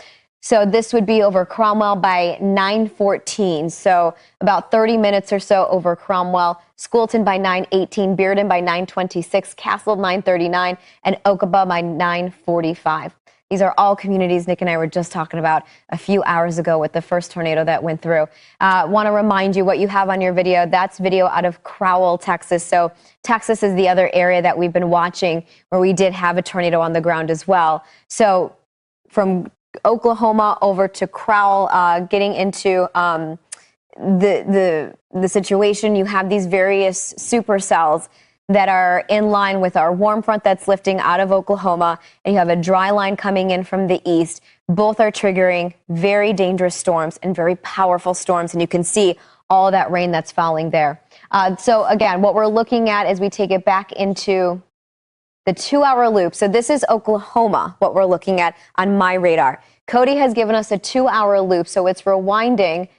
And there he goes, from 7:45 local time. You can see the first one go through, number 2 go through, and we're on number 2. That was the first one that went through over here that actually hit Seminole. That one's still just exiting out of our screen here. And then on the heels of it, you have another storm that developed, also very strong, and this is the one that we're looking at here. Here's Seminole, the tornado first confirmed out of Earlsboro and heading northeast. This one, I believe, is moving around 30 miles per hour. So none of them have been moving all too fast. They're producing some heavy rain. They're producing about golf ball size hail. So the one out of Seminole right now. So again, weather spotters confirming this tornado. We have a lot of spotters that are currently out there. We've been showing you the video, which is one that we're showing you out of Crowell, Texas right now. But this is the area of concern with our confirmed tornado. Cromwell, if this were to continue in a direct northeasterly pass, Cromwell would be a direct hit. Just to the north of it would be Sylvian. That would be, if it even veers a little bit, you would be scraping Sylvian. So this could potentially hit 2 communities heading right towards I-40. This one, we're still going to say is radar indicated. This one observed. So that's what I want to.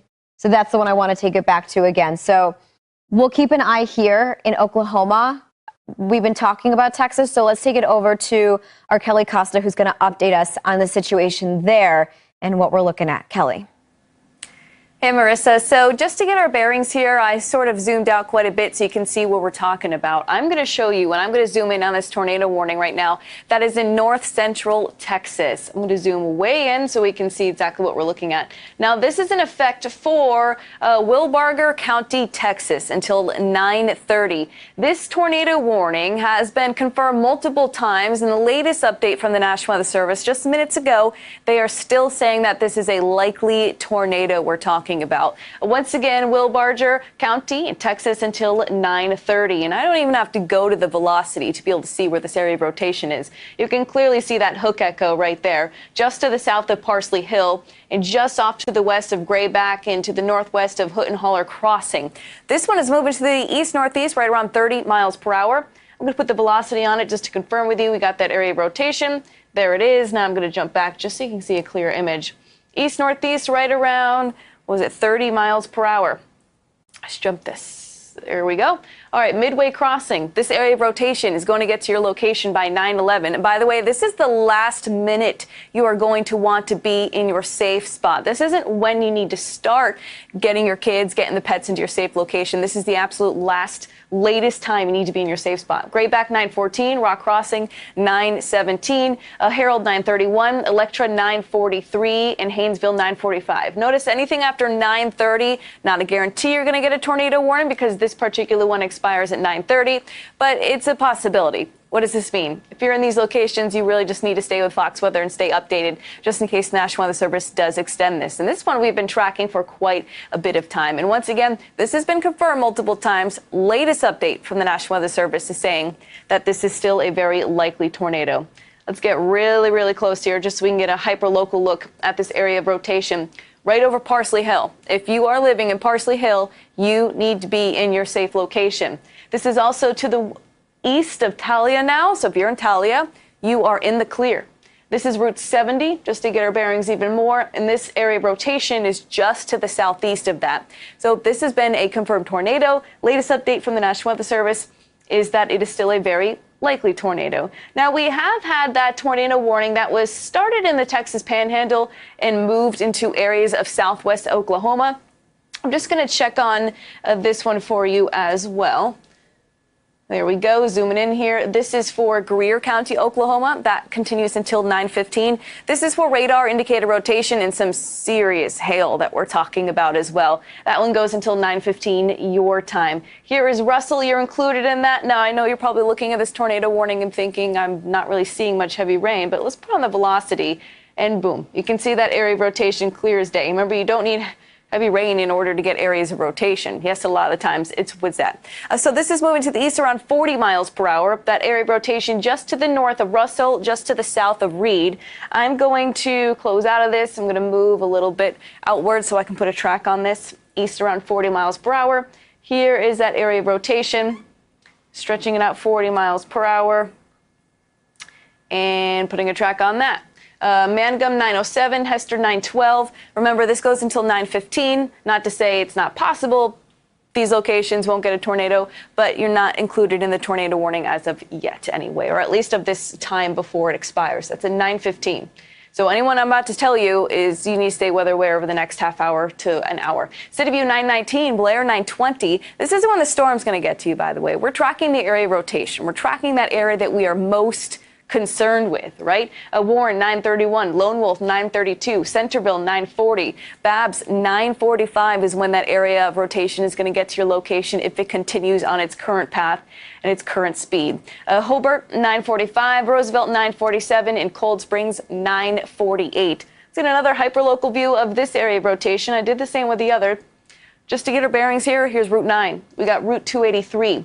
Russell, this area of rotation is directly over you. If you are streaming us on your TV from your couch, you need to stop doing that. You need to download the Fox Weather app on your phone instead and take your phone with you to your safe location so you can continue to get the critical information that we're giving you, but you can do so safely. We really need you to get to your safe location if you are in Russell. You can see that area of rotation is just to the south of Route 9. It's moving toward Route 283, getting really close to Mangum, as I mentioned, and then Hester as well. You're sort of well off to the east of this. No, you are not included in this tornado warning as of yet. However, in the next 20 minutes or so, the National Weather Service is going to have to make some sort of decision on whether to allow this to expire or whether to expand this to the east in that area of rotation.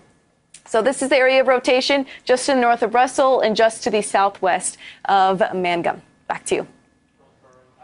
All right. Hey, we're just, thank you, Kelly. All right, we're just getting word the town of Earlsboro is without power. The whole town of Earlsboro is without power, and that's where this storm, this tornado, made its way through. So there's Earlsboro right there, that town totally in the dark after the storm made its way through the area. I guess the good news here is Seminole not taking a direct hit with this storm system, with this tornado, but Earlsboro certainly did. And there is the rotation right now. We just saw a debris ball on this. This is moving into real close to Sylvian right now. And this is part of that tornado, that system that a while back we had kind of dual rotations showing up. And yeah, you can kind of see them right here. There's the first one that made its way through Earlsboro. There's the second one. And as we take this into the future, two kind of becomes one here as all of the energy now sort of sucked up into this one funnel, this one area of rotation. And so that's a pretty dangerous situation. Again, this is a very rural area. And so likely it's going to be tough to get a big debris ball, a big debris signature to show up. But it does look like we have something in the way of a debris ball trying to show up there just south of Sylvian. Further proof that if you're in Sylvian, you really need to take cover. Skies now are totally dark, so this is a 100% nocturnal event. This is where things get real scary. This is when you can't see what's coming your way, and so you really have to rely on products like this and us here at Fox Weather to tell you what's going on. So a heads up, Cromwell, this is moving your direction, 9:10. We're getting real close. You have about 12, 13 minutes before this thing is right in your backyard. Eventually Bearden, and then there's Okima there, 9:41. And we've mentioned Okima several times tonight already. So. Well, we've been listening into Fox Weather coverage here for the past hour or so because they are in breaking news mode, specifically for Oklahoma and parts of Texas, as we've heard of some tornado touchdowns. They've even been able to show some actual shots of the tornadoes moving through. So anyone in these areas, heed all of those warnings. Well, we're going to take a quick commercial break. When we come back after, we're talking about the defamation trial between Amber Heard and Johnny Depp. Amber Heard taking the stand for the very first time. What did she say? A full recap coming up.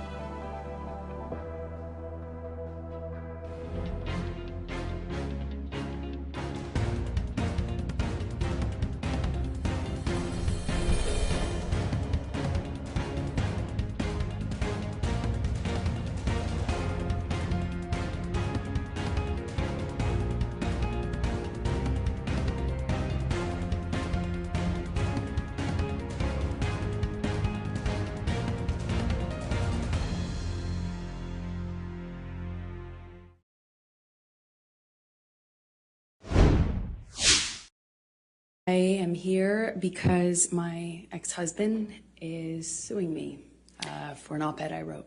Amber Heard took the stand for the first time in the Johnny Depp defamation trial Wednesday.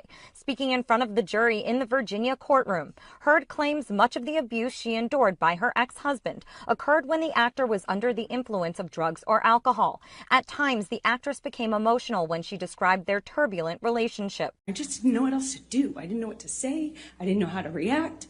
I just sat there thinking, how much time do I have to figure out what I need to do? Because, God, did he just hit me? The actress also went into detail about the early parts of the marriage, testifying that she was deeply in love with the Pirates of the Caribbean actor before he allegedly became violent towards her.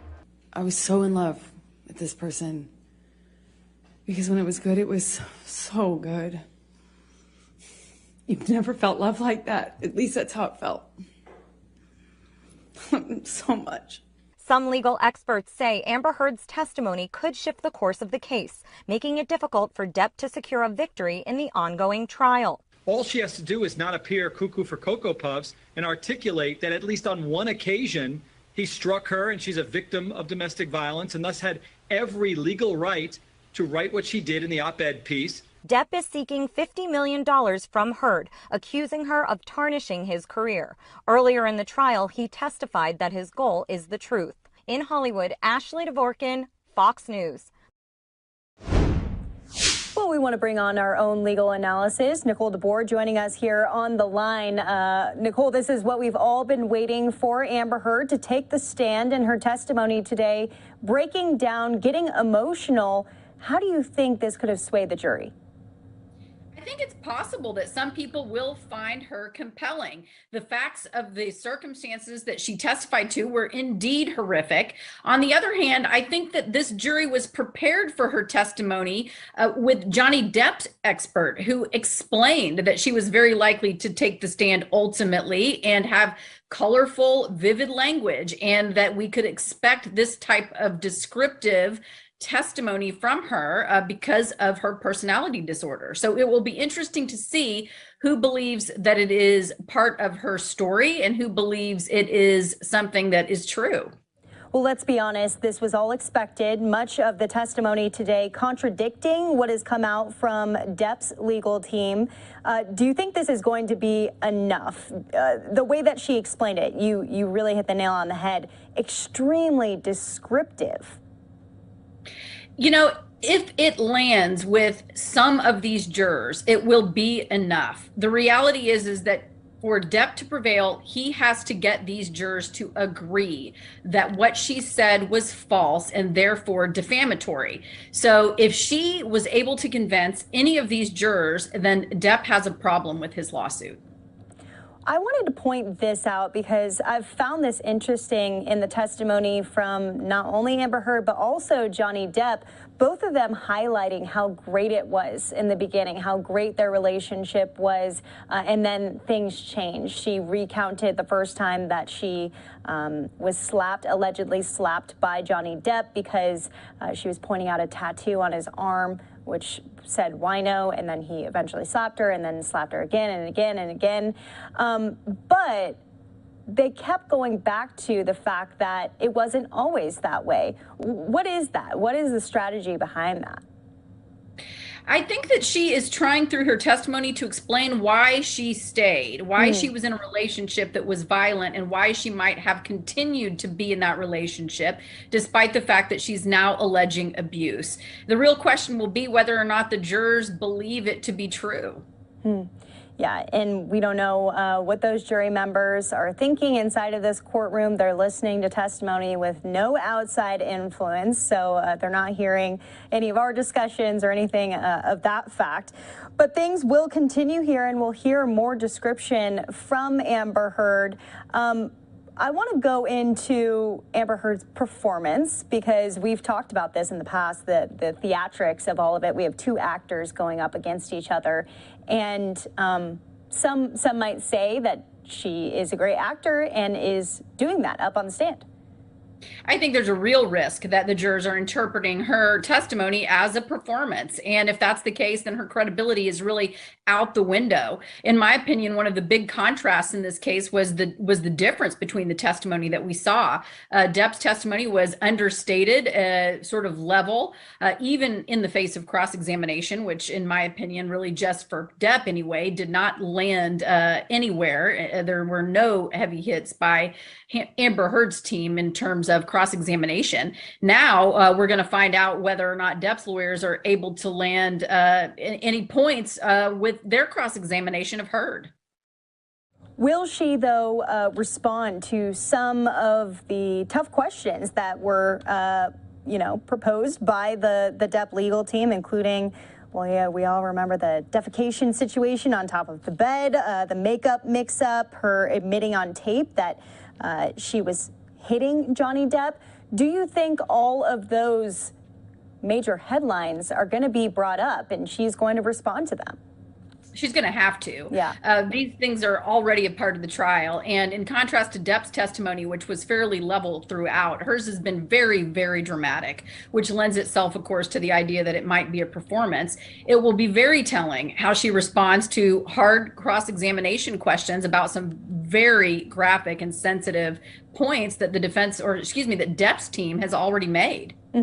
Yeah, they've been playing out those text messages, I feel like there's been a lot more elements that have been playing, those secret audio messages, which, by the way, they're taping each other quite early on in the relationship. I just find that peculiar in itself.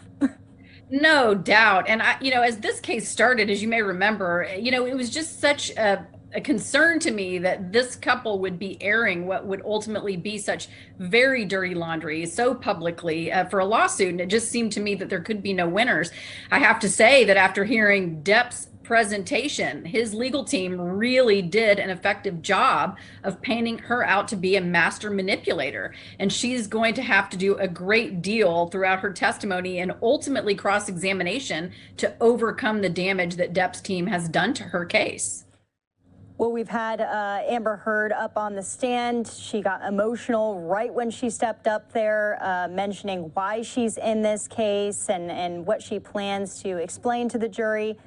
Meanwhile, on the other end of it, Johnny Depp not even looking at her once, seemingly writing notes, doodling, who knows what. What do you make of all of that?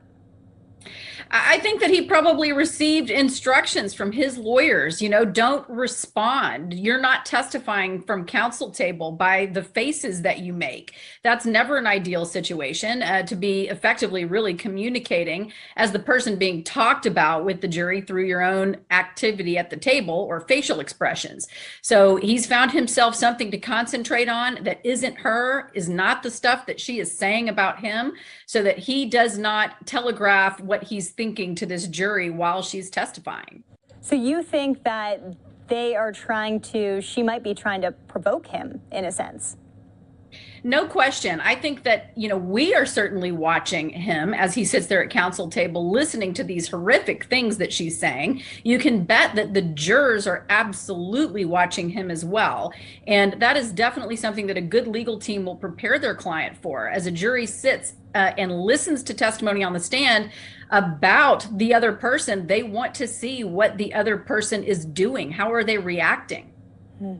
Well, you mentioned cross-examination from Depp's team. I think that could have some sparks flying for sure. Going into the rest of the week and that, what are you going to be watching for? What are you going to specifically be looking for? She's made some very dramatic claims, obviously, throughout this case and now throughout her testimony. I think that we're going to hear from this legal team, who has been outstanding so far. They're going to be cross-examining her about the lack of corroboration for some of the very extreme things that she's testified to on the stand. Likely, they will also hit, as you pointed out earlier, on some of the things that she's done that are definitively proven by the evidence that's already been admitted in this case, which I think many people would regard as poor conduct at best. So I think that she's in for a rough ride in terms of cross-examination from this legal team. All right, legal analyst Nicole DeBoard, one last question for you, because I think this is what has stuck with so many people, and it really is the premise of the trial. She's alleging that she is a victim of sexual and physical abuse. With hearing her story, with hearing her testimony, is she presenting that? You've represented many clients in these circumstances and specialize in really sexual abuse cases. With your expertise, what are your thoughts? I think that she's doing what she can. It appears to me, however, that she's in damage control mode. Even with the graphic testimony that she's put forth so far, she's having to come from behind. Depp's case was strong, and it made her out to be a very untrustworthy and manipulative person. So she's doing what she can to try to recover the initial claims that she made in terms of being the victim of domestic violence. And I'm just not sure her testimony has risen to that level at this point. All right, more to come this week. Nicole DeBoard, thank you so much for being with us here on the show. We'll talk to you soon. Thanks for having me. And we want to continue with this right now with showing you some of that testimony from Amber Heard up on the stand. We'll start from the beginning as she kind of introduces herself and her story here. Let's take a listen. Just lavish gifts and lavish expressions of love, and how he had never met a woman like me. I mean, I remember he took the foil off of this bottle and put it on my ring finger, and I had only been with him like days, or maybe it was weeks at the time. Yeah, it was probably about a few weeks, but it just felt very intense, but we weren't doing normal life stuff. We weren't like stuck in traffic with each other. We weren't going to the grocery store and doing life. We were like hiding in these places around the world. He has so many homes. And so we'd be in one of those homes, or my home at the time, and it would be like a bubble, like we were in this little bubble of secrecy, and it felt like a warm glow, as we would say. Just music and the kind of books that we both loved and poetry that we both knew by heart, and it felt like a dream. It felt like absolute magic. So while you're dating, I take it you're dating at this point, right? Yes. While you're falling in love, you're also dating, right? Okay. Yes. Did there come a time early on that you ended up going to his Bahamas island? Yes. So shortly after, we, I think, started dating October of 2011, and as I mentioned, this bubble, where he'd come over to my house and not leave for like 3 or 4 days, just smoking cigarettes and playing music and reading poetry to me or painting me, or, just talking. And then he would disappear. And there'd be just no way to get a hold of him, no way to contact him. At first, I didn't really think anything about it, but he disappeared at one point, and then came back and said he was dealing with some health issue, and would I join him in the Bahamas?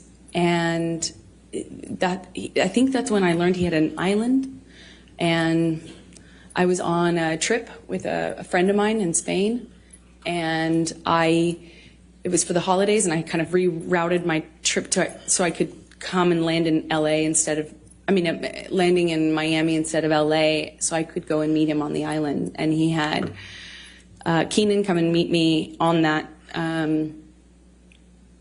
trip, like in Miami. I get off one plane, get onto another, and go and join him on his private island. And I noticed he was drinking Beck's and tea, but like lots of tea. And I didn't foolishly think anything of it. I just, thought the man really seriously, I missed it before, but really, really loves tea. And we had this beautiful, I don't know, less than a week probably, trip in the Bahamas, a private island, beautiful sandy beaches. It's a scene that you just don't, I had never experienced anything like that. It was a beautiful place, a beautiful time, and I fell head over heels in love with this man. So after the Bahamas, I assume you came back, and are we talking now early 2012? Yes, that's correct. Okay. So what were you doing work-wise while you were dating him in this early stage? What I always do, I would be taking job to job to job, going from one movie to the next, mostly not filming in LA. So weirdly, you live in LA to go shoot on location in other places. So when I was in town, we would go back to this bubble, like insular bubble with beautiful, blaringly loud music and no one else and nothing else. And then I'd go off to work, and so would he. Eventually, yeah, he left to shoot Lone Ranger, I believe. Okay. Now, we've heard a little bit about Lone Ranger, and that's about mid-2012, is that right, when he was shooting that? That sounds right, mid-2012, yeah. And were you shooting anything at that time? I was shooting...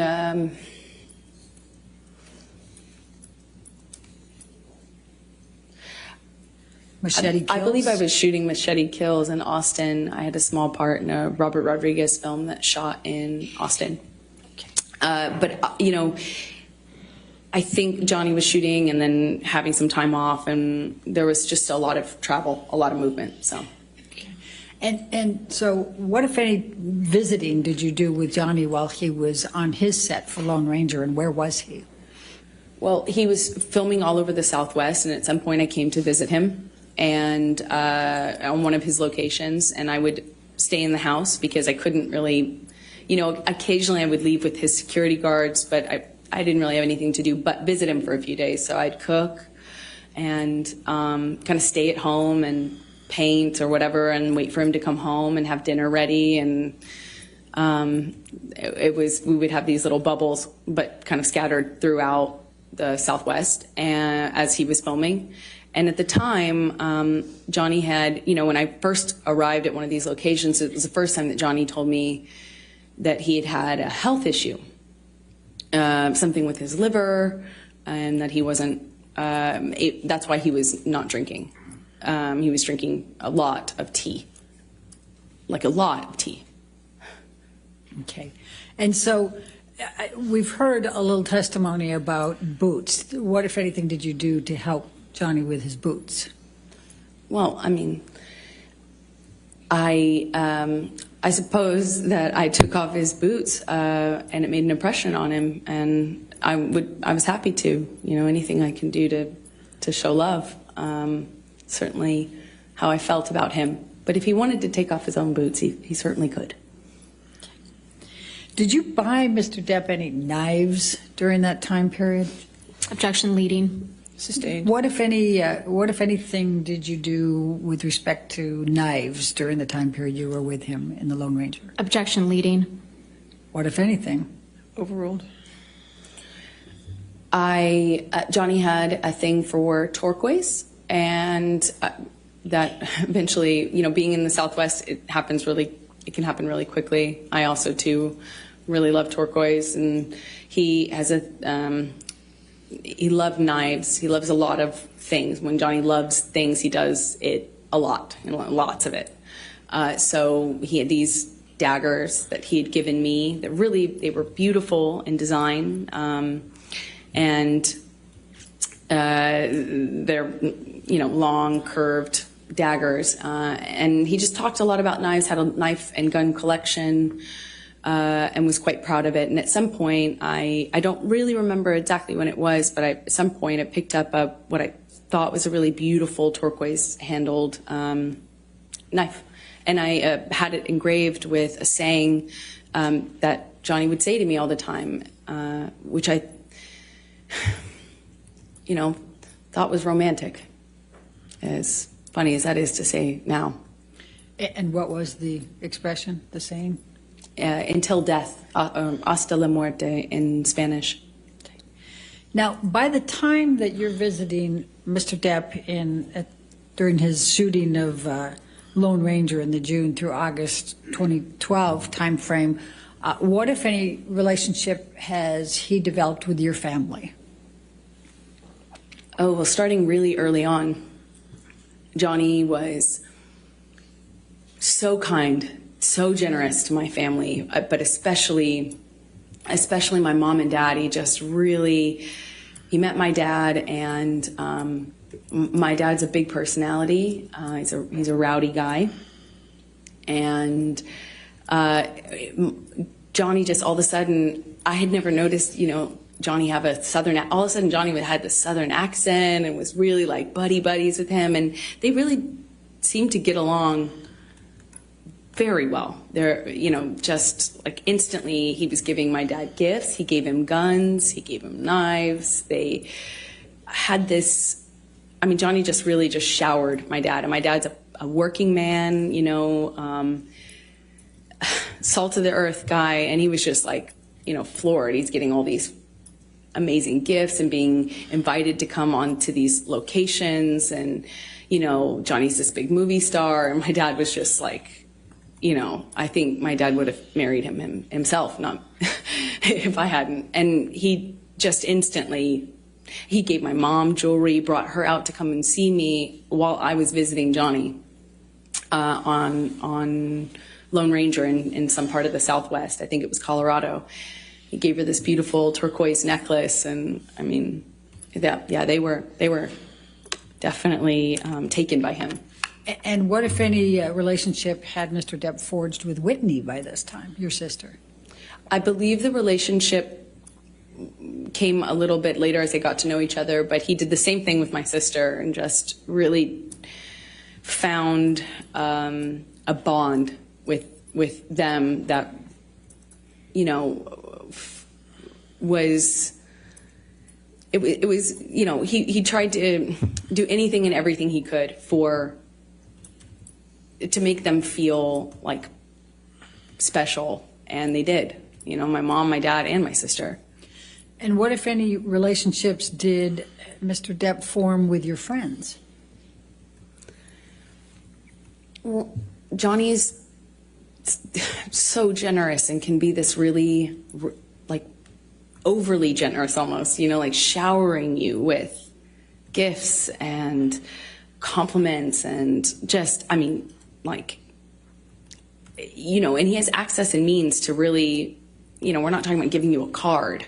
We're like talking about just these like extravagant trips or these extravagant gestures, and it's a lot. And he did that with my close friends. I relied heavily on my friends and had a pretty strong support network with them, and he really just showered them with generosity and love and light, and invited them to come to these exotic places and flew people here and there. I mean, he's incredibly generous. So going back to the filming of the Lone Ranger, what, if anything, did Mr. Depp do with respect to a horse? Objection leading. What, if anything? Overruled. Johnny at one point insisted on buying me a horse, and I, of course, said that's extravagant. There's no way I could accept that. That's also, how will I take care of that horse? You know, it's just so extravagant. So I said no, of course. Eventually, he got a hold of my dad and worked it out with my dad, like what kind of horse to buy, and then showed me a picture of this horse and said, "It's yours. It's coming here." I think it was being transported, and he said, you know, that he had my dad's help on it, picking out. And you know, I grew up on my dad's horses. You know, I grew up riding with my dad, so you know, I had resisted for I think about like a month and a half or something of him kind of bringing up the idea and me saying, "That's a crazy gift. No, thank you. No, that's incredibly generous, but I couldn't accept." To all of a sudden I had a cult. So let's take you through 2012 and your relationship. Could you just describe for the jury a little bit about how that relationship evolved through 2012?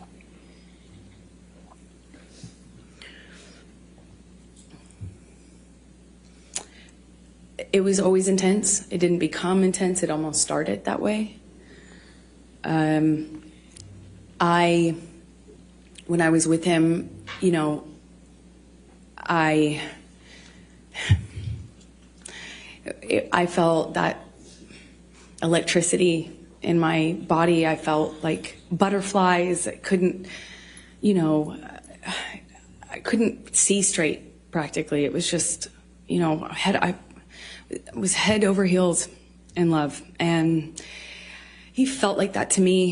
He felt like he was also in love. I didn't feel like he was faking it. I felt like what we had, it felt like to me at the time there wasn't any love like that, you know. I mean, and then he started to kind of do this thing again where he'd disappear and he'd come back. And I remember at first when he first started drinking, I didn't really think much of it, but all of a sudden the behavior kind of started to go in line with the disappearing, and he'd come back and he'd just be different. And I'd say something and he'd accuse me of saying something else or saying it in a different way, or he would, it was mostly my clothing at the time and me working. That was the main thing. Like, I found myself trying to not talk about auditions because it would change the mood so dramatically. I tried to, you know, he would make these comments about, you know, whoring myself out, but do so in the context of me acting, you know, and he would talk about other actresses who do my role in this way where they were worthless whores, that they were, you know, fame hungry, you know, expletive, you know, just this. The point is, it felt really dirty to be an actor. Never mind that he was one. It was dirty that I wanted to do this job that I wanted to do, and I was doing the job of an actress. It was everything every time I was walking out of the house, he would ask me, "That's really what you're wearing, kid? Oh, I see." You know, I wore a dress to an event once, and I felt beautiful in it. Like, stupid as that sounds, I felt pretty in this dress I picked out, and I showed it him because you know, it's a carpet, it's red carpet, so it's like, you know, publicized, and I kind of thought it was weird he wasn't saying anything about it. You know, I left him to go do this red carpet, and I was like, "Did you see the you know, the event I went to?" You know, basically, I felt pretty, and I thought, like, "Did you see that?" You know, I wanted him to say something about that, I guess. And he said, well, this is after he stopped talking to me for some time, didn't tell me why. When he came back in my life, he wouldn't explain why he was acting different. He just kind of acted mad at me and didn't know what I had done wrong. And when I brought up the dress and the event, because it was an event to support a charity I was really involved with at the time, and I said, you know, "Did you see that thing?" And he said, yeah, I think the whole world saw that, kid. That's how they'll remember you. That's how the world will remember you. And I was like, oh, come on. I mean, it's like, but it, you know, I felt good in it. I felt good. And he said, yeah, kid, that's what you're putting out there in the world. No one will ever forget that. And that's all they'll see you as. That's what you wanted. That's what you were going for. You know, my dress was low cut. I get it. It's low cut. But I felt, you know, I felt really embarrassed and horrible that I wore that. I felt like, how could I have made that choice? Of course, you know, he's right. You know, you start to believe it. I started to believe that made a lot of sense, of course. But it didn't stop with that. It was clothing in general. And when I walked out of the house, it wasn't just like, hey, you're not allowed to wear that. It was like, oh, really? That's what you're wearing. No wonder you get cast in those roles. No wonder you that's what you are. That's what you're making it. And it you know, it continued. And then there would be a blow up. And at first it was just to throw something, smash some things. It loves to smash up a place, an apartment, furniture. That's what it started with, glass. Threw glass at me, and I remember it was summer. And he just threw this glass across the kitchen, and it didn't hit me, but it shattered behind me, and I remember thinking that it like very easily could have hit me. And that, calling me a whore, it didn't start with using the whore word, it was just comments until it would escalate. And then I started to notice the pattern of escalation where he'd throw glass or turn over a table. Then he would hit the wall, and then he'd hit the wall really close to my head. You know, like when I'm standing there, you know, just hit the wall, screaming at me. But then he would disappear and get clean and sober, and he'd come back and tell me that he was done drinking, he was over it. Was done, cleaned himself up. He had done it before, and he'd do it again. And then he would go back to this like wonderful, like almost like just unreal, like but real, you know, but unbelievably nice, sensitive, kind, warm, generous, interesting, funny man that I loved. And he would make me feel so loved. Like I would feel so distant from that thing that was so scary that I would not even recognize it too. And that was how, our relationship kind of started to develop in that first year. Do you remember the first time that he physically hit you? Yes. Please tell the jury about it.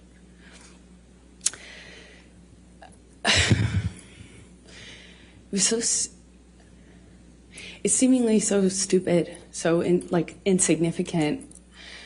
I will never forget it. It changed my life. I was sitting on the couch and we were talking. We were having a normal conversation, just there was no fighting, no argument, nothing. And he was drinking, and I didn't realize at the time, but I think he was using cocaine because it was like there was a jar of cocaine out on the table. I realize that sounds weird, but it was like an actual vintage jar of it. But I didn't see him use it at the time, so I didn't really factor that in. I just, he's drinking and we're talking and there's music playing and he's smoking cigarettes and we're sitting next to each other on the couch. And I asked him about the tattoo he has on his arm. And to me, it just looked like black marks. I didn't know what it said. It just looked like muddled, faded tattoo that was hard to read. And I said, what does it say? And he said it says wino. It says wino. And I didn't see that. I thought he was joking because it didn't look like it said that at all. And I laughed. It was that simple. I just laughed because I thought he was joking. And slapped me across the face. And I laughed. I laughed because I didn't know what else to do. I thought, this must be a joke. This must be a joke. Because I didn't know what was going on. I just stared at him, kind of laughing still, thinking that he was going to start laughing too to tell me it was a joke. But he didn't. He said, "You think it's so funny? You think it's funny, bitch. You think you're a funny bitch." And he slapped me again. Like, it was clear it wasn't a joke anymore. And I stopped laughing, but I didn't know what else to do. I didn't know what to do. You would think you would have a response, but I, as a woman, had never been hit like that. I'm an adult and I'm sitting next to the man I love, and he slapped me for no reason, it seemed like, and I missed the point. It was that stupid. Second slap, I know he's not kidding, but I don't know what else to say or do, so I just stared at him. I didn't say anything, I didn't react, I didn't move or freak out or defend myself or say, "What are you doing? You're crazy." I just stared at him because I didn't know what else to do. And he slaps me one more time. Hard. I lose my balance. At this point, we're sitting next to each other on the edge of the couch, or I was on the edge of the couch. And I'm all of a sudden realizing that the worst thing has just happened to me that could possibly happen to you. I realized that I wish so much he had said he was joking, because it didn't hurt. Didn't physically hurt me. I was just sitting there on this carpet, looking at the dirty carpet, wondering how I wound up on this carpet and why I never noticed that the carpet was so filthy before, and I just didn't know what else to do. I didn't know what to say. I didn't know how to react. I just sat there thinking, how much time do I have till I figure out what I need to do? Because, God, did he just hit me? No.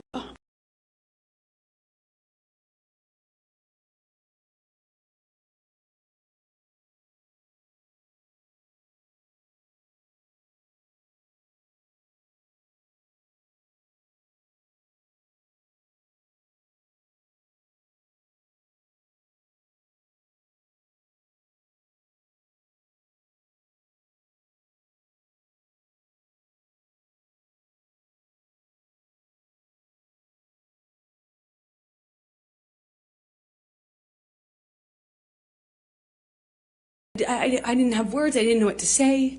I just remember thinking that it was just, he was crying.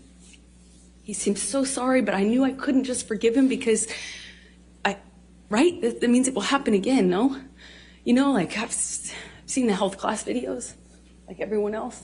And I got up in my car, I walked to the car, I didn't say anything. I made a point to not say, oh, it's okay, or anything like that. I just didn't say anything. I got up, I went to the car, I sat in my car, and I felt like I sat there forever. I didn't want to turn the key. I just leaned my head up against the window, and I remember just seeing my breath on the windshield, you know, on the glass of the window of the door, just seeing my breath and trying to will myself to have the strength to know what I should do in this moment, because I was heartbroken. And I sat there for a long time, and I eventually turned the key and drove home.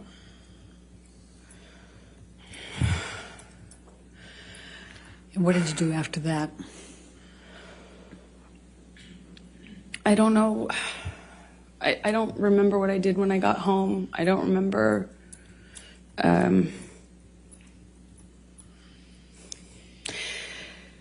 I went to my therapist. I told her. Objection, hearsay. I'll sustain as to what she may have told her. I went home, and a few days later, started getting, I actually don't know how many days later, but I started getting calls and texts from Johnny, you know, apologizing profusely. I mean, just, you know, he said, I'd rather cut my hand off than ever lay it on you or lay it upon you, you know, and he had that way of talking. It felt like poetry. And he showed up to talk, like with the understanding that, you know, he understood I could never forgive him and it was done. So I felt kind of safe in saying, okay, let's have a talk, or, you know, yeah, we'll talk. I think you know, I know I just wanted to see him, and he comes over, brings me gifts. He brought me a couple cases, actually, of that Vega Sicilia wine that we've heard about, which is a really nice, expensive wine that I could never, at that time, dream of affording, you know. And we talk, and he tells me that he had put this thing away, that I could trust him, that it would never happen again. Of course, it would never happen again. That he'd put this thing away. He'd killed the fucker, is what he said to me over and over again. I put that fucker away. I killed that monster. I'll kill it again. It's done. I'll never lay a hand on you again. And I wanted to believe him, so I chose to. Chose to stay in the relationship?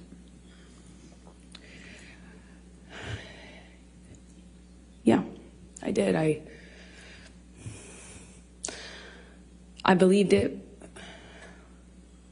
but, you know, I believed it wouldn't, I believed that there was a line he wouldn't cross again, and that was it.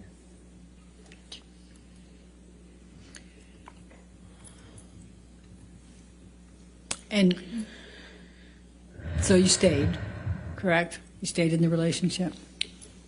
Yes. Okay. So, is this a good time? You can keep going a little longer, please. Okay. Thank you. So could you please describe for the jury the evolution of your relationship after that time with Johnny? I don't know how long it was until things got bad again. He did start drinking again. I remember it was almost, you know, he'd start drinking again, the disappearing thing, the coming back. He'd come back like in the middle of the night to my house. And it would be unclear to me, you know, drunk, often really drunk, and kind of accusing me, but not directly. Nothing was very direct. It was a lot of accusations, but they were veiled. You know, what I was wearing, who I was with, why didn't I text him back? I didn't text him back right away. This is when I was at my place in Orange. Sometimes he would show up to catch me. Like that was a pretext for coming over. And by the time we were done talking, I would have thought I had convinced him that I loved him, that I only loved him, there was no one else, and then that we were back in an upswing and would go back to good, loving, like sick, romantic love, like kind, sweet, velvety love. And then it would be something I said, why did you say it that way? You know, if I had to leave for an audition, I could guarantee that when couldn't guarantee, but 2 of those in a row, and when I came back, he was angry at me, you know, and I wouldn't necessarily know why. And then he started accusing me of things, probably, like, at first it was indirect, and then it became really direct. Then the punching of the walls next to my head, which is a constant at that time in 2012 when he was drinking. Eventually that became you know, him accusing me of cheating. I'd defend myself. I'd say, you know, that's crazy. You're wrong. I would never. The normal things. And it would escalate to the point where he would push me or shove me down, and then I'd get back up. And this happened several times. That's why it's not more specific, I suppose. When I'd get back up, I'd look him in the eye. I made a point of getting up and looking him in the eye. It's my way of defending myself at that time. And I'd look at him, and he'd ask me if I wanted to go again, and shove me back down. Eventually, he just hit me. Remember, he hit me in the face when I denied having an affair with my ex-wife, my ex-partner at the time. And he said he had proof. I denied it. And I was walking out of the bedroom, slapped me across the face. I turned to look at him. And I said, Johnny, you hit me. You just hit me. I'm going to ask you, Michelle, can you bring up 1783, please? What number again, please? I'm sorry. What number? Defendants 1783. 1783, thank you.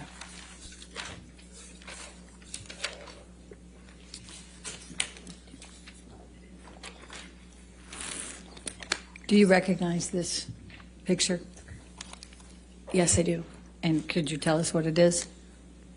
It's a picture of my face with a note that Johnny left for me by the coffee. Typically is where we'd leave notes like that. And does this accurately depict the scene portrayed? It was one of those scenes.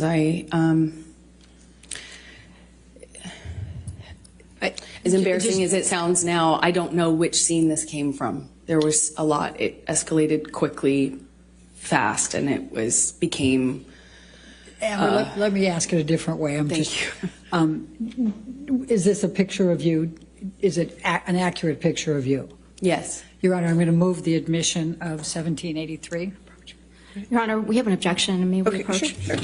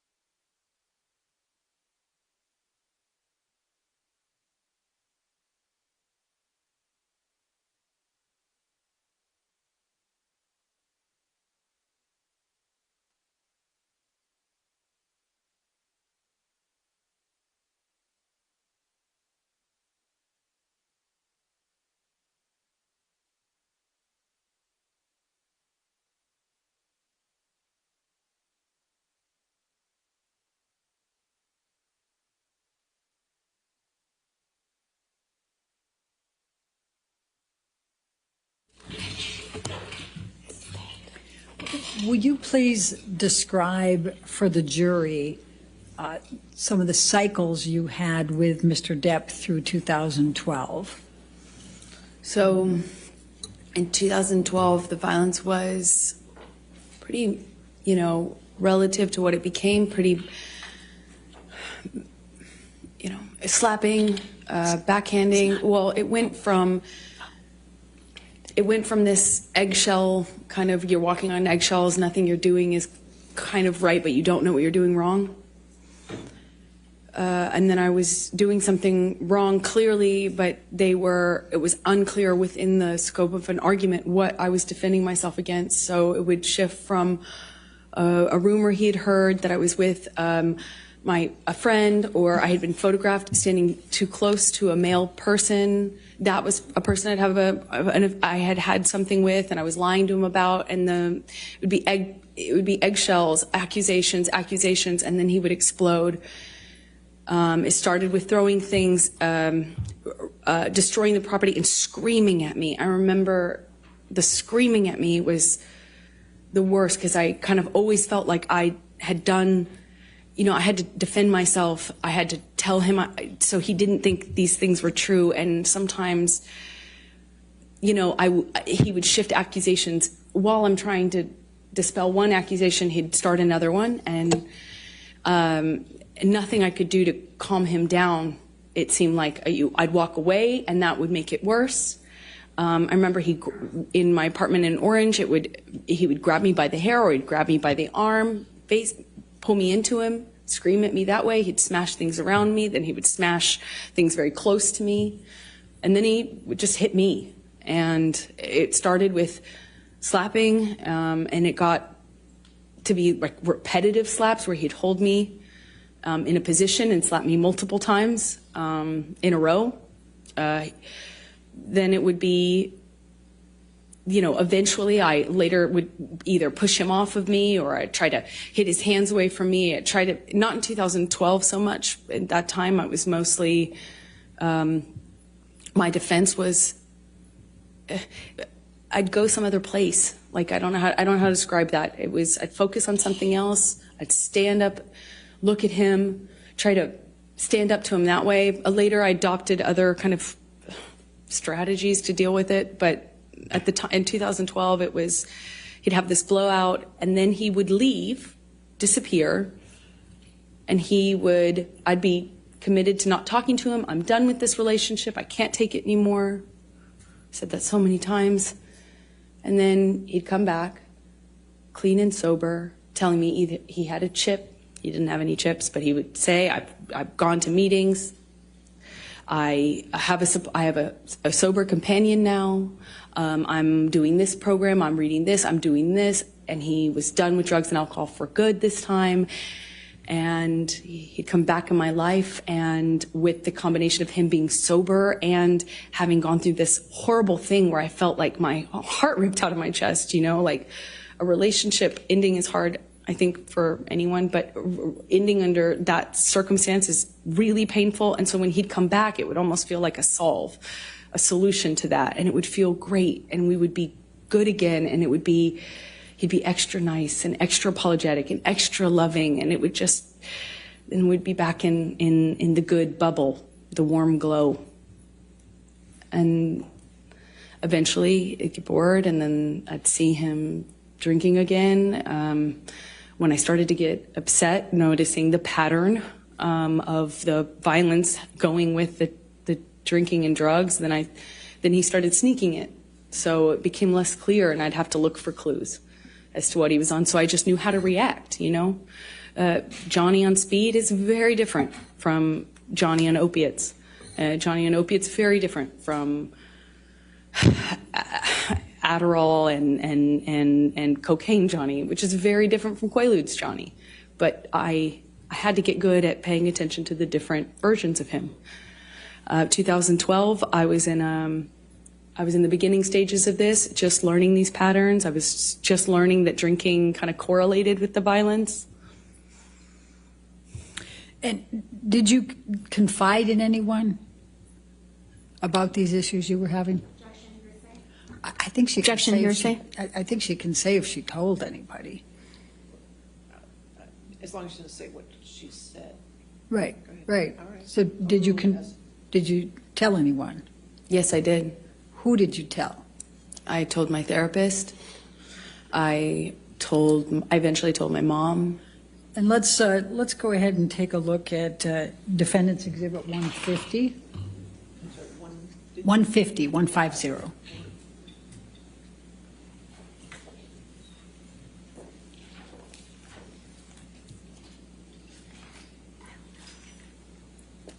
Your Honor, I'm going to object on hearsay. You want to approach? Yeah.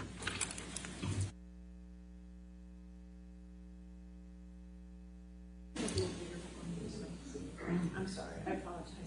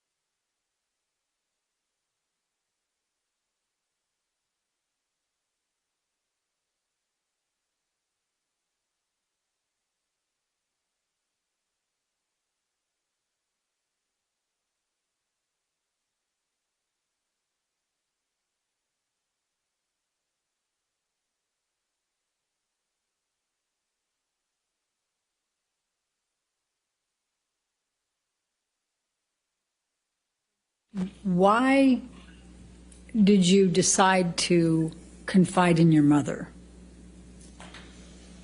about the issues you were having with Mr. Depp?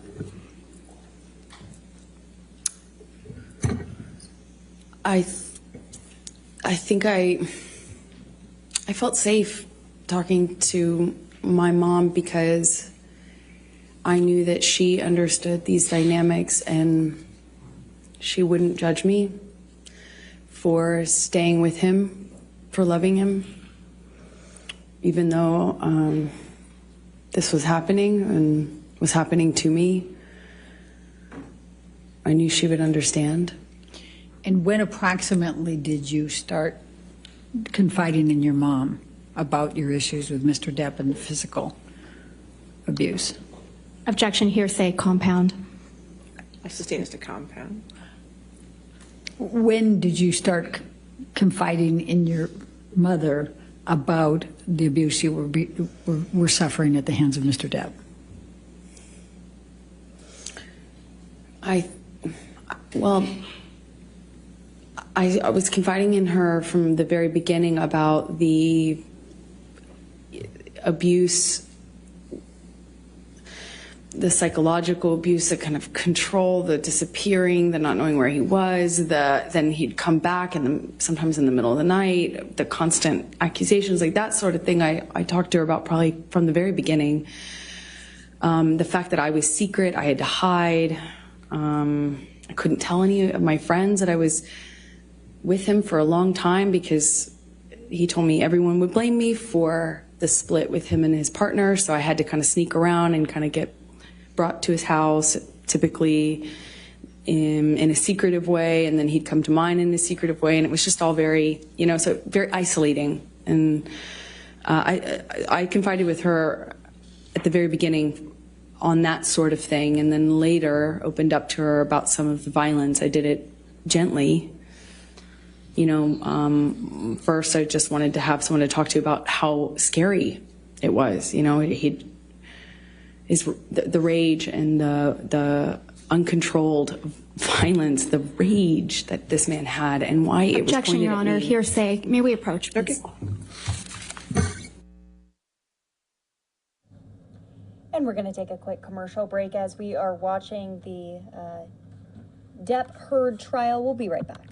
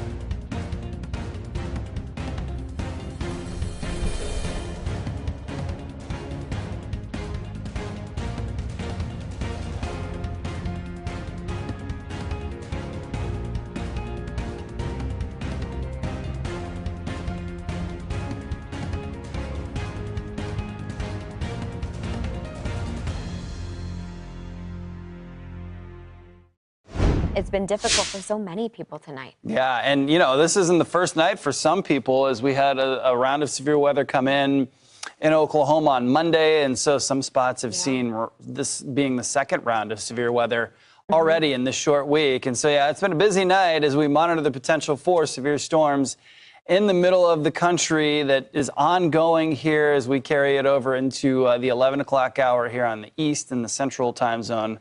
This is the 10 o'clock hour. Marissa, you're going to start off. Yeah. And, we still have that tornado watch going strong till 4 a.m. They extended this watch because the threat is just still there. So what does a watch mean? What does a warning mean?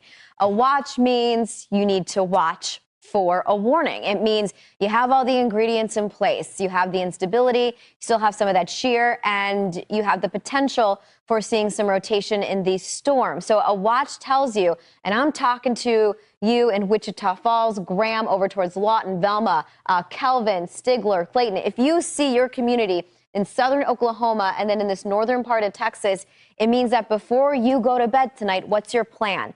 Should you get that tornado warning, what do you and your family do? Maybe you sleep in that safe shelter before you even get a warning. Sometimes it's just a better rule of thumb to be safe and take the extra precaution, because in some cases, as we've seen, it can quite literally save your life. What you're looking at is that tornado threat in some of these areas. So this is through the evening, and really what we've already seen come to fruition, especially out in this hatched area. So this is for that potential of an EF2 tornado or stronger. Now, we won't know the strength of these tornadoes until the National Weather Service gives it that ranking, and that's going to be based on the destruction that they're looking at, and that'll give them an idea of how strong these winds were. But more than likely, we'll get some of that in tomorrow, but it just depends on how wide of an area they have to survey. Large hail threats. So we've also seen a lot of the hail in through parts of Texas and Oklahoma, anywhere from 2 inches on the bigger side to 2.5 inches in diameter. So also quite large. So that's the other threat you're up against. And you're noticing the areas with those dots, that polka dot area, what we say is hatch, Oklahoma City through Wichita Falls, San Angelo, all areas that have the potential for very large hail. You know, these very strong updrafts. And when you see the diameters being reported that large, you know you have a strong wind that's supporting them aloft for some time until they fall. The damaging wind threats. So the other thing we'll be looking for, and we do have a lot of severe thunderstorm warnings that are out there at this time, that are producing wind gusts that are in excess of 60, 65 miles per hour. So you do have the potential to see some very strong winds as well, which means you still have to be careful if you're out and about. If you work overnight hours, you want to make sure that you're careful on the road, because that could really shake you around. That potential for 75 mile per hour winds or stronger is going to be in areas right around Oklahoma City. So through McAllister over towards Lawton and Davis, all areas that could see those very strong winds. Looking at the severe stats. So if you haven't been with us throughout much of the night and you're just now joining us, this is where we stand at that current moment. We currently have 1 tornado warning. 1 tornado warning out of 24 total warnings. Most of them are going to be severe thunderstorm warnings, where again, you could still get some very strong winds and some very large hail. Notice the flash flood warnings have jumped up considerably. Now we have a dozen of them. And by the way, what you're looking at is video out of Texas, out of, looks like Herald, Texas. So that's from one of our storm chasers out there. That's Mark. And you can just see some of the skies that are still illuminating because of all of that lightning. And you can see his windshield wipers, I believe, that are going. We've had some heavy rain. Notice you've had 5,700 lightning strikes about 2 hours ago. That said about 8,000. So it does show a little bit that maybe the intensity is weaning back a bit. And you'll also notice 574,000 people still under that warning, or several warnings right now. And out of Texas, we've seen a lot of the large hail in about an egg-sized diameter, if not golf ball size. And you're noticing some of those winds nearing 70 miles per hour over at the Laughlin Air Force Base in Texas. So we're not going to let our guard down just yet, Nick. Yeah, not quite time for that. Meanwhile, this is pretty dynamic imagery from enhanced satellite here, showing you the cloud tops. Again, the higher the cloud top in the atmosphere, the redder it appears here on our enhanced satellite. And so there's tons of red. So clearly these storms have been very, very tall, big updrafts. That's where the hail is able to grow. When these storms are so high up in the atmosphere, they're in the air that's below freezing, well above the Earth's surface. And then you can actually see, it's almost hypnotic to look at these, the pulsating nature of these storm updrafts. It almost looks like rotation within these storms, but these are actually the updrafts that you're seeing pulsing in some of these spots. And a lot of these areas where you are seeing that seemingly rotation, like there and there, and those are actual updrafts. That's where some of these tornado-warned storms have been. And so it would be beautiful to look at if it wasn't so damaging and deadly here. And so here we are right now, taking a peek at what's going on radar in Oklahoma City and surrounding areas. And there's a lot of colors here showing up on the map, as there have been all night long. A lot of severe thunderstorm warnings as you get over here south of Oklahoma, getting into the Wichita Falls vicinity and into portions of northern Texas. And we've also got several areas where there are flood warnings as these storms have come through. And obviously what we've focused on here lately, or over the last couple of hours, was the tornado aspect of these storms. But all the heavy rain has come through and dropped a lot of rain in the same area. And we've seen swaths of 2 to 3, even 3 to 4 and 5 and 6 inches of rain in, a 6-hour period. And so as we take a peek at what's going on still here in portions of Oklahoma. We still have a tornado warning going until 10:30 local time, and we are using the Tulsa radar here to diagnose what's going on. And so it's a little less clear than the Oklahoma City radar that we had been using. This is for Okfuskee County in Oklahoma here. And it does look like we continue to warn some of these same areas as we've got rotation right there and right there. So just to the east of the center of Sunrise and just south of Booker T. And we've got 2 areas of rotation within the same tornado warning polygon.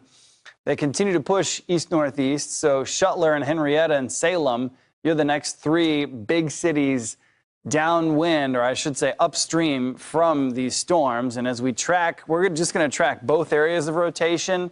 And as I mentioned, yeah, Henrietta 10:18, Shuttler, and then Brundage there at 10:20 and 10:21. These storms are going to be in your area at those times. Colton, this will be on top of you at 10:24, Salem 10:27, and then you've got Gulftown showing up there at about 10:30. So this product here is our velocity product, the red and the green. It shows us where the wind is rotating and meeting up, and that's where typically you'll see rotation, and that's a clear indication of where there's the potential of a tornado. And that's right within that vicinity where we've seen heavy rain, 3 to 5 inches of rain in this stripe of orange right here. So on top of the potential of a tornado that's taking place right now, we've also got some flooding. You can see there on the right-hand side of your screen, the lightning is just lighting up the sky. That rain is really, really coming down. And that road, no doubt, going to be slick. Hydroplaning, probably going to be a concern there, as there is likely some standing water in some of those areas that have seen 3 to 5 inches of rain over the past 6 hours. And that's what 806 lightning strikes in 15 minutes looks like right there, right over here. That's what you're seeing as we've got one of our storm chasers there showing you what the situation is there.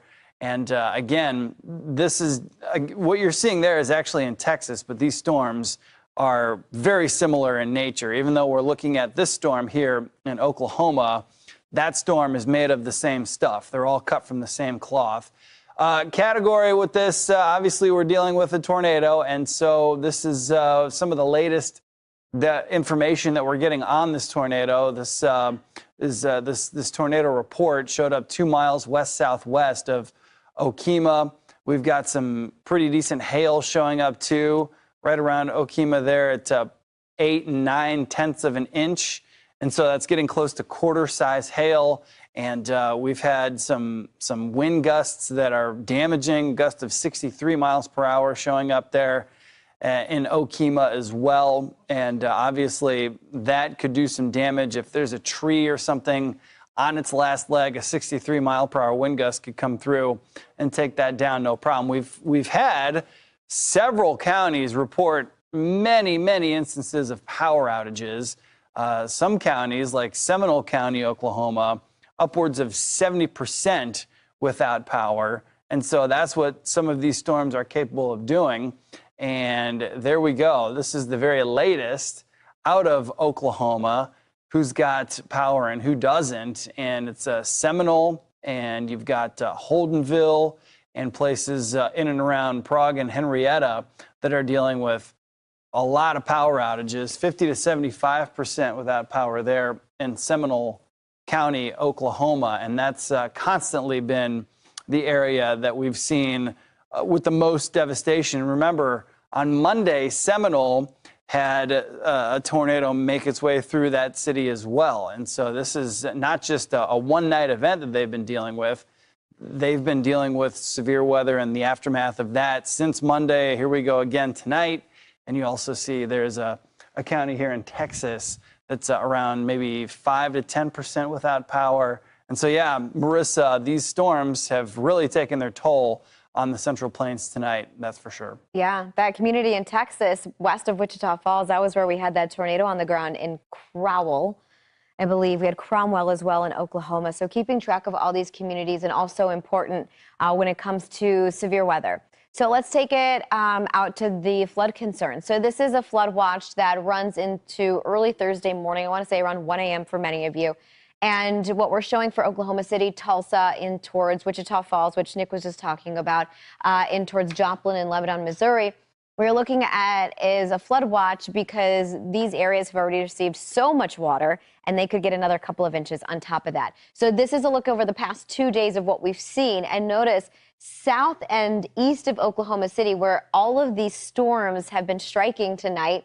And you also notice southern and southeastern portions of Kansas. Anything highlighted in orange indicates 3 to 5. There is an isolated area right here, southeast of Oklahoma City, that is indicating a red color, which means 5 to 8 inches of rainfall. Yellow would be 2 to 3. That's a lot of rain. And we still have some storms to get through. So we're going to be adding to those numbers, which is why flash flooding is a concern. And notice anything highlighted in yellow means very likely, dark green, likely, light green is possible.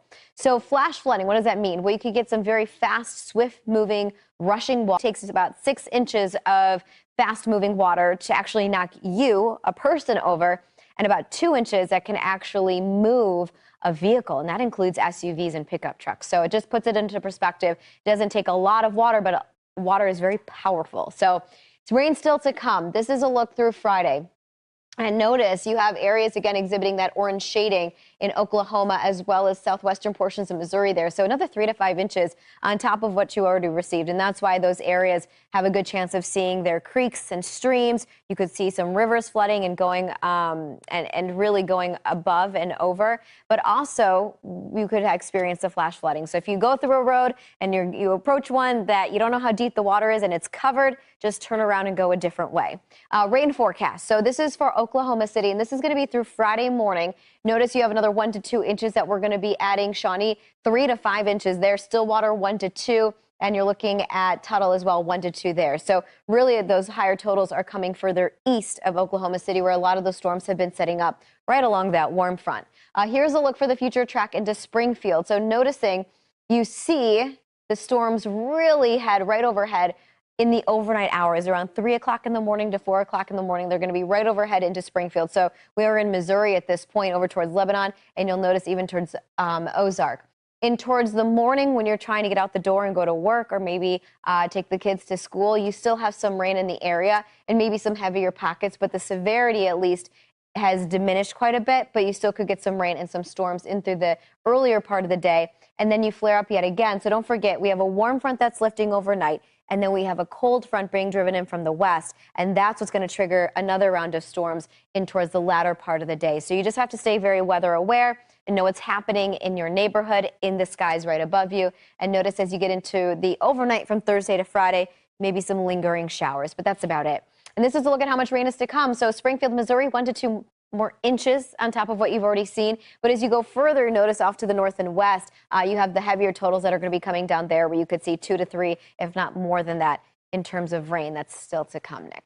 All right, yeah, let's talk about what's still to come, as well as we're going to track out the rest of this here on Future Track as we go through the rest of tonight and then into tomorrow morning. And this model here has been verifying pretty well as of late, and it's definitely called what's been happening here this evening. And so you see here at about 10 o'clock, we still have some action moving through Oklahoma. Midnight, we still have some action, and then eventually that pushes into Missouri and Arkansas. Meanwhile, we've got some light showers still in Texas, and the rain not quite over with there in Oklahoma. Still 7 and 8 o'clock, you've got portions of the state that are getting decent downpours still, and then a good chunk of Missouri and Arkansas continuing to get some heavy rain. And again, the tail end of this batch of storms showing up in Dallas as we get into tomorrow, right around noontime or so, and that's going to make things difficult, obviously, for the lunchtime commute.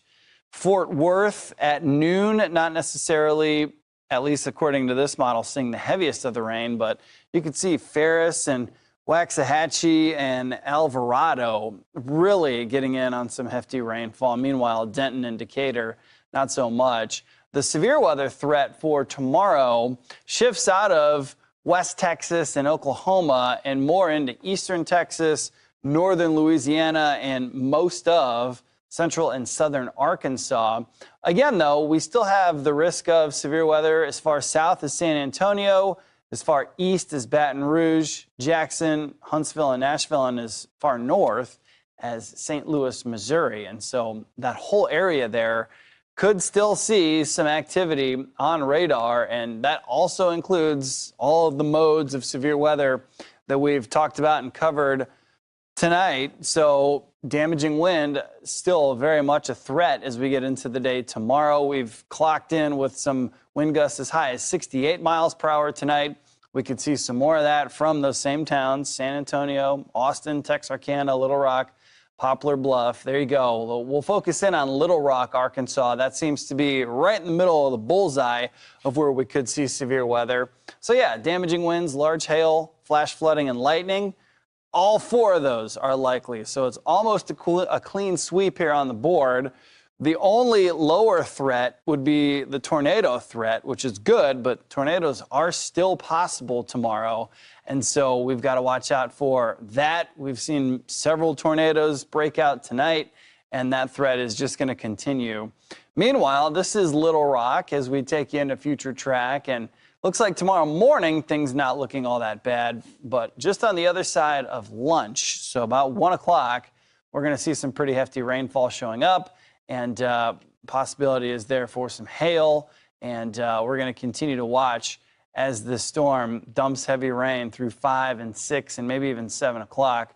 Lighter rain then on the backside of this thing, and by midnight, early Friday morning, maybe some stratiform rain, Marissa, but no more severe weather for the folks there in Little Rock, Arkansas. Right, and everything is shifting eastward. That's how our weather moves, from west to east, typically, usually. So here's a look at the severe threat for Friday, right? We're following it all the way, and we're waiting for it to exit out into the Atlantic. So notice for the severe threat, we have anywhere from possible to likely. Likely is New Orleans, Mobile, Montgomery, Atlanta, and then anything highlighted in that orange, noticing Louisville, Bristol, over towards Jackson, Mississippi, Baton Rouge, that's possible. So anybody within this highlighted area has the chance for seeing severe weather. It just becomes more heightened into that darker shade of red. So what we're looking at is the timing. So the future track is going to show you when you need to be really ready. So noticing Friday morning, you can see that front swinging across, and there's that line that Nick had been talking about. So in through Friday morning, in through lunchtime, you're starting to see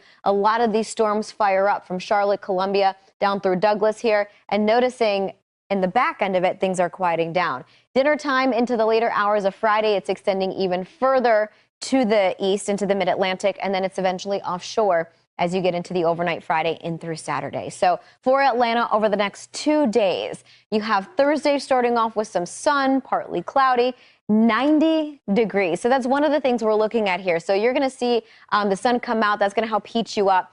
And with somewhat higher dew points, you're really just adding to the buoyancy of the atmosphere. So when that cold front swings through in towards Friday, you're going to be seeing those thunderstorms. So that's what you want to pay attention to, and that potential for seeing not just strong thunderstorms, but severe ones. Severe ones bring much stronger winds and the potential for some very heavy rainfall and hail as well. This is a look for Indianapolis, 68 degrees with those thunderstorms, Nashville 74 and stormy, same with Augusta all the way through Montgomery, even over towards Charleston. As we take it into your Friday night, a time when many of us want to go out and celebrate the end of the work week, you are going to be combating some storms depending on where you are. So coming into Savannah, Wilmington, and notice just some rain over Washington, D.C., and just some rain over Columbus. You're not going to be seeing any strong storms. As you take it into Saturday, everything again shifting further east. So now it's going to be over North Carolina, Virginia. You have just mainly some rain showers, but over North Carolina from Norfolk towards Wilmington and Raleigh, you're talking about some thunderstorms. And when you look at the rain forecast, we're looking at how much rain you're going to be seeing. And there are still some areas that could pick up quite a bit of rain. It's nothing compared to what we're seeing play out right now in the southern plains, but still you could see some areas in the yellow and through Charleston, 2 to 3 isolated areas of 3 to 5. Same with Norfolk, and noticing even over Pennsylvania, you're going to get hit with a couple of inches of rainfall. And if you're in the New York City area, you could see about 1 to 2 inches. The further north you go, the less likely you are to see some rain showers. Future track in towards Thursday afternoon. This just kind of gives you a better idea in this region where we're not looking at necessarily severe weather, just some rain. And that's going to make it a wet Friday for you. but it'll be heading out of the way and into the Atlantic by late Saturday. So at least some of you will get a better end of the weekend on Sunday. Hey, we have a lot to track here at Fox Weather. Keep it here. We'll bring you another update coming up in about 2 minutes.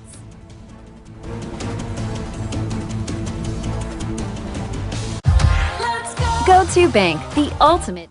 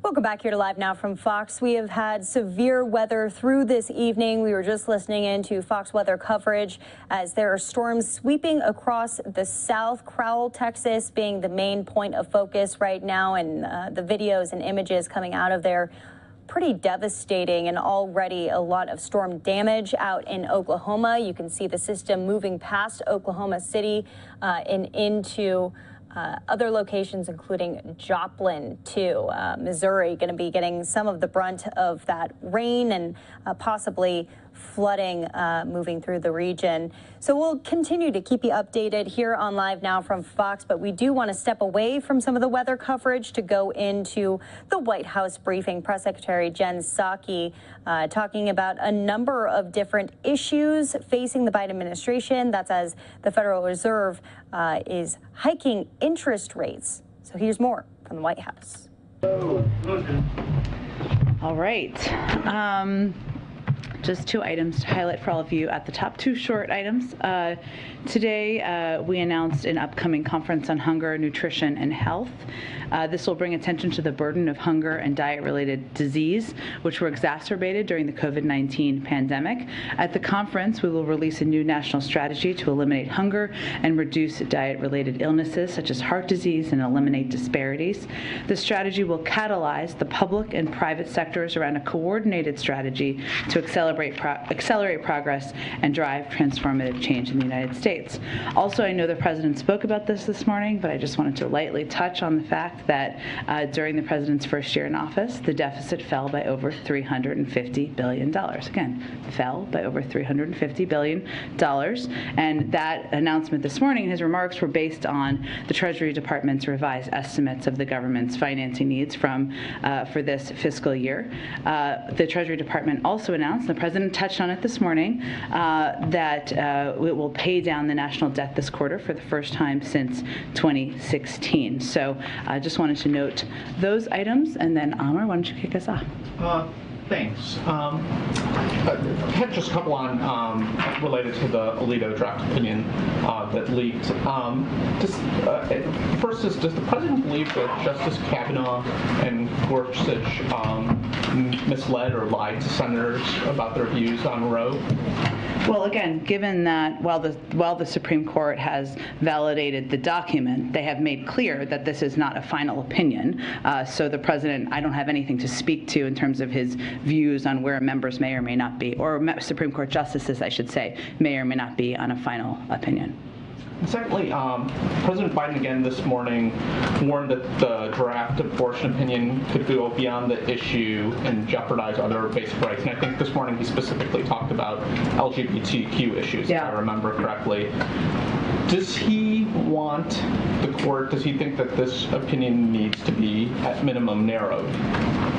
Well, again, the president, as much as he spoke yesterday, both in a written statement and also to all of you who are traveling about his strong views about this leaked document, he's not going to prejudge or have a comment on an opinion that has not yet been issued. What he was speaking to, and he touched on it again this morning, was his long history working on a range of these issues. As you all know from his biography, he led the fight against the nomination of Robert Bork, and what struck him in reading the leaked document was how some of the language reminded him of Robert Bork's view of the narrow definition of how one should analyze or review what the Constitution allows for. And if you remember during those hearings, I know many of you, including myself, were quite young during the time, but we all read history.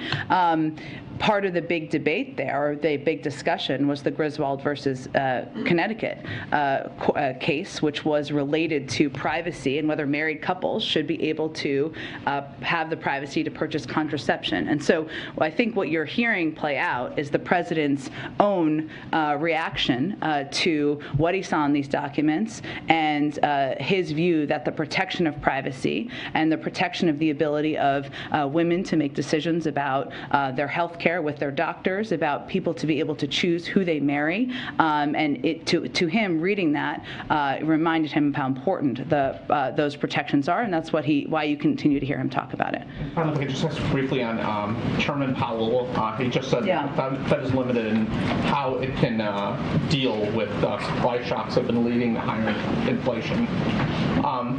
So what more can the White House and Congress do given that challenge? Well, I would note also, as you and others have reported, that there were announcements made about decisions, actions the Federal Reserve intends to take, which are consistent with what they have said they would do to date. And the president has said in the past that it's appropriate, and he supports their decision to recalibrate. So that remains his view today. In terms of what more we can do to address inflation, I mean, I would also note that during his comments, Chair Powell also noted the strength of the economy. He also noted that there's a path for a soft landing without pushing the economy into recession. He had a lot to say, of course, during this press conference, so I just wanted to note a couple of the things. But what more we can do beyond, of course, respecting the independence of the Federal Reserve and the decisions they make, including those announced today, is to continue to take steps to address costs for the American people. Chair Powell also said, or echoed, I think it was in response to a question, the point that energy prices, and specifically the invasion by President Putin, was having an impact on inflation. And so one of the president's